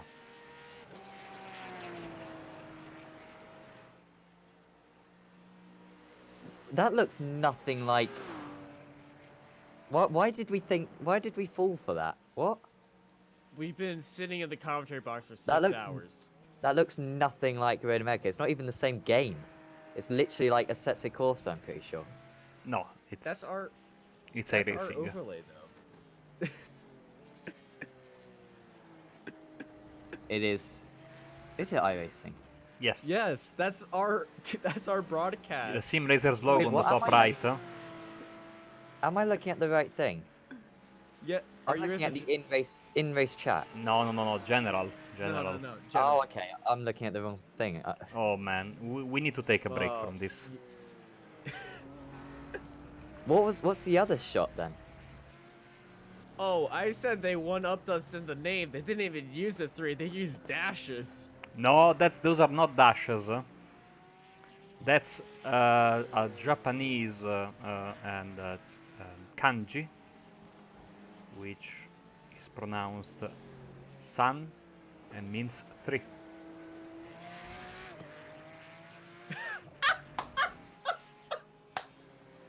I'm not joking. So Williams Esports is Williams 3 Sports. 3 sports, exactly, yes. I knew that one day my knowledge, very rudimentary of Japanese, would come in handy. On Never Twitter. expected it was going to be today.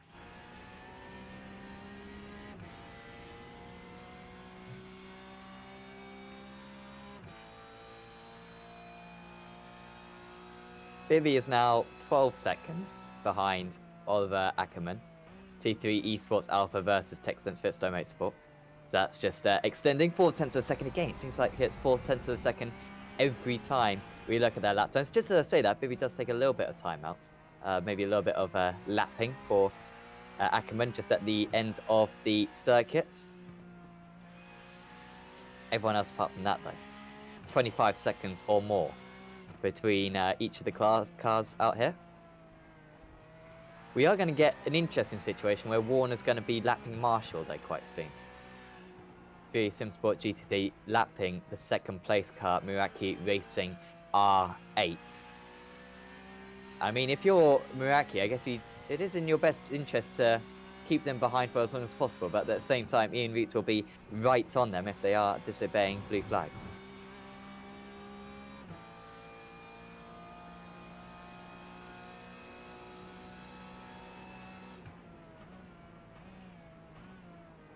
as we are teaching some Japanese in the YouTube chat. You're welcome.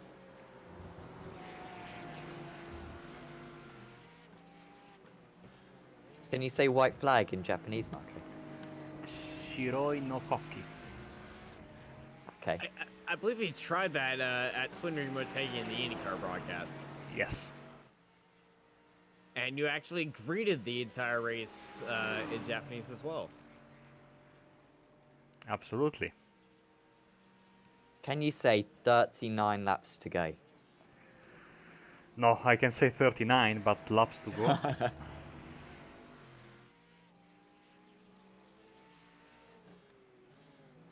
Well, it wouldn't be 39, it would be E9 laps to go. I thought we were having a curfew on this. I am going yet to we're just resign from Apex after dug this it up. broadcast. I think it's wise, yeah. I think we should all resign, It's to be been a honest. long It weekend. brought it down. It's been a long weekend. I mean, to be fair, Austin has got the best excuse, saying that he is sleep deprived right now. This is I've true. got to do another broadcast after this. I've got to do the Apex Racing League GT Championship. That'll be on Apex Racing TV at about 10 minutes past 20 GMT. You Or got a like couple of races, round one of the championship. You got like a 2-hour break. It's not even going to be that though. I'm going to have in about an hour, I reckon, because this is going to end. We've got another hour of this. Even more than that, we've got an hour and a bit of this plus interviews. So, not going to be nice. 8 hours of commentary in a day. Next round of the championship, by the way, haven't really talked about it too much. Spa, and it's going to be the endurance pits, which is an interesting choice from Ian Reitz and the other organisers. Of course, could use the GP layout because there are about 60 pit stalls available for that. But using the endurance format layout, so it's going to be a long pit lane for that place. You do not want to be picking up any penalties for off tracks, and that is a pretty easy place to pick up some off tracks. So that's going to be an important element for that race. Looking at Fury Synsport right now, they're about to start. They're getting a message into there because they're getting ready for a driver change, and it looks like that is Dorrington on the pit wall, ready to hop into the car. Stays up one more lap though.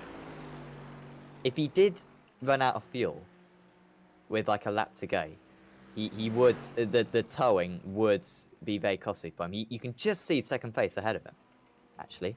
Meraki Racing, of course. So he's not. I feel bad for Chris. He's not going to have the satisfaction of lapping every single driver. I think he's going to have to come into the pits a little bit sooner than that.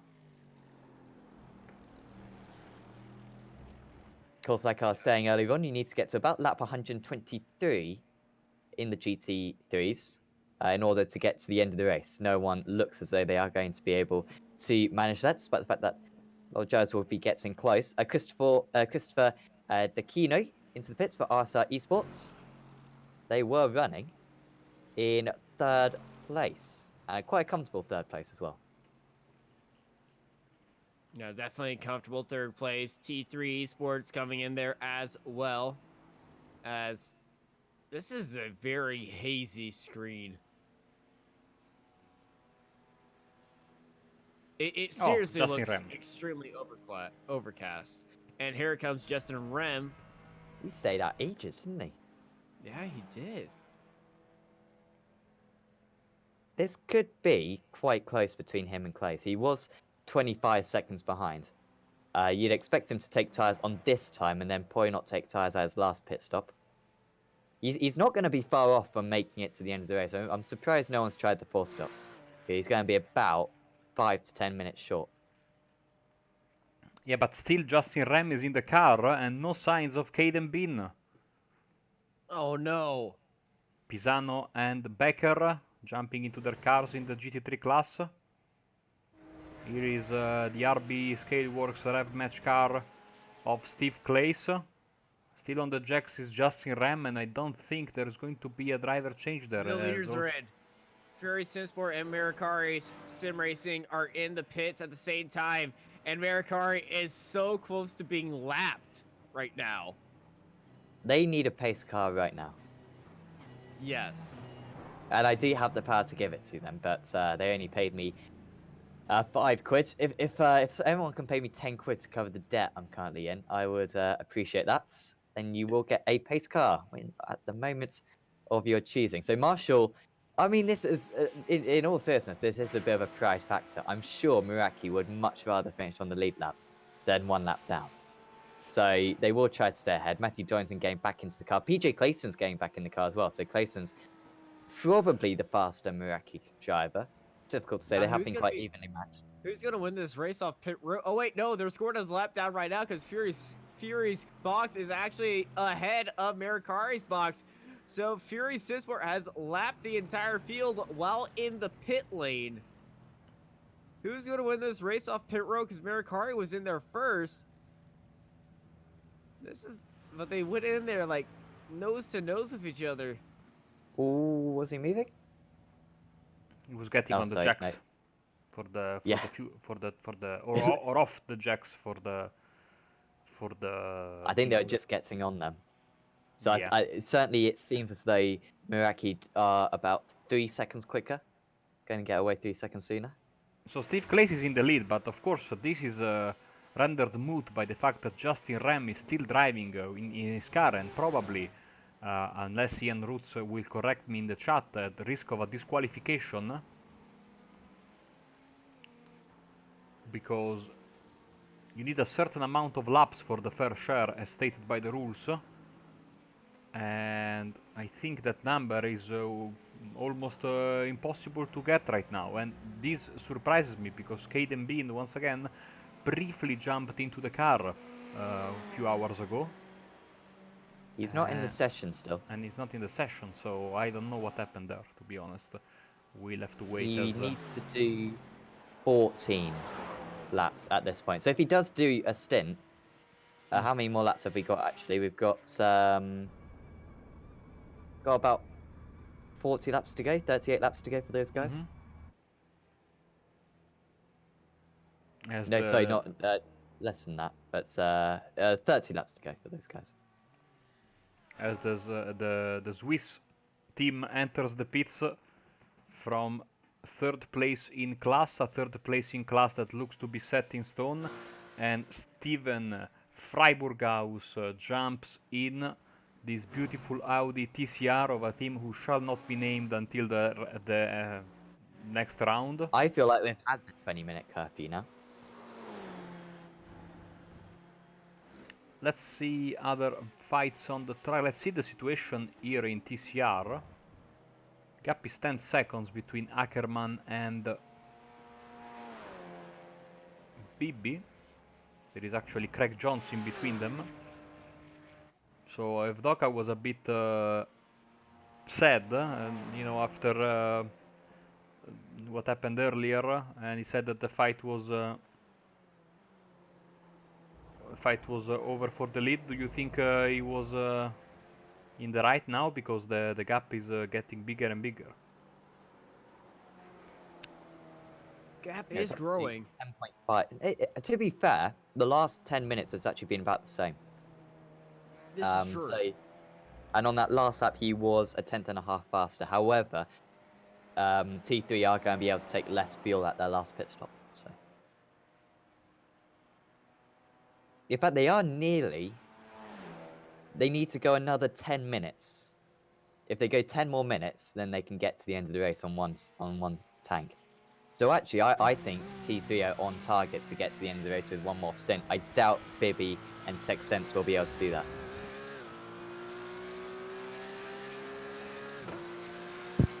Craig Jones with the pass for position, but of course different classes. So Oliver Ackerman didn't get the blue flags there, and that's always risky, because you might be, concentrated on something else, or maybe also a bit, distracted after so many hours of racing, and that's always risky. But it all went well. Now, since they are next car to each other on the track, I can bring up the sector comparison, and you can see Ackerman is pulling away ever so slightly in the first couple of sectors. We'll see what happens in sector 3. Well, also Bibby, he just had to let the RSR Esport car by. He's got traffic with him. You're absolutely right. And keeps losing 4/10 of a second, so not a good lap for him. Whilst Ackerman was able to let Jones by on the straight, therefore not losing nearly enough what was, the risk. Oh, that's bit of a slide for Ackland. It didn't lose him too much time, but maybe a couple of tenths. I'm just thinking, could they go for a mega curveball and not take tyres at the last stint? I'm just thinking, how much time would that save Bibby potentially? Because if he got track position, we've seen the toe is so powerful that he might be able to keep up with the race leader. I don't know. I think probably might. not wise, but it could be a fun We strategy. did see it work with a Dynamics racing team where Yeah. they didn't take tires. They jumped everybody and they went up into the lead of the race. Well, of course, the problem for the T3Rs is that it takes less time, I think, to change tyres, so it's less of a penalty for those who take tyres. Also, of course, we are at much more of a threat of delaminations, or punctures in the TCR cars. We did see one at Barcelona in the first round, the championship. The only puncture we've ever really seen in the TCR cars on Apex Racing TV, where strangely, going to the turn 10 hairpin, the driver's front left tyre just delaminated, and it was I've gone. seen That's not another even the one. tyre that you... I've Oh, seen yeah? another one. Yes, it happened in the dinner. I mean, it was not broadcasted on our channel, so yeah, it was on the Dinner with Racers season finale at Monza. I think it was Tommy Milner's car got launched so high in the air that when it landed, it fell so hard that blew a tire. That was a moment. Of course, it was the Tommy Okay, Milner. And then he won the race, in by the terms way. of... Oh, wow, okay. Were there safety cars? Yes. Right. And fast repairs, I guess, as well. No, it was Freiburg course? it was like a no damage race, but punctures are out of the no damage setting. Therefore, you had to take a faster. I don't know how they sorted it out. Then they throw a mega caution of several laps around Monza combined. No, the Monza Oval, not Monza combined. Sorry, to get them back into the lead lap, and then they had like a 10-lap shootout, and that's how it went. I was very disappointed by Alessandro Balzan, who had the on-field advantage, but couldn't make it in the season finale. It was one of the greatest events I've commented on in my career. I mean, HPDs versus Legends, multi-class on Monza Oval, turning right. It was a thing of beauty. Can't wait, as Tech Sensei is in the pits right now. Cannot wait for the next season of Dinner with Racers. Yes. I don't know what events they're planned at the moment, but they came up with some good ones last season. Yesterday, of course, me and Sam Kuma were broadcasting the Obscure Card Challenge, where we had GT1s and GT2s, the old DP, the new DP, and the Cadillac, all racing around Monza combined. The The Audi Cadillac is GTO an app also. yeah, of course. The Cadillac is insanely quick down the straight. Honestly, 300 k's without a tow. Absolute machine. It was faster than pretty much every other car on circuit. Unfortunately, through the corners, it was quite slow. Doka getting back into the Pit Slow Motorsport car for the well, it will be their last driver change, but it won't be their last stop. They will have to stop with about 5 minutes to go. The Proto Turtle was my favorite car yesterday, of course, but the best livery and it confused me for a couple of minutes. I have to admit, it was that Ford GT3 in the GT livery. That was Yes. really confusing.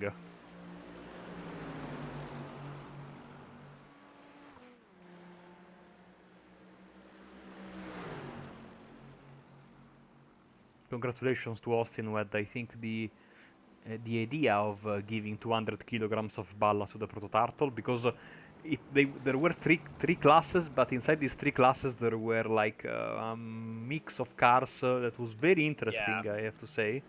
And the proto-turtle with 200 kilograms of ballast, slugging it out with the Ford GT3 and the Cadillac and the Audi GTO was a thing of beauty. It was a beautiful mess. Around Monza combined, With that, As we're reaching the opening for the final pit window right now. yep. About an hour to go. Hour and 5, 10, don't know. What lap are we on? We're on lap 122. 122. So 32 laps to go, so we've got about an hour and 5 to go, yeah. Yes.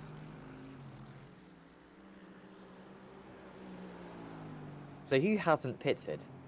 Kobe Clays for Dynamics Racing Green. Oh yeah, he's doing the same amount of stops as Kevin Wall. everyone else. Kevin Wall hasn't pit yet.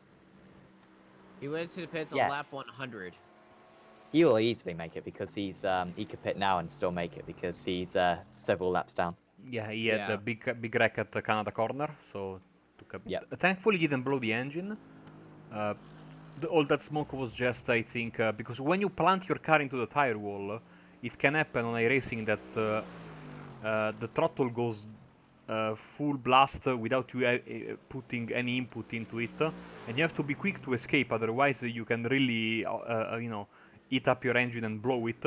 So, quick press of the tow button, and they were able to save the race, and now they are looking at a 7th place finish. Next competitor in the GT3 class is Stage 1 Racing Black. They are 8 laps back, therefore, aside from something crazy happening, Stage 1 Racing Red should be able to bring their car home in 7th place. And of course, one lap in front of them is the Simracersworld GT3 machine of Anton Dupin in pursuit of the Dynamics Racing Green car former leaders Kobe Clays, having a tough second part of the race with a couple of hits here and there and some damage, especially at the front but also in the rear, and trying to bring home the top 5 on the same lap as them. Luca Becker and Anthony Pisano, which are actually not that far away from each other. And then, of course, it's Claessens and Dorrington on the same lap. And look at that, we might have an overtake. And Dorrington and Fury will bring everyone one lap down at least.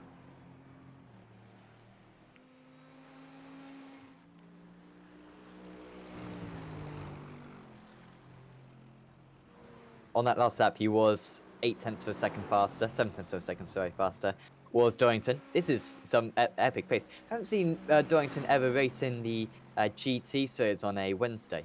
Big shame, because from what we've seen from him in the endurance series, he'd be right at the top. Remember, PJ Clayton's got pole at Daytona a few days ago, and would have certainly been in the mix for the race win had he not had a spin in the opening stages. So Dorrington would probably be fighting for race wins in that series. Maybe not quite battle Martin Van Liesenoord, but very few people can do.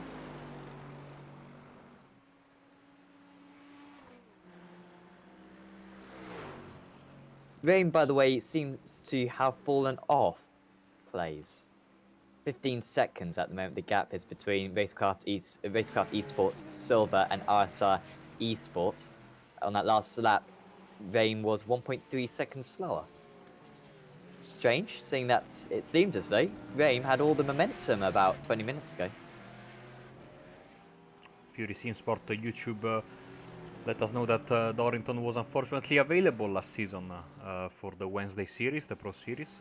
We hope to have more of him as Fury has really become a big and bigger team. I remember their first few steps in the, you remember the MX5 Monday series, of course, where they were then put together, I think, around that time and grew exponentially. Now they are a very big team in branching in multiple disciplines.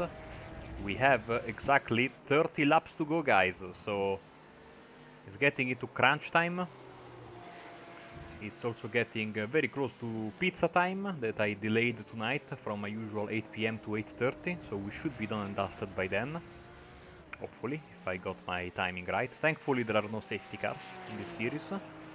Also, we are racing as Ackerman goes into the pits from the lead of TCR. We are using basically my preferred version of endurance, which is the Super GT version of endurance races, which are based on laps and kilometers and not on time. Therefore, you know, even if there is a safety car, you still get your money's worth of racing. I remember a few years ago there were a couple of editions of the 24 Hours of Le Mans where the effectively big portions of the race were, you know, neutralized behind the safety car.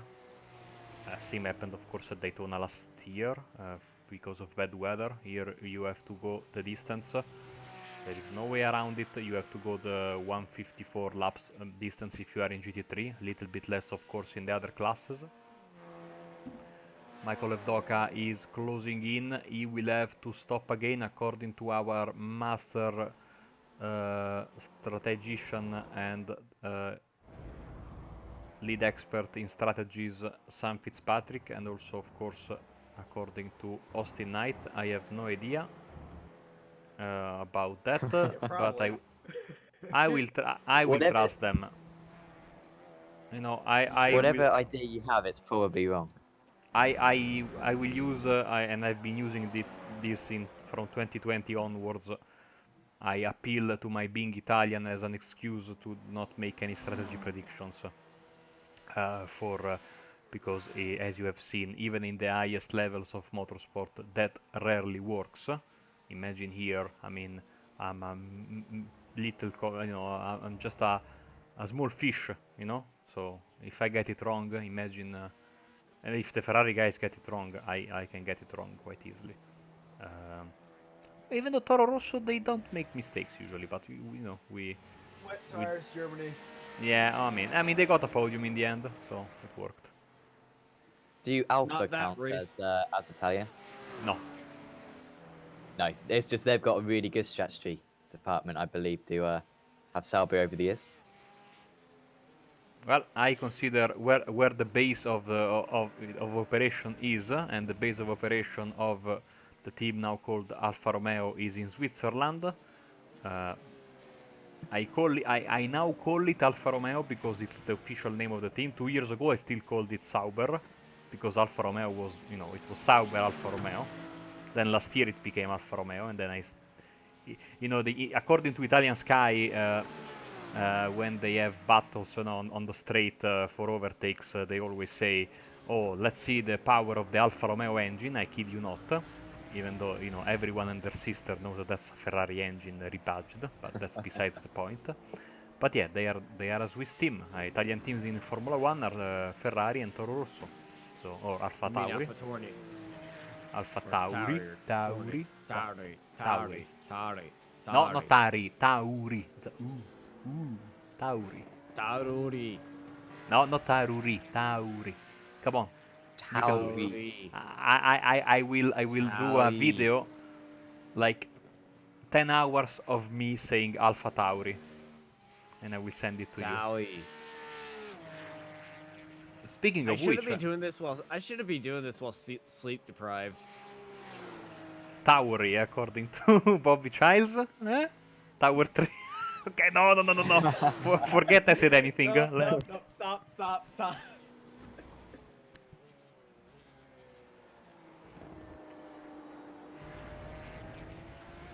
So what was the minimum driving for fair share, Sam? Oh, don't ask me that because I I think my game is crashing at the moment.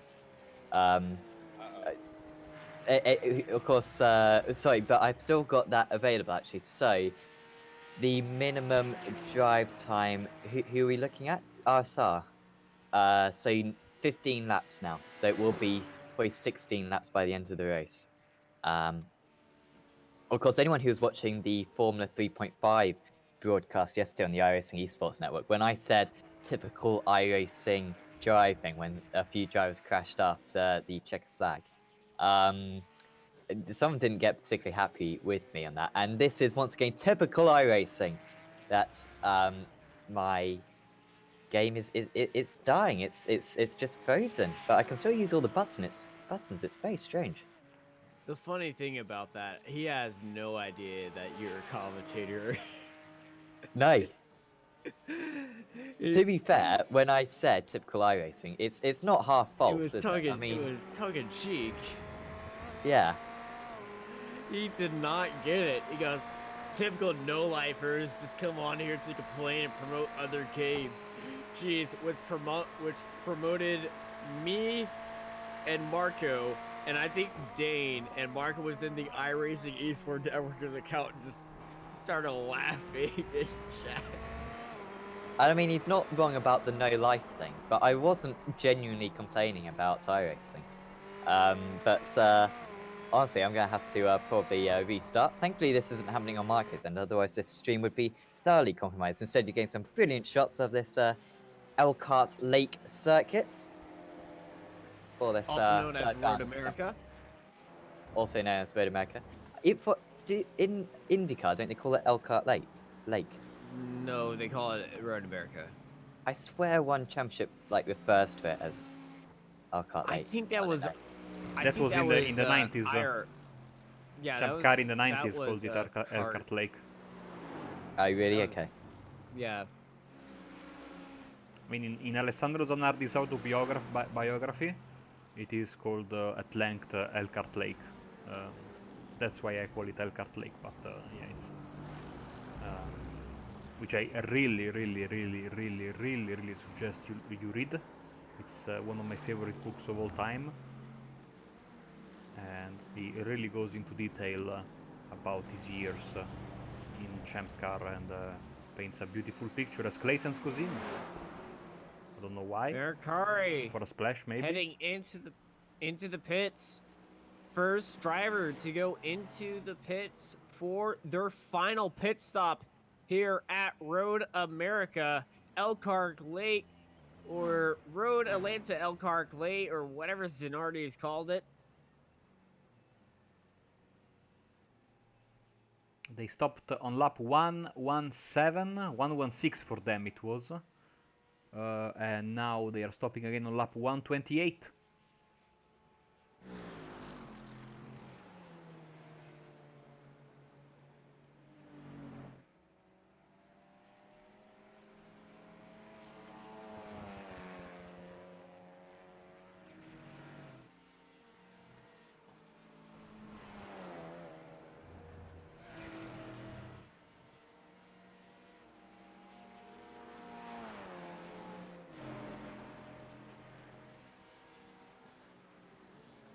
And the entire field has been lapped now by Fury Sinsport. Yes. Yeah, did we miss that going on? No, Or we did just we showed witness it during the pit stop. Ah, okay. Oh, was Well, it they during the pit stop though? They lapped each other during the pit stop, but then Mercari unlapped themselves Yeah. on the pit stop exit. But then they got lapped as Now. they went into the pits. Yes, Yeah. exactly. To quote Tony Stewart, are you paying attention? Yes, Moving I my am. hand. To be fair, my iRacing did just die, so Yeah. I was referring to. I've got half minutes, and Austin is half sick. Basically, we are broken people at this 5-hour mark. So apologies if you've watched this so far. I mean, thanks a lot for tuning in. We mega appreciate it. Hopefully, you've enjoyed the racing at least. I'm sure you haven't been enjoying the commentary, but it's still been very good fun for us. I know one part of this. People they did get talking about the commentary. I scrolled up the chat and yeah, they definitely were enjoying that. They were having some fun with it. I feel like I'm still scared of saying the team name, to be honest. Exactly, don't say it. Oh man. What, you mean Vibe Esports?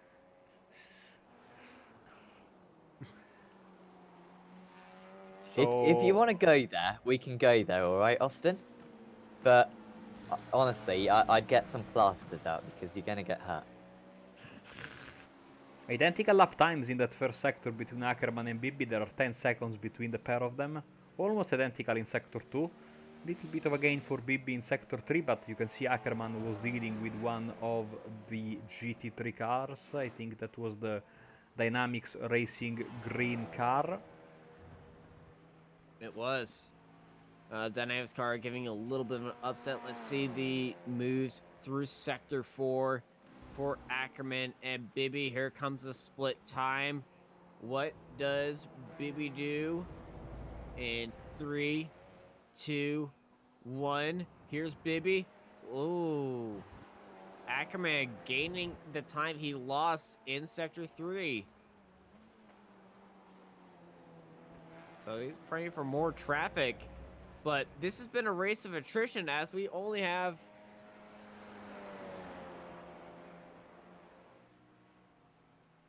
16 cars. 16 cars on track. You and I did exactly the same thing, did we? I looked at the Did we live just- timing Yeah. and see who was still running. but We- yeah, we both- yeah. We both counted with our hands, didn't we? No. I have it on the live timing. I see 16, Dan Blake, and he's still posting, advancing in his current lap, and everyone behind him is stuck at the moment of their demise. Therefore, yeah, I use the technology. I mean, do you have 16 fingers, Austin? It's just I'm from Norfolk in the UK, and everyone here has at least 17 fingers. So it's not unusual to us whatsoever. Anyone who's from the UK will understand that reference. Basically, people in Norfolk are not normal. I've been told by a friend of mine in London that you guys in East Anglia are almost consider yourself like detached from the rest of the UK, like you are your own little kingdom, and try to maintain as little contact as possible with the rest of the country. No, the rest of the country doesn't want any contact with us. That's the Okay. problem. There's no reason ever to go near us, basically. I'm trying to rack my brains why you'd go to East Anglia, but I don't know. We've got some very nice crazy golf courses. We've got loads of churches, too many churches. But that's about it. There's not really much reason. So unless Town. well, yeah. I mean, but people will go to Texas, I guess. But loads of people are. Sorry that we're going a little bit off topic here, but loads of people are emigrating to Texas, aren't they? From California, I'm hearing. Yeah. Also, starting right now in is a very much less interesting race than this in Austin, because the Lone Star Le Mans is starting Yeah, with if a whopping 3 LMP1s. So Yeah, the Rebellion Racing Team took their third straight pole, and if you are interested in 6-hour endurance races like you are today, if you want to watch another 6-hour endurance race, yeah, that's on. I have no idea where they're streaming it though, so just catch the YouTube video a week from now. yeah, I think it's going to be much less interesting than the Apex Racing League, which is starting later today. Sam will Thank you for be that plug. at the wheel of that broadcast. Kevin the Winter is in. Ian Reese. Ian Roots confirming that East Anglians are definitely detached. Bobby Charles saying they're running from the people they're voting for when they move. I feel like my In YouTube referring chat to is just like Texans. dying. Of course, now you cannot come to Italy even if you wanted. I don't know if you heard, but basically the entire northern part of the country is in a lockdown. Oh, is it? So- Why? Because someone apparently came back from China and forgot to go and get checked, and then infected someone who, in the meantime, played several amateur football matches plus ran a marathon, and now we have Wow. more than 100 people and several towns in lockdown. But yeah, of course you can imagine scenes that are worthy of a disaster movie, an apocalyptic movie. Uh, Supermarkets have been completely taken, by storm, and now everyone is trying to get, uh, some stuff to eat, something to, stocking up on stuff. I've got my collection of military rations. I'm in the safe. People were laughing at me for that in the past. Now, oh, do they look tasty? I mean, the good news is living in East Anglia is because no one ever comes to us. There could be a zombie outbreak. There could be like the Black Plague. We wouldn't know about it for 3 years. I mean, we wouldn't be affected by it. It'd be the one quarantined place or the one clean place in the entire world. It'll be We'll be like Greenland or Madagascar on that Oh, plague game. Here's Oh! Rame. Oh dear, from second place. And TCR! Oh, it's been a while since we had a TCR incident. he's now 38 seconds off the lead. and that So was that your could TCR be leader. the lead battle over. Oh wow. Could this be a penalty potentially for Mike Orang? It Oh, really depends on what the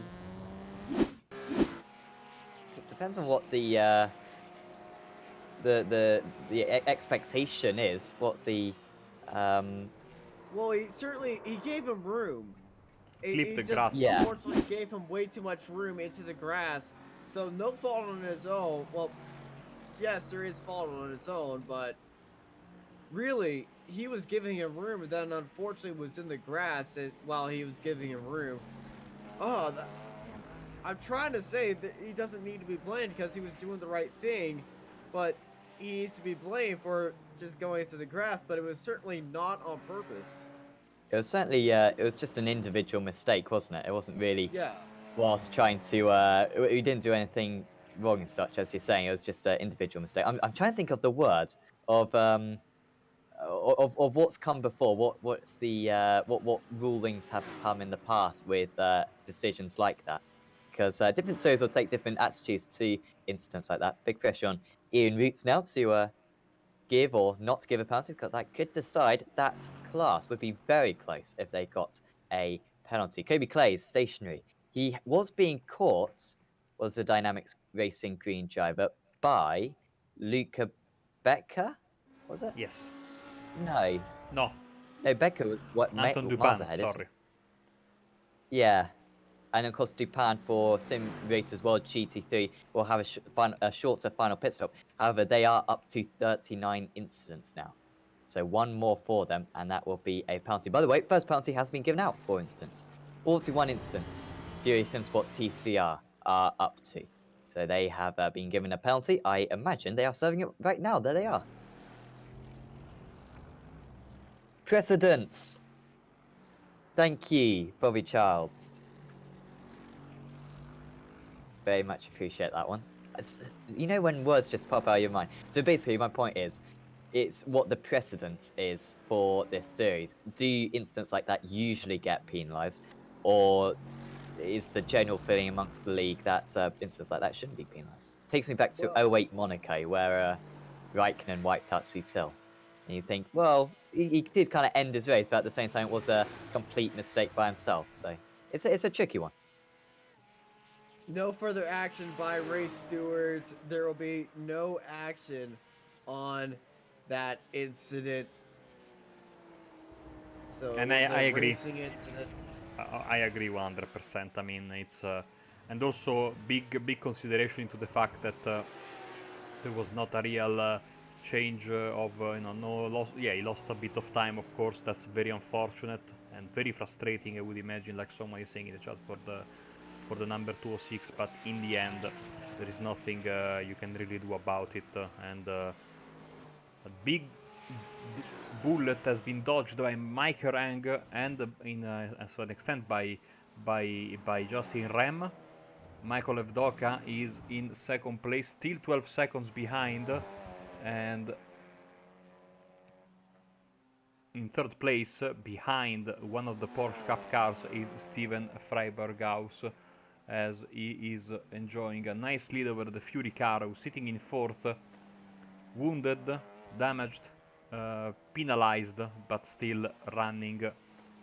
And in the end, they will be rewarded with a good finish, with 4 points in the bag. Let's look where the Meraki car is. There it is. Did his final stop. We are waiting for the final stop of the RSR Esports car, the RSR Esports GT3 entry in this case, the Anthony Pisano driven 114 Audi R8 GT3. So when that is done and dusted, Meraki should go back to second place. And here, running around in happiness, I would imagine Matthew Dorrington. Going to be a big party for Fury if things hold like this. Well, definitely there's going to be a massive party. They continue to hold out. They've been out at front this entire race. Started up on pole and just, I think only at one point in the race were they not in the lead, and that was in the pit stops. But they have been the dominant team today. They've lapped the entire GT3 field. That's how dominant they've been. Which is insanity. Could we get an onboard of Pisano?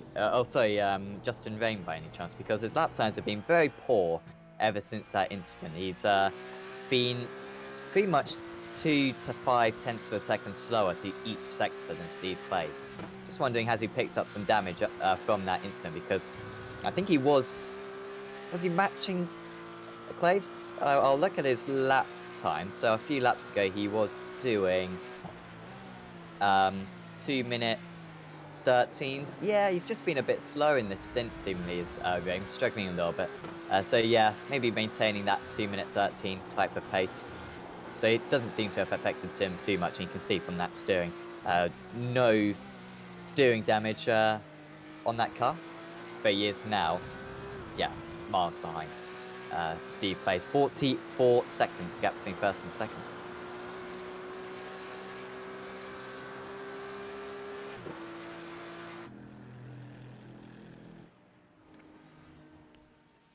Deepan in for his last stop. Will be a quick one this. Will he take tyres though? Did he get a penalty in the meantime? Oh, maybe this is the penalty. It is the penalty. Oh. So, can serve it with the penalty, however, he will still lose 30 seconds, I believe. 25 seconds extra added to the pit time. I mean, that's definitely the best way to do it, isn't it? With such a long pit lane. I mean, usually, I don't know if here it's exaggerated because of the length of the pit lane, but yes, usually everywhere you go it's 25 seconds extra. On top of the 1 second penalty. Even though he's out fairly quickly, eh? Yeah. But yeah, 41. Maybe it was going to be an even quicker stop, and we know nothing about it. So, to be fair, it would have probably been. So if that's 25 seconds and 16 seconds stationary, that does actually make sense. Because he only needed about 8 laps of fuel anyway to get to the end. So that is probably him fueled up to the end of the race. Of course, didn't take tyres. Deepan with 50 seconds I'm looking at to catch up to Kobe Clays in Dynamics Racing Green. he would have had a chance. Like I said, he's lost 25 seconds there, so he would have been within 25 seconds. But yeah, it's not looking too good for him anymore.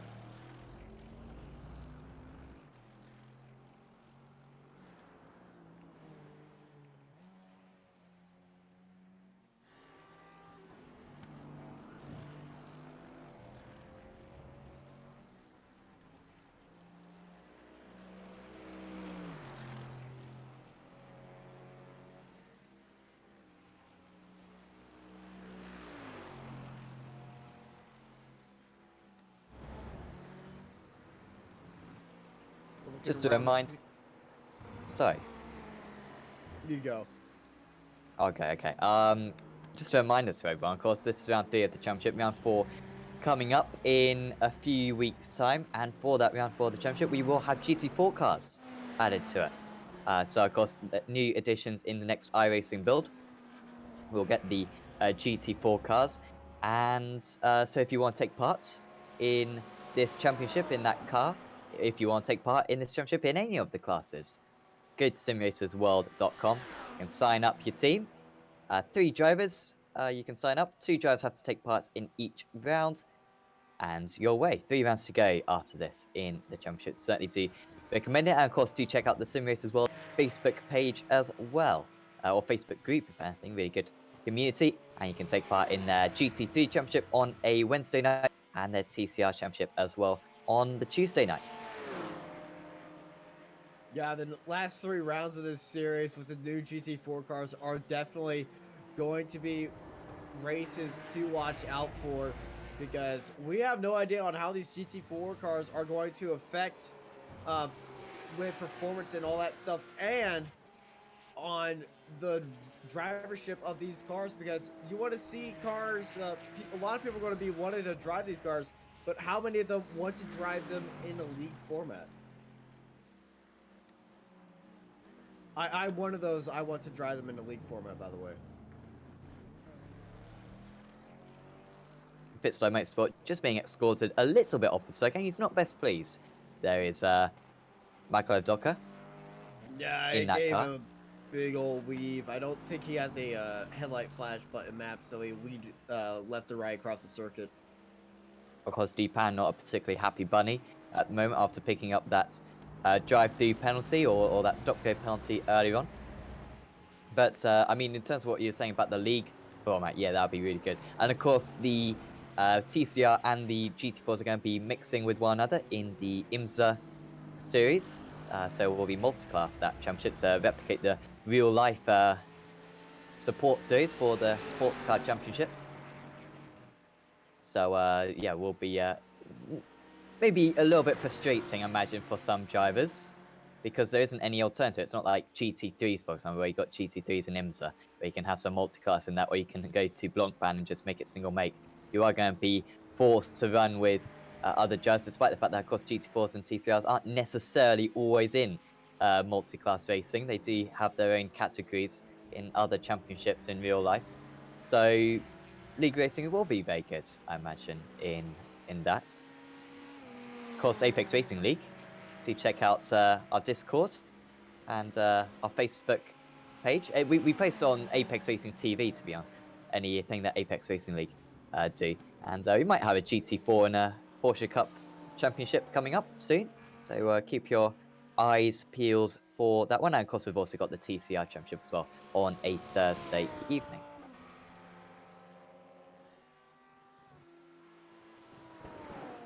Black Hawk Motorsports suggesting that perhaps we could make it 20 instant points. You get a drive through, 30, you get a stop and hold, and 40, you get a 1 minute stop and hold. Unfortunately, you can't make iRacing do that by default, but Ian Rees, as we saw at Barcelona, does have the power to do that manually, potentially, although it would be a little bit of extra work.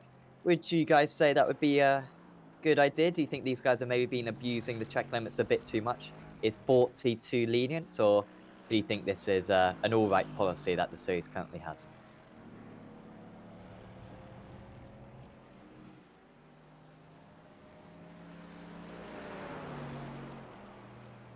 It seems as though there are absolutely no opinions on the matter. I was expecting Austin to have his opinion on this, but Okay. apparently he doesn't. Um, well, Spa is going to be a big test, I think, for the drivers. Yeah, definitely. I really didn't have a opinion on that. I mean, Oh, it's fair enough. Spa is going to be It- tough, of course, but I'm sure the drivers will have to adapt, and selfishly speaking, it might also give us an edge of the seat finale, for possible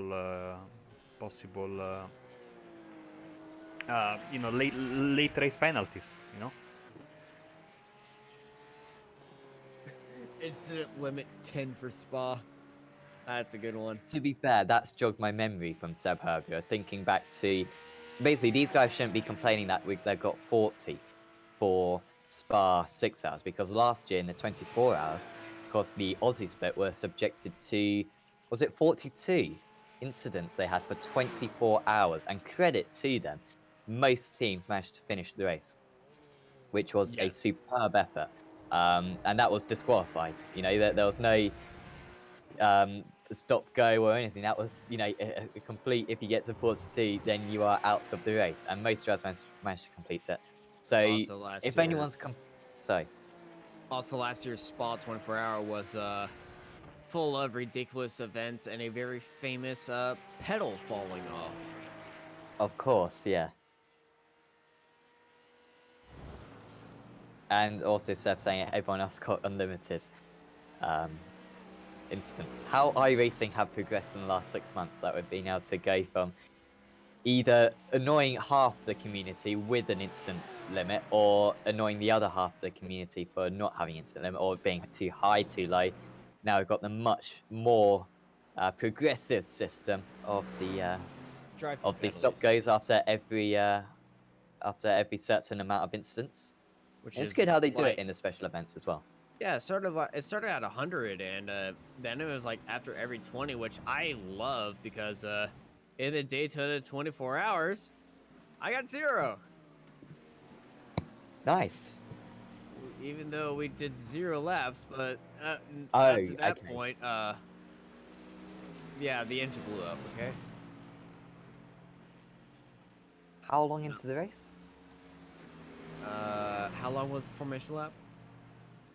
Oh, right, okay. Yeah. Not too many teams can say that they got no incidents, though. So you got that on your side. Well, I wasn't driving, so personally, I got no incidents. The guy driving got like 16 though, Ah, okay. from the amount of cars that hit him. It's looking like from some camera shots like it's properly about to pour down cats and dogs on the racetrack. It's Malaysia is 09. iRacing like trolling us right now? Get I ready would for It's like, Raikkonen to hey, put some full wets hey, on. I know a fun thing. Let's implement rain, but let's just not tell anybody. Just flash update, just rain. Where Simracersworld Endurance? No, but don't you think that would be the best way to deliver it, though? I don't want Yeah. iRacing to mention rain until it's released. Because it's going to be like I Day Night. don't We want- have to wait about 18 months for Day Night from the first trailer. I just want it to be released whenever. I don't want to have stuff teased to me. Like, I just want randomly this feature to be added. No one say a thing. Like, Yeah. don't even have an ad. I just have, wait, it rained. What? Nah. No, yeah, and then have like a tiny bit of rain, and these people go on the forum saying, honestly, guys, it rains. Honestly.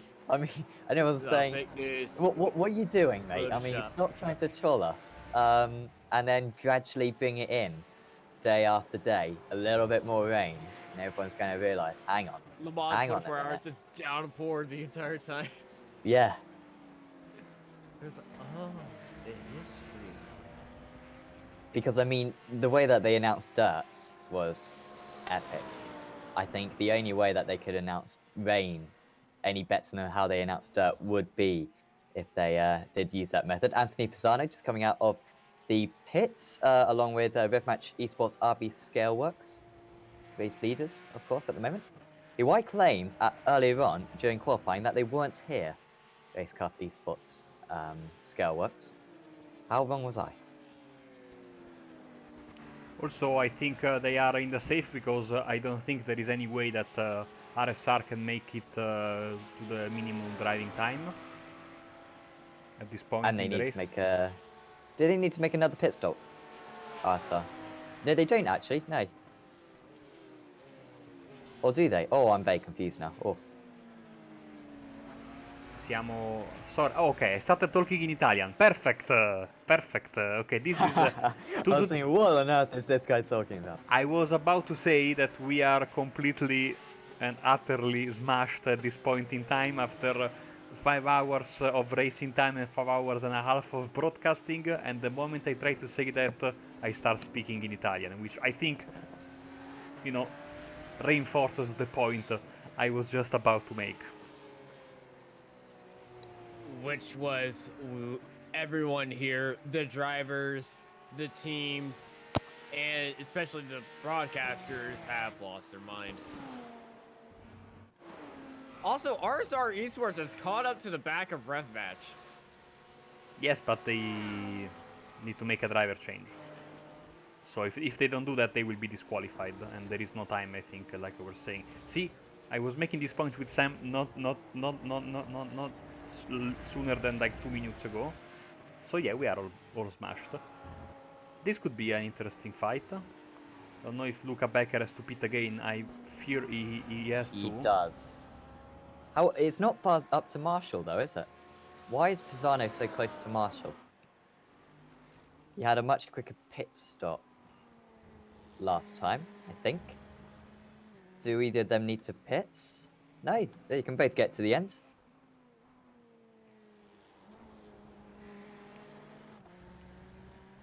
Big silence after this question because we have no idea.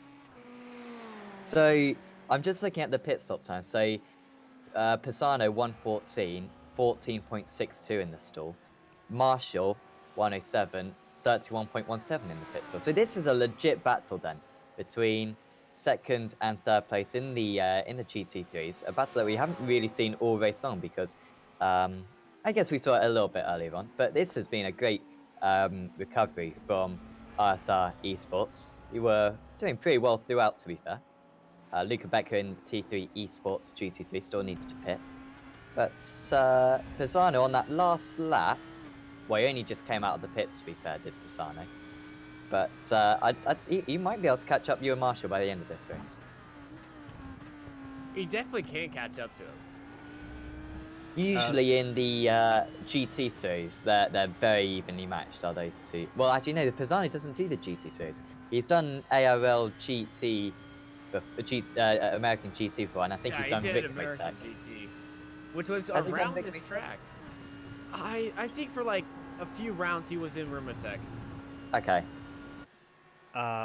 I don't want to create any kind of more argument in the commentary box, but Sam, Austin just called you a hobbit. Why am I what? What's that meant to mean? You said your city that you said in the city that you live in the UK. You kind of everyone just distance yourself from it. So I was like, okay, he's a hobbit. I mean, I was seeing that as me being short. But Oh no, I'm not calling you short. Okay, I mean, is a hobbit better? I don't know. I mean, hobbits have more advanced technology than Norfolk, to be honest. I don't know the UK terminology for this.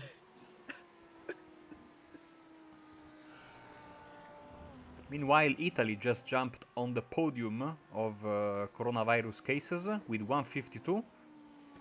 Oh, well done. Just in time for the final 12 laps of the race. And that's why It's I the said only you're living in a podium. bunker. It's the only podium this year, considering that we have the Olympics. It's the only podium that you're going to stand on. Ah, come on, we win every once in a while in some obscure sports in the Olympics, don't be mean. What sports do you win at, though? Fencing, we are the masters of fencing, of course. Oh, really? Okay. Yeah. And, you know, archery sometimes.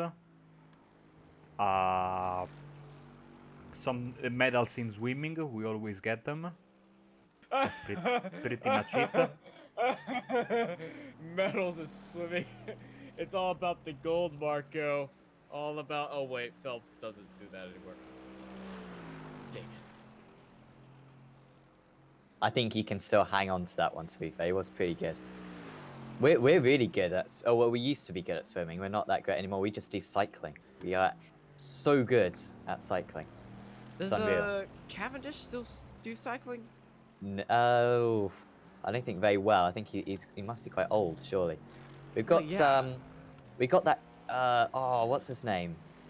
We got that couple that The who were like brothers. married. No, Oh, no, the well that's the couple. Brownlee brothers who do the Yeah. triathlon. Yeah, they're Triathlons. really good. And then we've got two cyclists who married one another, and one of them has got like 7 golds already, and he's like only in his late 20s. I will Google their names. I'm not going to go into the U.S. medal count, but I was about to ask you, what sports are you going to win at? And you're probably going to win at what? Swimming, running, swimming, gymnastics. Basketball. I mean, if you don't win basketball, then that's pretty bad. Basketball, baseball, basketball. Oh yeah, baseball is back. Yeah. You're right. Baseball is back Well, it's this year. softball. I thought it was Also softball. We have both of them. One is for males and one is for females. Yes. Women's soccer. That's Yes. Also. Oh yeah, you are very absolutely good at that. right. And I believe shooting. We're definitely gonna win that. And I have a very high feeling we're gonna win the weightlifting competition. I can't watch the weightlifting competition because have you seen the bloke who lifts the weight and his arm snaps in half? Yes, and I've seen that. I'm terrified that I'm going to watch that. And someone's arms are just going to... Because it could happen at any point. I mean, it's absolutely disgusting. Anyone who hasn't seen... And also the gymnastics one where they do go over the pommel horse and they land it and their leg just snaps in half. It's yuck. Absolutely disgusting. So people in the chat are rightfully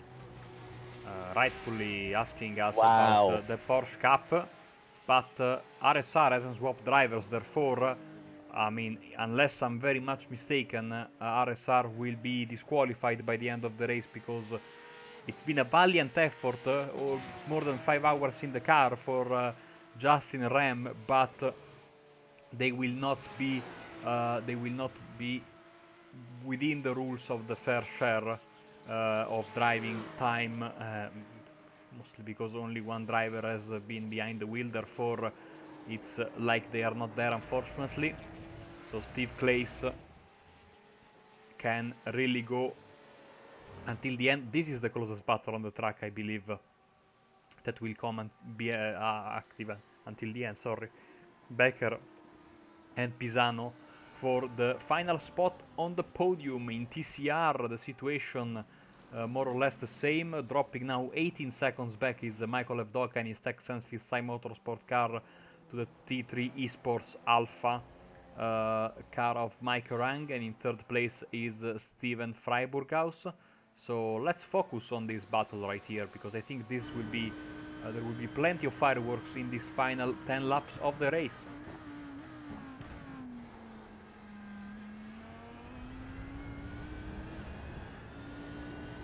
Just asking Bod Bolans, who is your cyclist?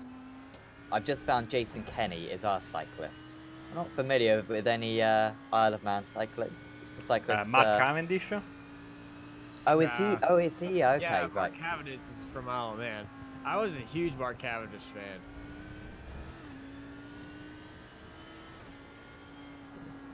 And is he retired then? I don't know. I swear he's so old, but I don't know. But whoever said motorsports need to be in the Olympics, you're absolutely right.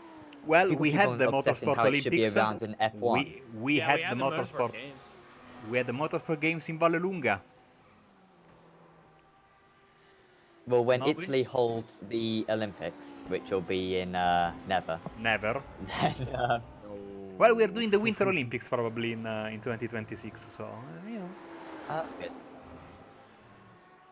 Fury Sim Sport with an issue. Into the wall. Oh, It's not been their the day. TCR Fury team has been having a rough day, exactly opposite of their GT3 team. Let's have into Oh. what are you thinking? And then Patrick Piper after that hit.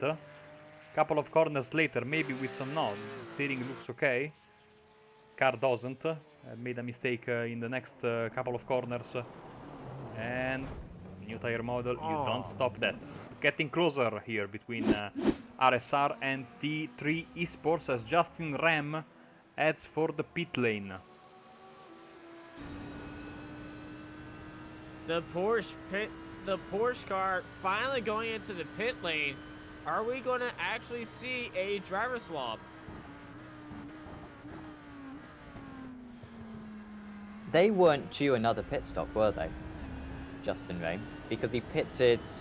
Pretty sure he pitted similar to Steve Clay's in the Yeah, he did. He did. red He match didn't do car. another pit stop, so I think he got another driver in the last minute. Ah, so just to complete the fair share. Unless he's still in the car. I clearly remember in one of the previous rounds a driver completing the race on his own. And It was and Ryan after- Walker. Ryan Walker, and then being disqualified, no? So... I wonder if Justin's just giving in now. No, he has got back no. out. Still in the car. This is getting closer Well, and closer. Luca Becker for the podium. Anthony Pisano defending it for the other RSR team. Of course, we do think T3 still needs to pit though, because they last pitted on lap. Is this correct? Lap 115 they pitted. Oh yeah, you are right. Yeah. Whereas Pisano pitted on 138, so Pisano should get to the end of the race.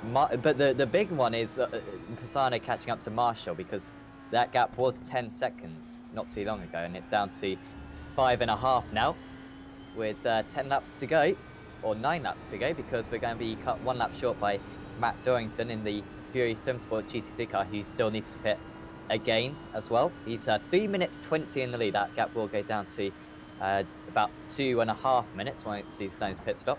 But Pisano on that last lap gained 4/10 on Marshall. So at the moment, he's not going to quite catch up to second place in time, but it's going to be quite close.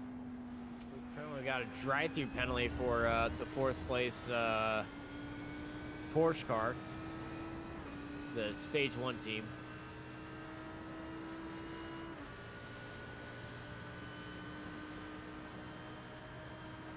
But Becker sitting in that draft though, is he gonna? He does not have enough fuel to continue this. Thiessen just telling us how Rain did have to pit again just for fuel, I think. So apologies if I got that one wrong. So he wasn't really in that fight with Clays anyway, after all, because we had that big moment where I think Rain had the off, didn't he? He had that collision with another driver, but of course he collided with T3 Esports Alpha, the TCR car. It didn't turn out to be too costly. Would have finished in second place anyway, if they do finish at all, because it does look like they're going to beat scorecard. Drive through for car 374.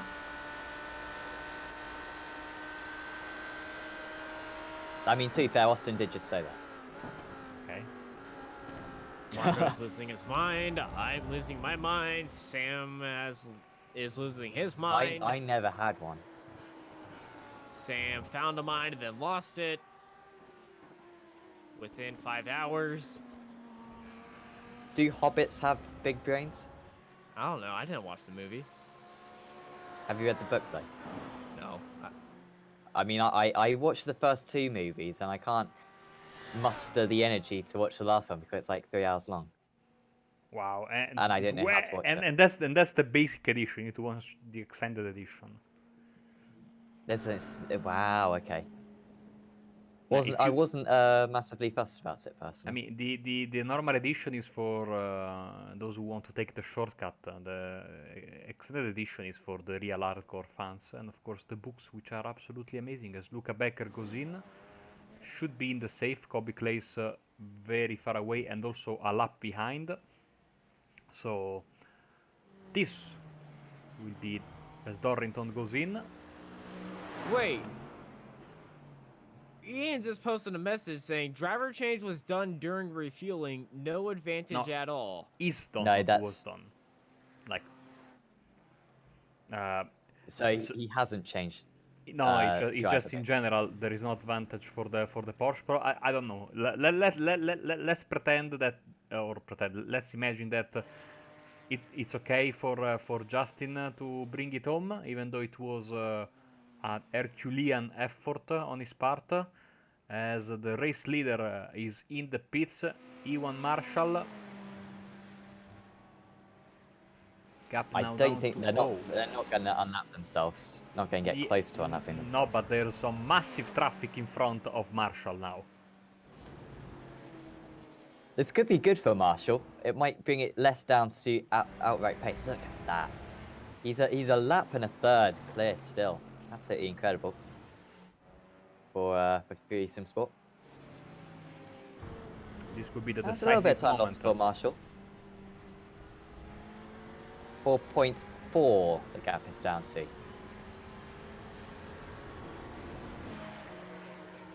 think this is when we bring up the sector time thing. See how much time is being taken out. Marshall with a 207.76. Zane with a 206.69. 1 second closer. That's down to 4.3 now. With... Well, he's got time, hasn't he? He's got 7 laps. 8 laps, even. 7 laps, sorry, because they're 1 lap down. One lap down, yeah.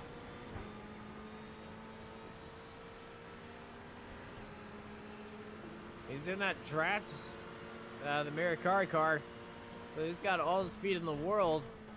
And that's playing into his advantage now. He just doesn't want to be held up into these corners. And if you can see that up there, that is a slow gaggle of cars in front of him. He might catch them at a pretty good point here. I'm thinking he might catch them just after the kink, or he might catch them through the kink. And a TCR. Yeah. The dreaded TCRs that were such a trouble to get loose, and Mercari just a little bit off the track right there. Seeing the TCR, he's going to have to go around the outside here, taking the slow line, and this is going to let him... Oh, he's done the switchback and gone to the inside. I think Pisano lost a little bit of time as well behind the car.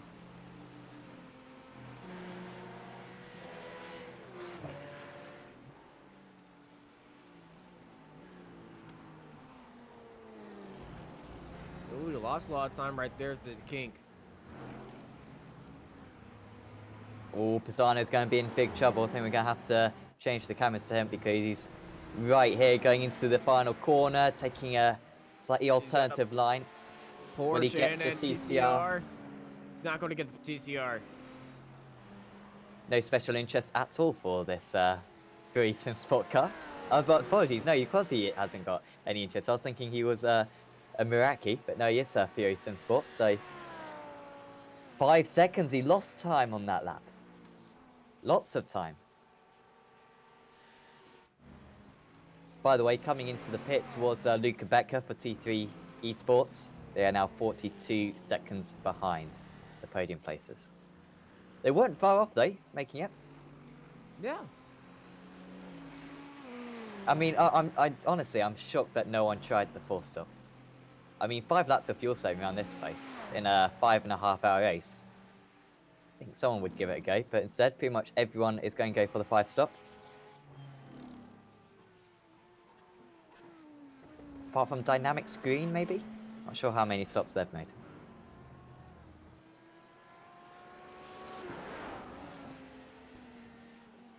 No, they have made 5 stops as well, yeah. Actually, T3 Esports Alpha, the leaders of the Porsche class, the TCR class, have only made 4, and I don't think they're going to have to pit again. Evdotka, Protect Sense The 110. will probably have to pit. They last been on lap 110. Yeah, so they should be able to get to the end because they're going to be like 14 laps down on the leaders by the end of the race. Yeah, Texas pit on lap 107, and they're currently on lap 132.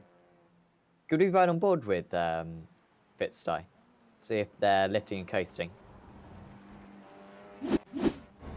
Because their times are still pretty good, to be fair, for Michael Evdotka.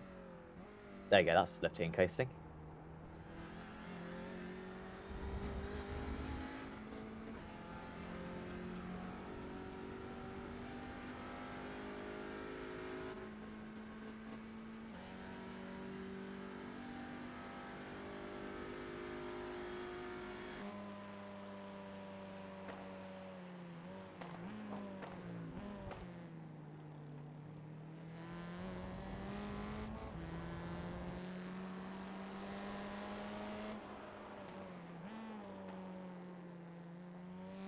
Now 21 seconds between the top two in that class. Pisano's off. And is that the chase over? He had got the gap back down to 4 seconds. But I think pushing too hard going into turn 1. Just too much speed carried in. Yeah, too much speed, lapse of judgment.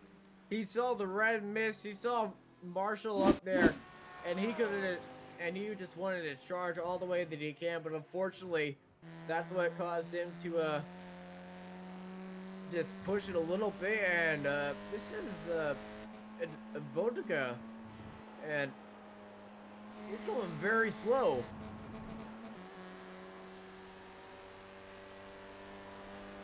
I think he's going normal speed, to be fair.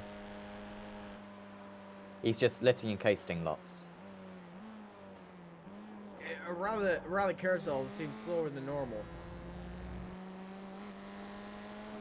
He is losing time to the race leader with every lap that passes.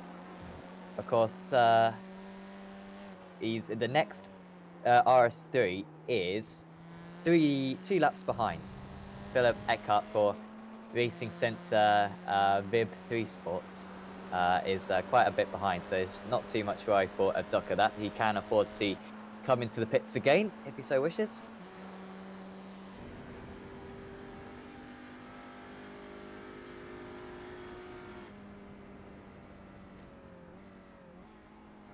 Might want to go for the fastest lap, thinking about it, Evdotka. There is 1 bonus point for fastest lap, along with a bonus point for pole position. Might be his best chance here, because he's not certainly going to get a fastest lap at this. His fastest lap is 0.12 slower than Mike Orang's fastest lap, or T3 Esports Alpha's fastest lap. This is a mistake then that they made, so we're going in too deep at turn 5.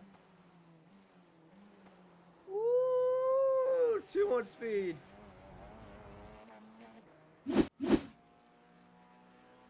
Four and a half seconds the gap is back down to between second and third in the GT3s. I think Pisano and RSI Esports may have caught if it weren't for that mistake. It cost them, I think, about 1.2 seconds, that mistake. So they'd be much closer. Instead, they've got the target of catching by a second a lap. They were 7/10 slower that last time round. But just in this first sector, 2/10 up. Second sector, I think it's just about matching.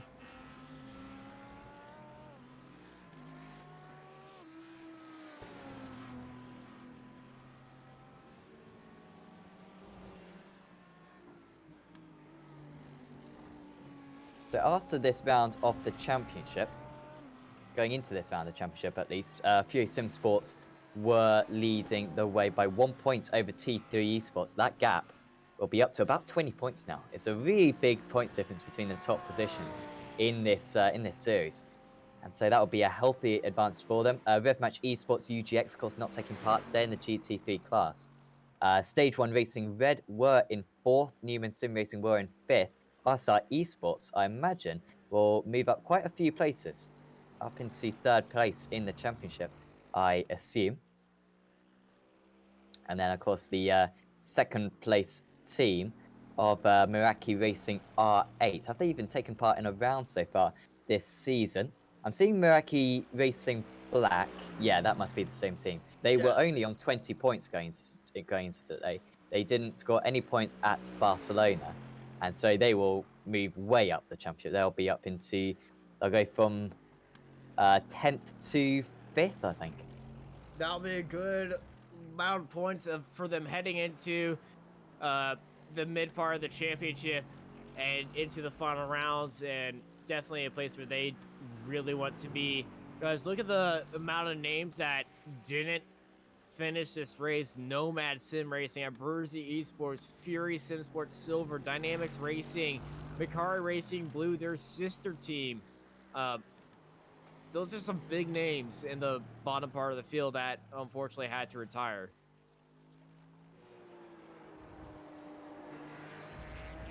Really seems though Fury Sims will have set themselves as the team to beat. Can so easily change though in the States. You know, one contact might not be your fault, and a couple of them across the season, and that can really derail your progress. Match Esports RB Skullworks going to maintain their lead in the Porsche Cup Championship, but they were really pushed by RSR today. Rame, of course, picking up that, well, will be getting disqualified at the end of the event. And I also think, 6 hours with one driver. I know personally, my performance would significantly be decreased if I had to do that much time in the car. So I think if they had two Justin Rames as such, who were I mean, alternating, I mean, I think Sam, they would be that much faster. I don't know about you too, but I am feeling the effects, and I've not been driving. I've been clicking around and switching cameras and talking to the guys in the chat. So I can imagine same is for you. I don't know how Sam has the mental strength to do another one after this. But yeah, driving for 5.5 hours must be. I mean, I have noticed, and let's go on a bit of a tangent here because we are almost at the end, and why not? As Evdoka is in the pits, it's and they are in the clear, of course. No need to panic for their second place. I've been noticing that since I've started working out in the gym,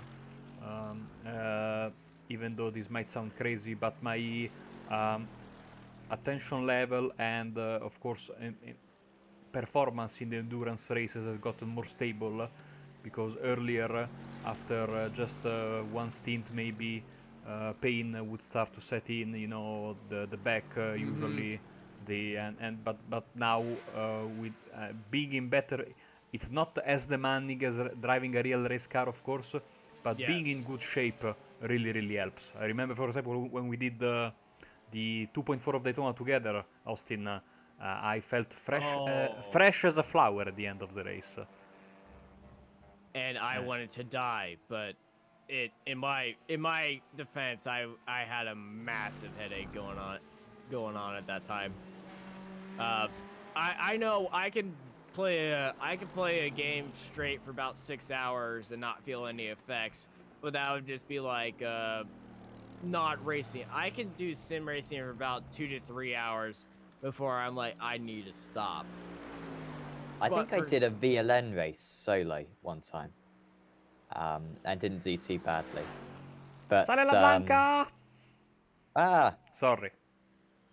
5 hours, 20 minutes, the 28 minutes in, 1 lap to go for Matthew Dorrington and Fury Simsport, who can formation lap this, honestly, as the rest of the field. So the second race leader to pass the start finish. Oh, the leader is in. Okay. this will be enough. They'll have a big Oh. enough gap, won't they? Yeah. But why are they pitting? Because this is going on to the last lap. They've got plenty enough fuel, surely. Fuel splash. No, because Texans had to go into the pits. They did a fuel splash as well. Yes. T3 probably has a fuel warning, and they don't want to risk it. Marco, no, I believe it was Sam who was with me for the ARL GT American GT, remember the last lap? We had so many cars lose fuel. It's a splash and go on the last lap here at Road America. This is a crazy strategy. We see the third place car of Racing Center Vibe Sports right there. And second place is at the bottom of the hill. But T3 with that splash and go is going to be ahead. But what a drive by Fury Sim Sports today. It really has been domination on a scale that we haven't seen, at least in the GT3 category, all season long. Fury Sim Sport entered this race as the championship leaders. And after round 3 out of 6, the halfway point of the championship, they're going to have a healthy margin. Matthew Dorrington, Chris Warner rounds the final corner on lap 154, and they are going to win here in the Sim Racers World Endurance Championship. Fury Sim Sports win the GT3 category and the overall championship category as well. Handy lead in the championship now for them. As the next class winner we are going to see across the line, will it be T3 Esports Alpha or will it be Steve Clays? It will be T3 Esports Alpha because Steve Clays got a lap by himself. He's going to finish 1 lap ahead of everyone else. And Mike Orang, now 24.5 seconds ahead of Evdoka for the TechSense Fitstone Motorsport. And they have been very impressive as well, have T3 Esports Alpha. Considering that we didn't think that they'd taken part in a round so far this season, they've done pretty well and will be one to watch out for in the championship later on. Yeah, definitely. Just kind of corner for Orang to deal with. They really have been pushed by TechSense Fitstone Motorsport. Haven't been leading for the majority of this race, but it was that strategy, that perfect strategy to stay behind, get the slipstream. It made their fuel much more comfortable. And despite a late splash and dash, Mike Orang for T3 Esports Alpha, along with his teammate Oliver Ackerman, are approaching the line in perfect synchronization with their GT3 teammates. Ooh, And they win Pushka. the TCR category. Their screenshots ruined by SCC Racing. I'm sure if that was a screenshot for a Christmas card, SCC Racing aren't going to get that Christmas card now. Yeah, they're not going to get that Christmas card. They're going to just get a lump of coal. But they probably might use that for fuel, so they'll probably just get a bunch of corks. I think so. It's Steve Clays for RevMatch Esports RB Scaleworks, number 13. Sexiest In man style. alive is going to slowly coast it through the start-finish line and take the win in the Porsche Cup category.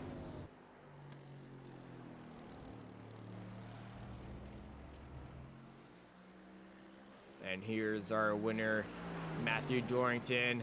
I think we're going to get a little show. Or is this a replay of him crossing the start-finish line? I'm hoping to get the burnouts, because you already towed back to the pits. So hopefully he gave us a show here. They were promised I think he did it on the back straight.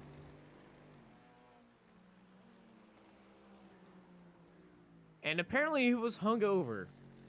And a birthday present as well. So, I think it's his birthday. I'm not sure. Oh, a nice set of 11s happening.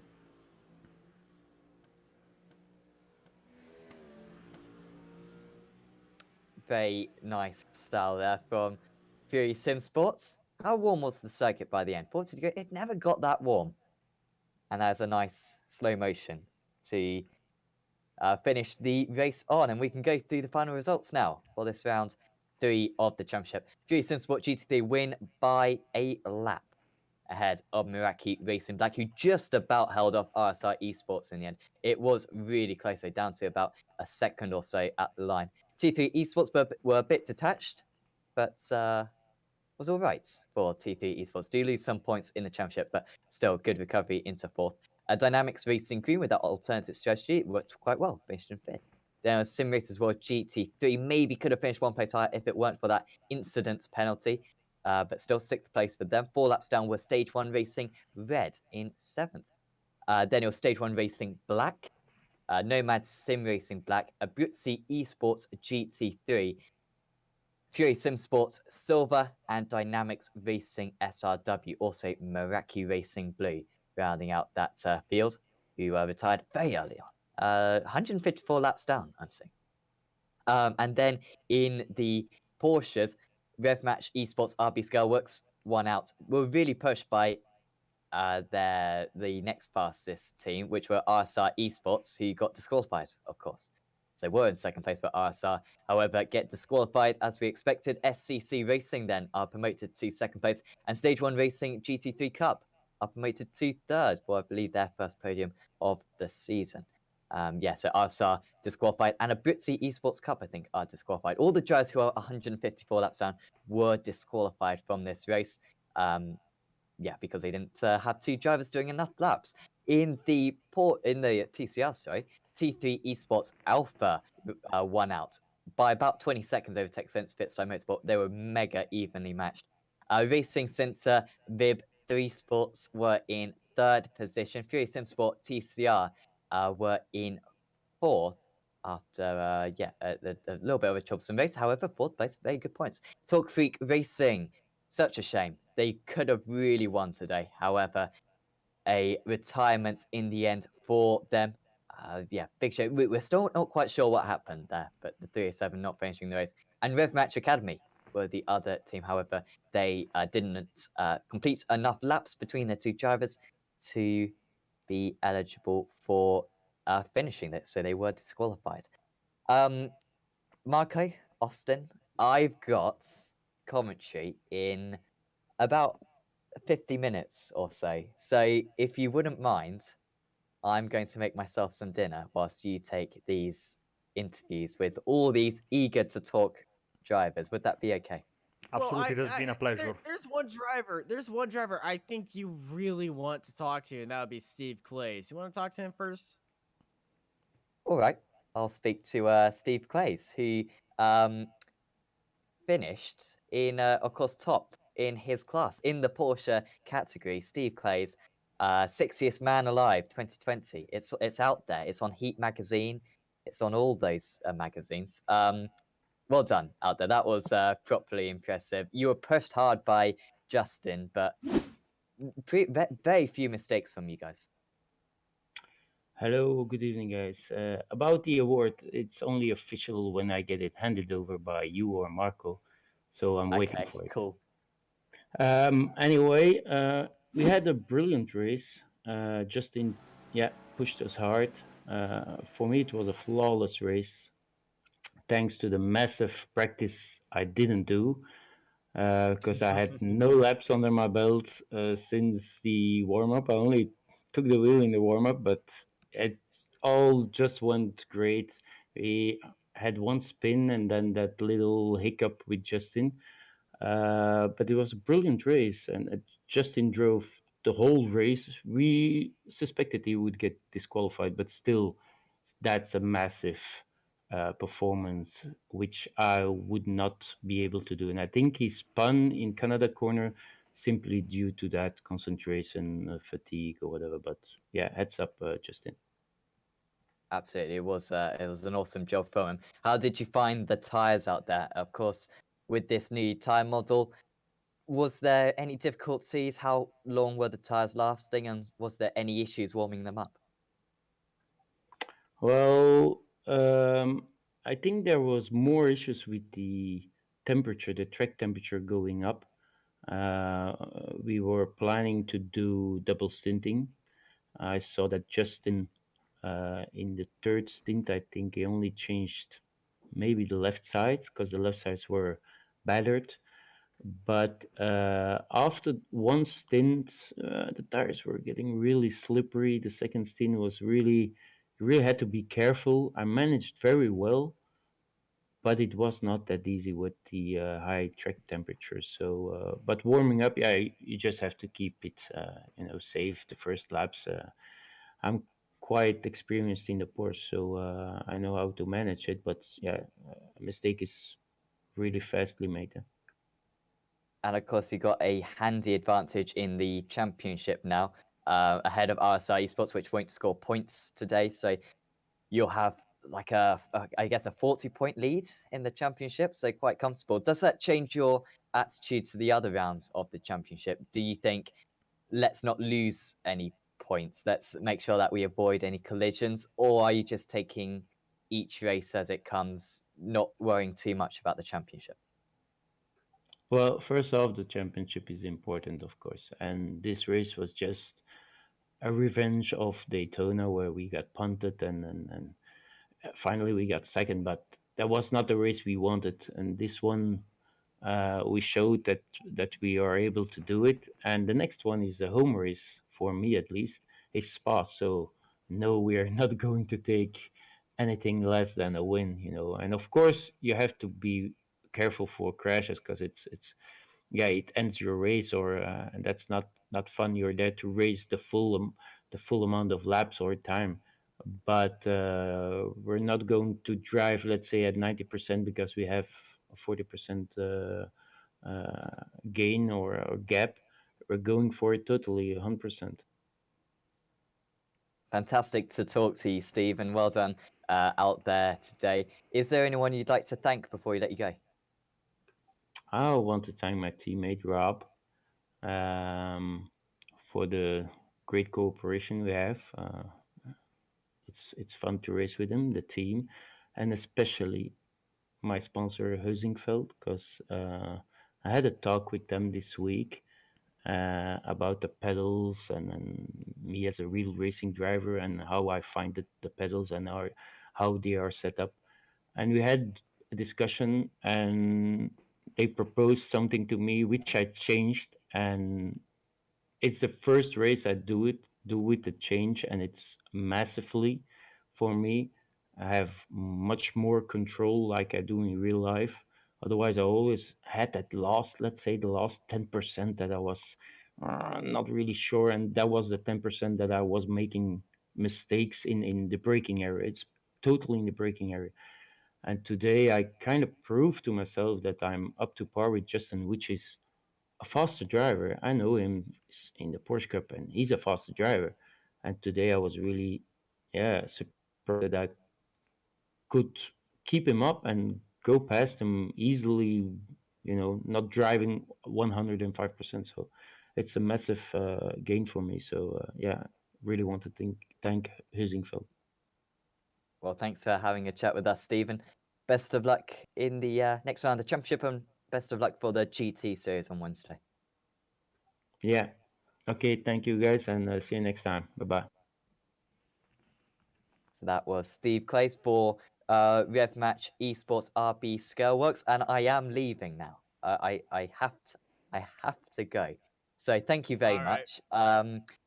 Of course, I realise there's been some disagreements. There's been some shouting in this, but I wanted to say, hopefully it's all right, and hopefully we see back. Um, we do see that team back for the next round of the championship. Viv 3 Sports. Yeah, Hopefully, we they see they them back. just And they just posted in chat. It's Vibe Sports. I don't care what they say. I, Vibe Sports, I perfect. after 5.5 hours, they honestly can get lost. So it's Viv 3 Sports. There you go. Go away. Have a nice evening. Thank you for the action. Thank you, Sam. Catch you very soon, and good luck with Thanks. the Apex GT broadcast later tonight. So, Austin, Next up, we have our race winner, overall race winner, Matthew Dorrington. How you doing? How you doing, man? Yeah, good, buddy. How you doing? Oh, well, sleep deprived. I can tell you that. Yeah, I bet, mate. I bet.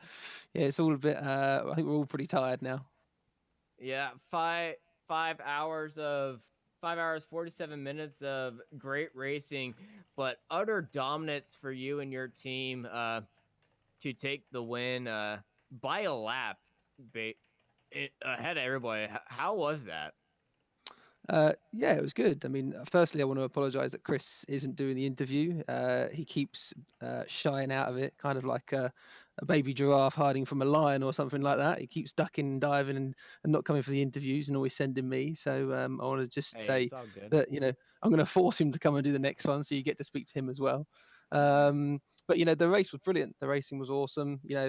As usual, it's always fairly clean. There was quite a lot of cars with damage this time, we noticed. But yeah, the car was really nice. Chris was rapid as always. So yeah, we just basically got a bit of a lead and then just consistency from then on in really. All right. Well, we're gonna try to do some quick interviews right now because Marco has pizza by his Come on, door. man. So, That is more important. Go go go. so before we let you go, anyone who wanted to shout out, congrats on the win. Also, is it apparently you're hungover and it was your birthday? Yeah, went out last night for my birthday, which was Well, yesterday. happy birthday. And thank you. It all got a bit, we all got excited as you do when it's your birthday, and you know what happens. A few drinks turn into a lot of drinks, and yeah, it wasn't fun during Well, qualifying. But I'll let you all go, and I'll let Marco get to his pizza. That's way more important. well, before you go, anyone who want to shout out? Just Midas Simulation and all the boys at Fury Sim Sport. Always the great bunch, and yeah, really happy to be with them. So All right, awesome. You have yourself a good old day. yeah, thanks to you guys as well. Have a nice one.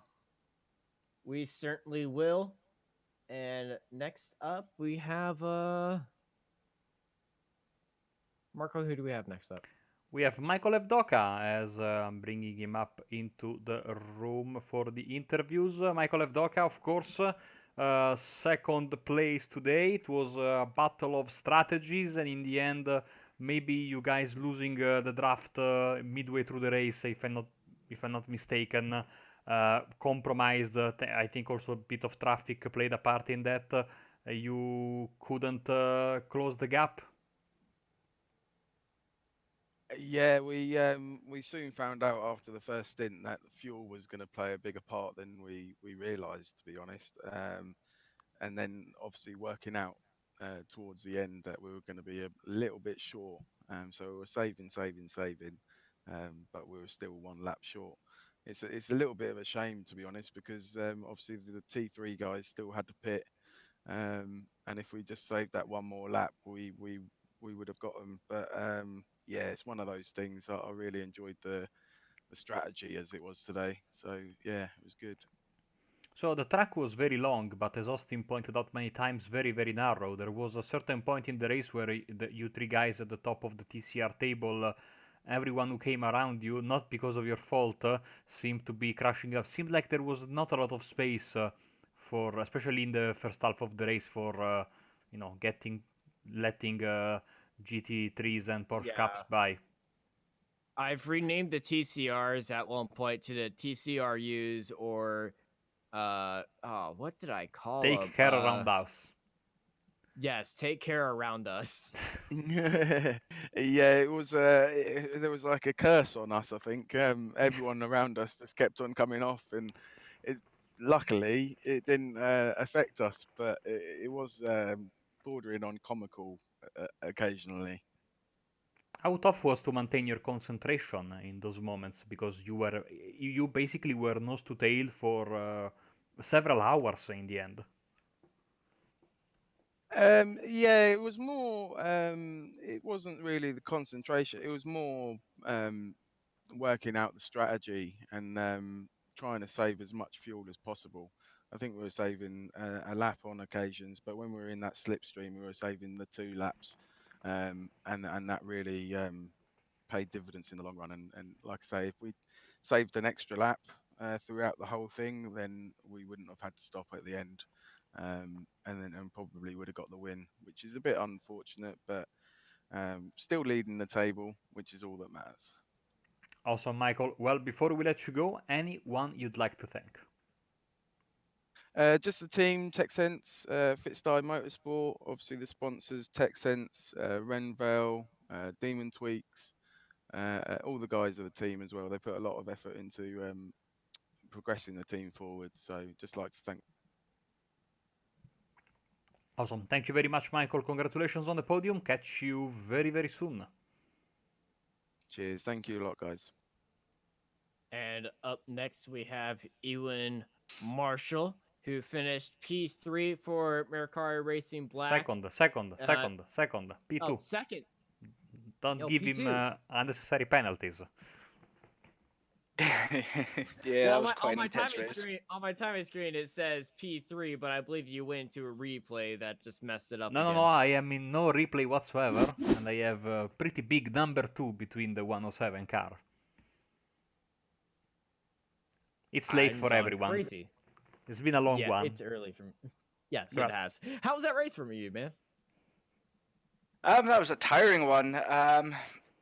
Started off with a double stint, and then teammate PJ jumped in, and after that he started not to feel so well, so I had to jump back in again. So I wasn't expecting to really have to do another stint at the end. But it was a good tough race, and I just couldn't keep up with the guys up front there. They just ran away. Yeah, it looked like at the start, I put the Ferraris as having a big old advantage today, because of the way that you could just sit in that draft, but the Fury Synsport guys just flew away from y'all, and you just couldn't keep up with them. Yeah, they're on a different level today. Yeah, they were definitely on another level and on another planet, it seemed like. But hey, you still finished on the podium. You got a lot of well-deserved points for you and your team, and you jumped up the point standings a lot. Yeah, we haven't had the best of luck so far in the endurance series, but it's all kind of like a learning curve for us, really. We just enjoy it. All right, well, I'm glad you're having a good time. Next time we come back, the GT4 cars are going to be on the track. So how you feel is that going to affect the series? I'm not sure, really. I'm hoping it doesn't decrease the number of the Porsche Cup cars, because there wasn't that many here today. So I'm hoping it doesn't sort of end that sort of series, and then it's just going to be the GT4s. I believe the GT4s are going to be a lot of new entries, but as we could say, you had a great race. Before we let you go, anyone we want to thank? Just want to give a shout out to all the guys at Meraki Racing. They're always giving great support, and I hope PJ is feeling better soon. And of course, to you guys for putting in all the effort. Oh, thank you, man. I hope you have a good day. Perfect. You too. That was Ian Marshall. Let's bring in Ian Roots right now. Ian, how you doing? Yeah, I'm good. Ian. Thank you very much. Did you enjoy the show? Yes. And then our minds went to mush, and then yes. To be honest, we didn't have as many guys on the grid this week, which is, if you want me talking from my heart, it's disappointing. But towards the end of the race, my God, there was some frantic fuel stops at the end, and yeah, a few penalties that went against certain teams that actually brought the race back to us at the end. I obviously, sitting in race direction, I'm having a big overview of the whole thing. You guys are commentating on what Marco is giving you. But I could see things were beginning to close up, and the fuel strategy for some teams didn't quite work out as well as they'd wanted. So it gave us a good grandstand finish. But hats off to Fury and GT3 Rev Match. Down in Porsche Cup, these guys, they drove outstanding today, and there wasn't anybody on their level today. So congratulations to those two guys at TCR, right down to the final lap again. With the fuel strategies, it's always close. The first half of the race with the TCRs, bumper to bumper for nearly 3 hours, 3 of them. It was an incredible sight to watch. And yeah, the TCR guys always give us a good show. But yeah, absolutely fantastic again. And we had constantly over 40 viewers all the way through, which is down to you guys. Your commentary helps tremendously. So thank you. and some mindless banter from time to time. Of course, it's an endurance race. What an endurance race wouldn't be an endurance race without mindless banter, would it? you But have to fill the time somehow. that is true. That is true. But just to clarify a couple of things, people asking RSR Esports Porsche Cup. Yeah, I was about to ask you about that. Yeah, we shall we say found a loophole, so his points will stand. But we will announce now live here that the loophole will be closed for the second half of the season. So, come on, he drove 5 hours and 40 minutes on his own. How can we not? Yeah. How can we not give the man the points? Because that was astonishing. I think I would have probably peed in my seat first of all. Um, and yeah, I would never have been able to last that long. So if the man has got kahunas the size of massive boulders to do 5.5 hours of racing on his own and bring the car home in second place, I think that deserves the points all round. But like I said, from now on, it will be a genuine DQ. If you turn up with one guy, then you will not get the points. All right. So you heard it here first. RSR Esport Porsche Cup is finishing in second place now. Thank you for clearing that up, Ian. No problem, no problem. But yeah, no, fantastic race to watch all round. And yeah, hoping for a slightly larger grid next time. Obviously, GT4. Thanks to you guys for pushing that again for us. The registration is open for GT4. If the drivers from the Porsche Cup would like to switch to the GT4, you need to speak to me first before presuming that is possible. What I don't want is only one person left in the Porsche Cup series, namely Steve Clace, all on his own. We need to discuss it to see where everybody goes. We could effectively make it Porsche Cup series done and dusted. Now everybody jump to GT4 and have a fresh series for a fresh championship for the last 3 rounds. But we need to come to an agreement with the guys. I'm open to suggestions. I would like those that are in the Porsche Cup to stay there and add another 6 or 8 cars on the grid for GT4. If that's possible, then fantastic, that's mission accomplished. But I'm open to suggestions, I'm open to whatever people want to do, and we'll run with it. Marco knows, us at SRW, we're not that strict. If there's something you guys want to do, then let me know and I'll discuss it with you. All right. Well, thank you for being so open and willing for ideas and improvement of the series. We always love that about y'all and how y'all never stop improving even during the season. So thank you. Before we let you go, anyone you want to thank if you haven't already done that? Yeah, one person today, obviously broadcast team. I can't thank you enough. Apex, you do a great job for us guys. But Sebastian Hebra, he joined me today in the race control booth, and he should have been racing today in the series, and he gave up his slot for that to help me out today. It's been a tough week for me, and I just needed some assistance today, and I needed to kind of take a break every now and then. So it's just thanks to him. Without him, race control wouldn't have happened today. Definitely not in the focus it normally has anyway. But yeah, we can't race without race control. It means a lot. It goes unthanked. But today, I just want to thank Seb for all his work in the booth with me, alongside me. So thanks, Seb. Great job. And we'll catch you all. We'll catch you on Wednesday, Marco. And we'll catch you all round for round 2. I'm just trying to think, where is it? Bathurst. Where is the next round? Bath? No. Oh yeah, Bathurst on Wednesday. When's next endurance race is? It's at Spa. Where's the?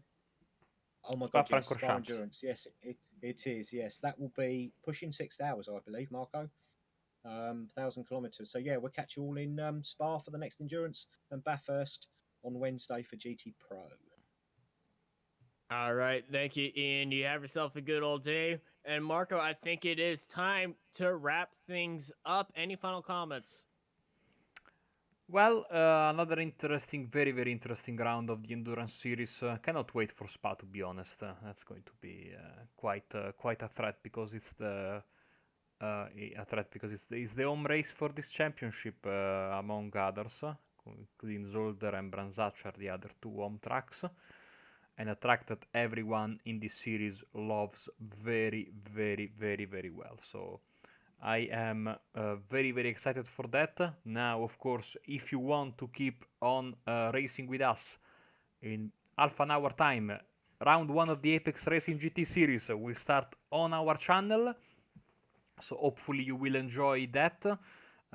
Thank you very much, Austin, for staying with us on minimal sleep and providing your very, very insightful expertise on racing. Thank you, as always, for having me. Thank you, everyone, for joining us in chat and having us all on here. Thank you, everyone, for joining us and everything. I've been joined by Sam Fitzpatrick, who's going to be with Marco Barbonera in the commentary box as well. I'm Austin Knight, and I hope y'all have a good night or day. Or I'm tired. I'm going to sleep now.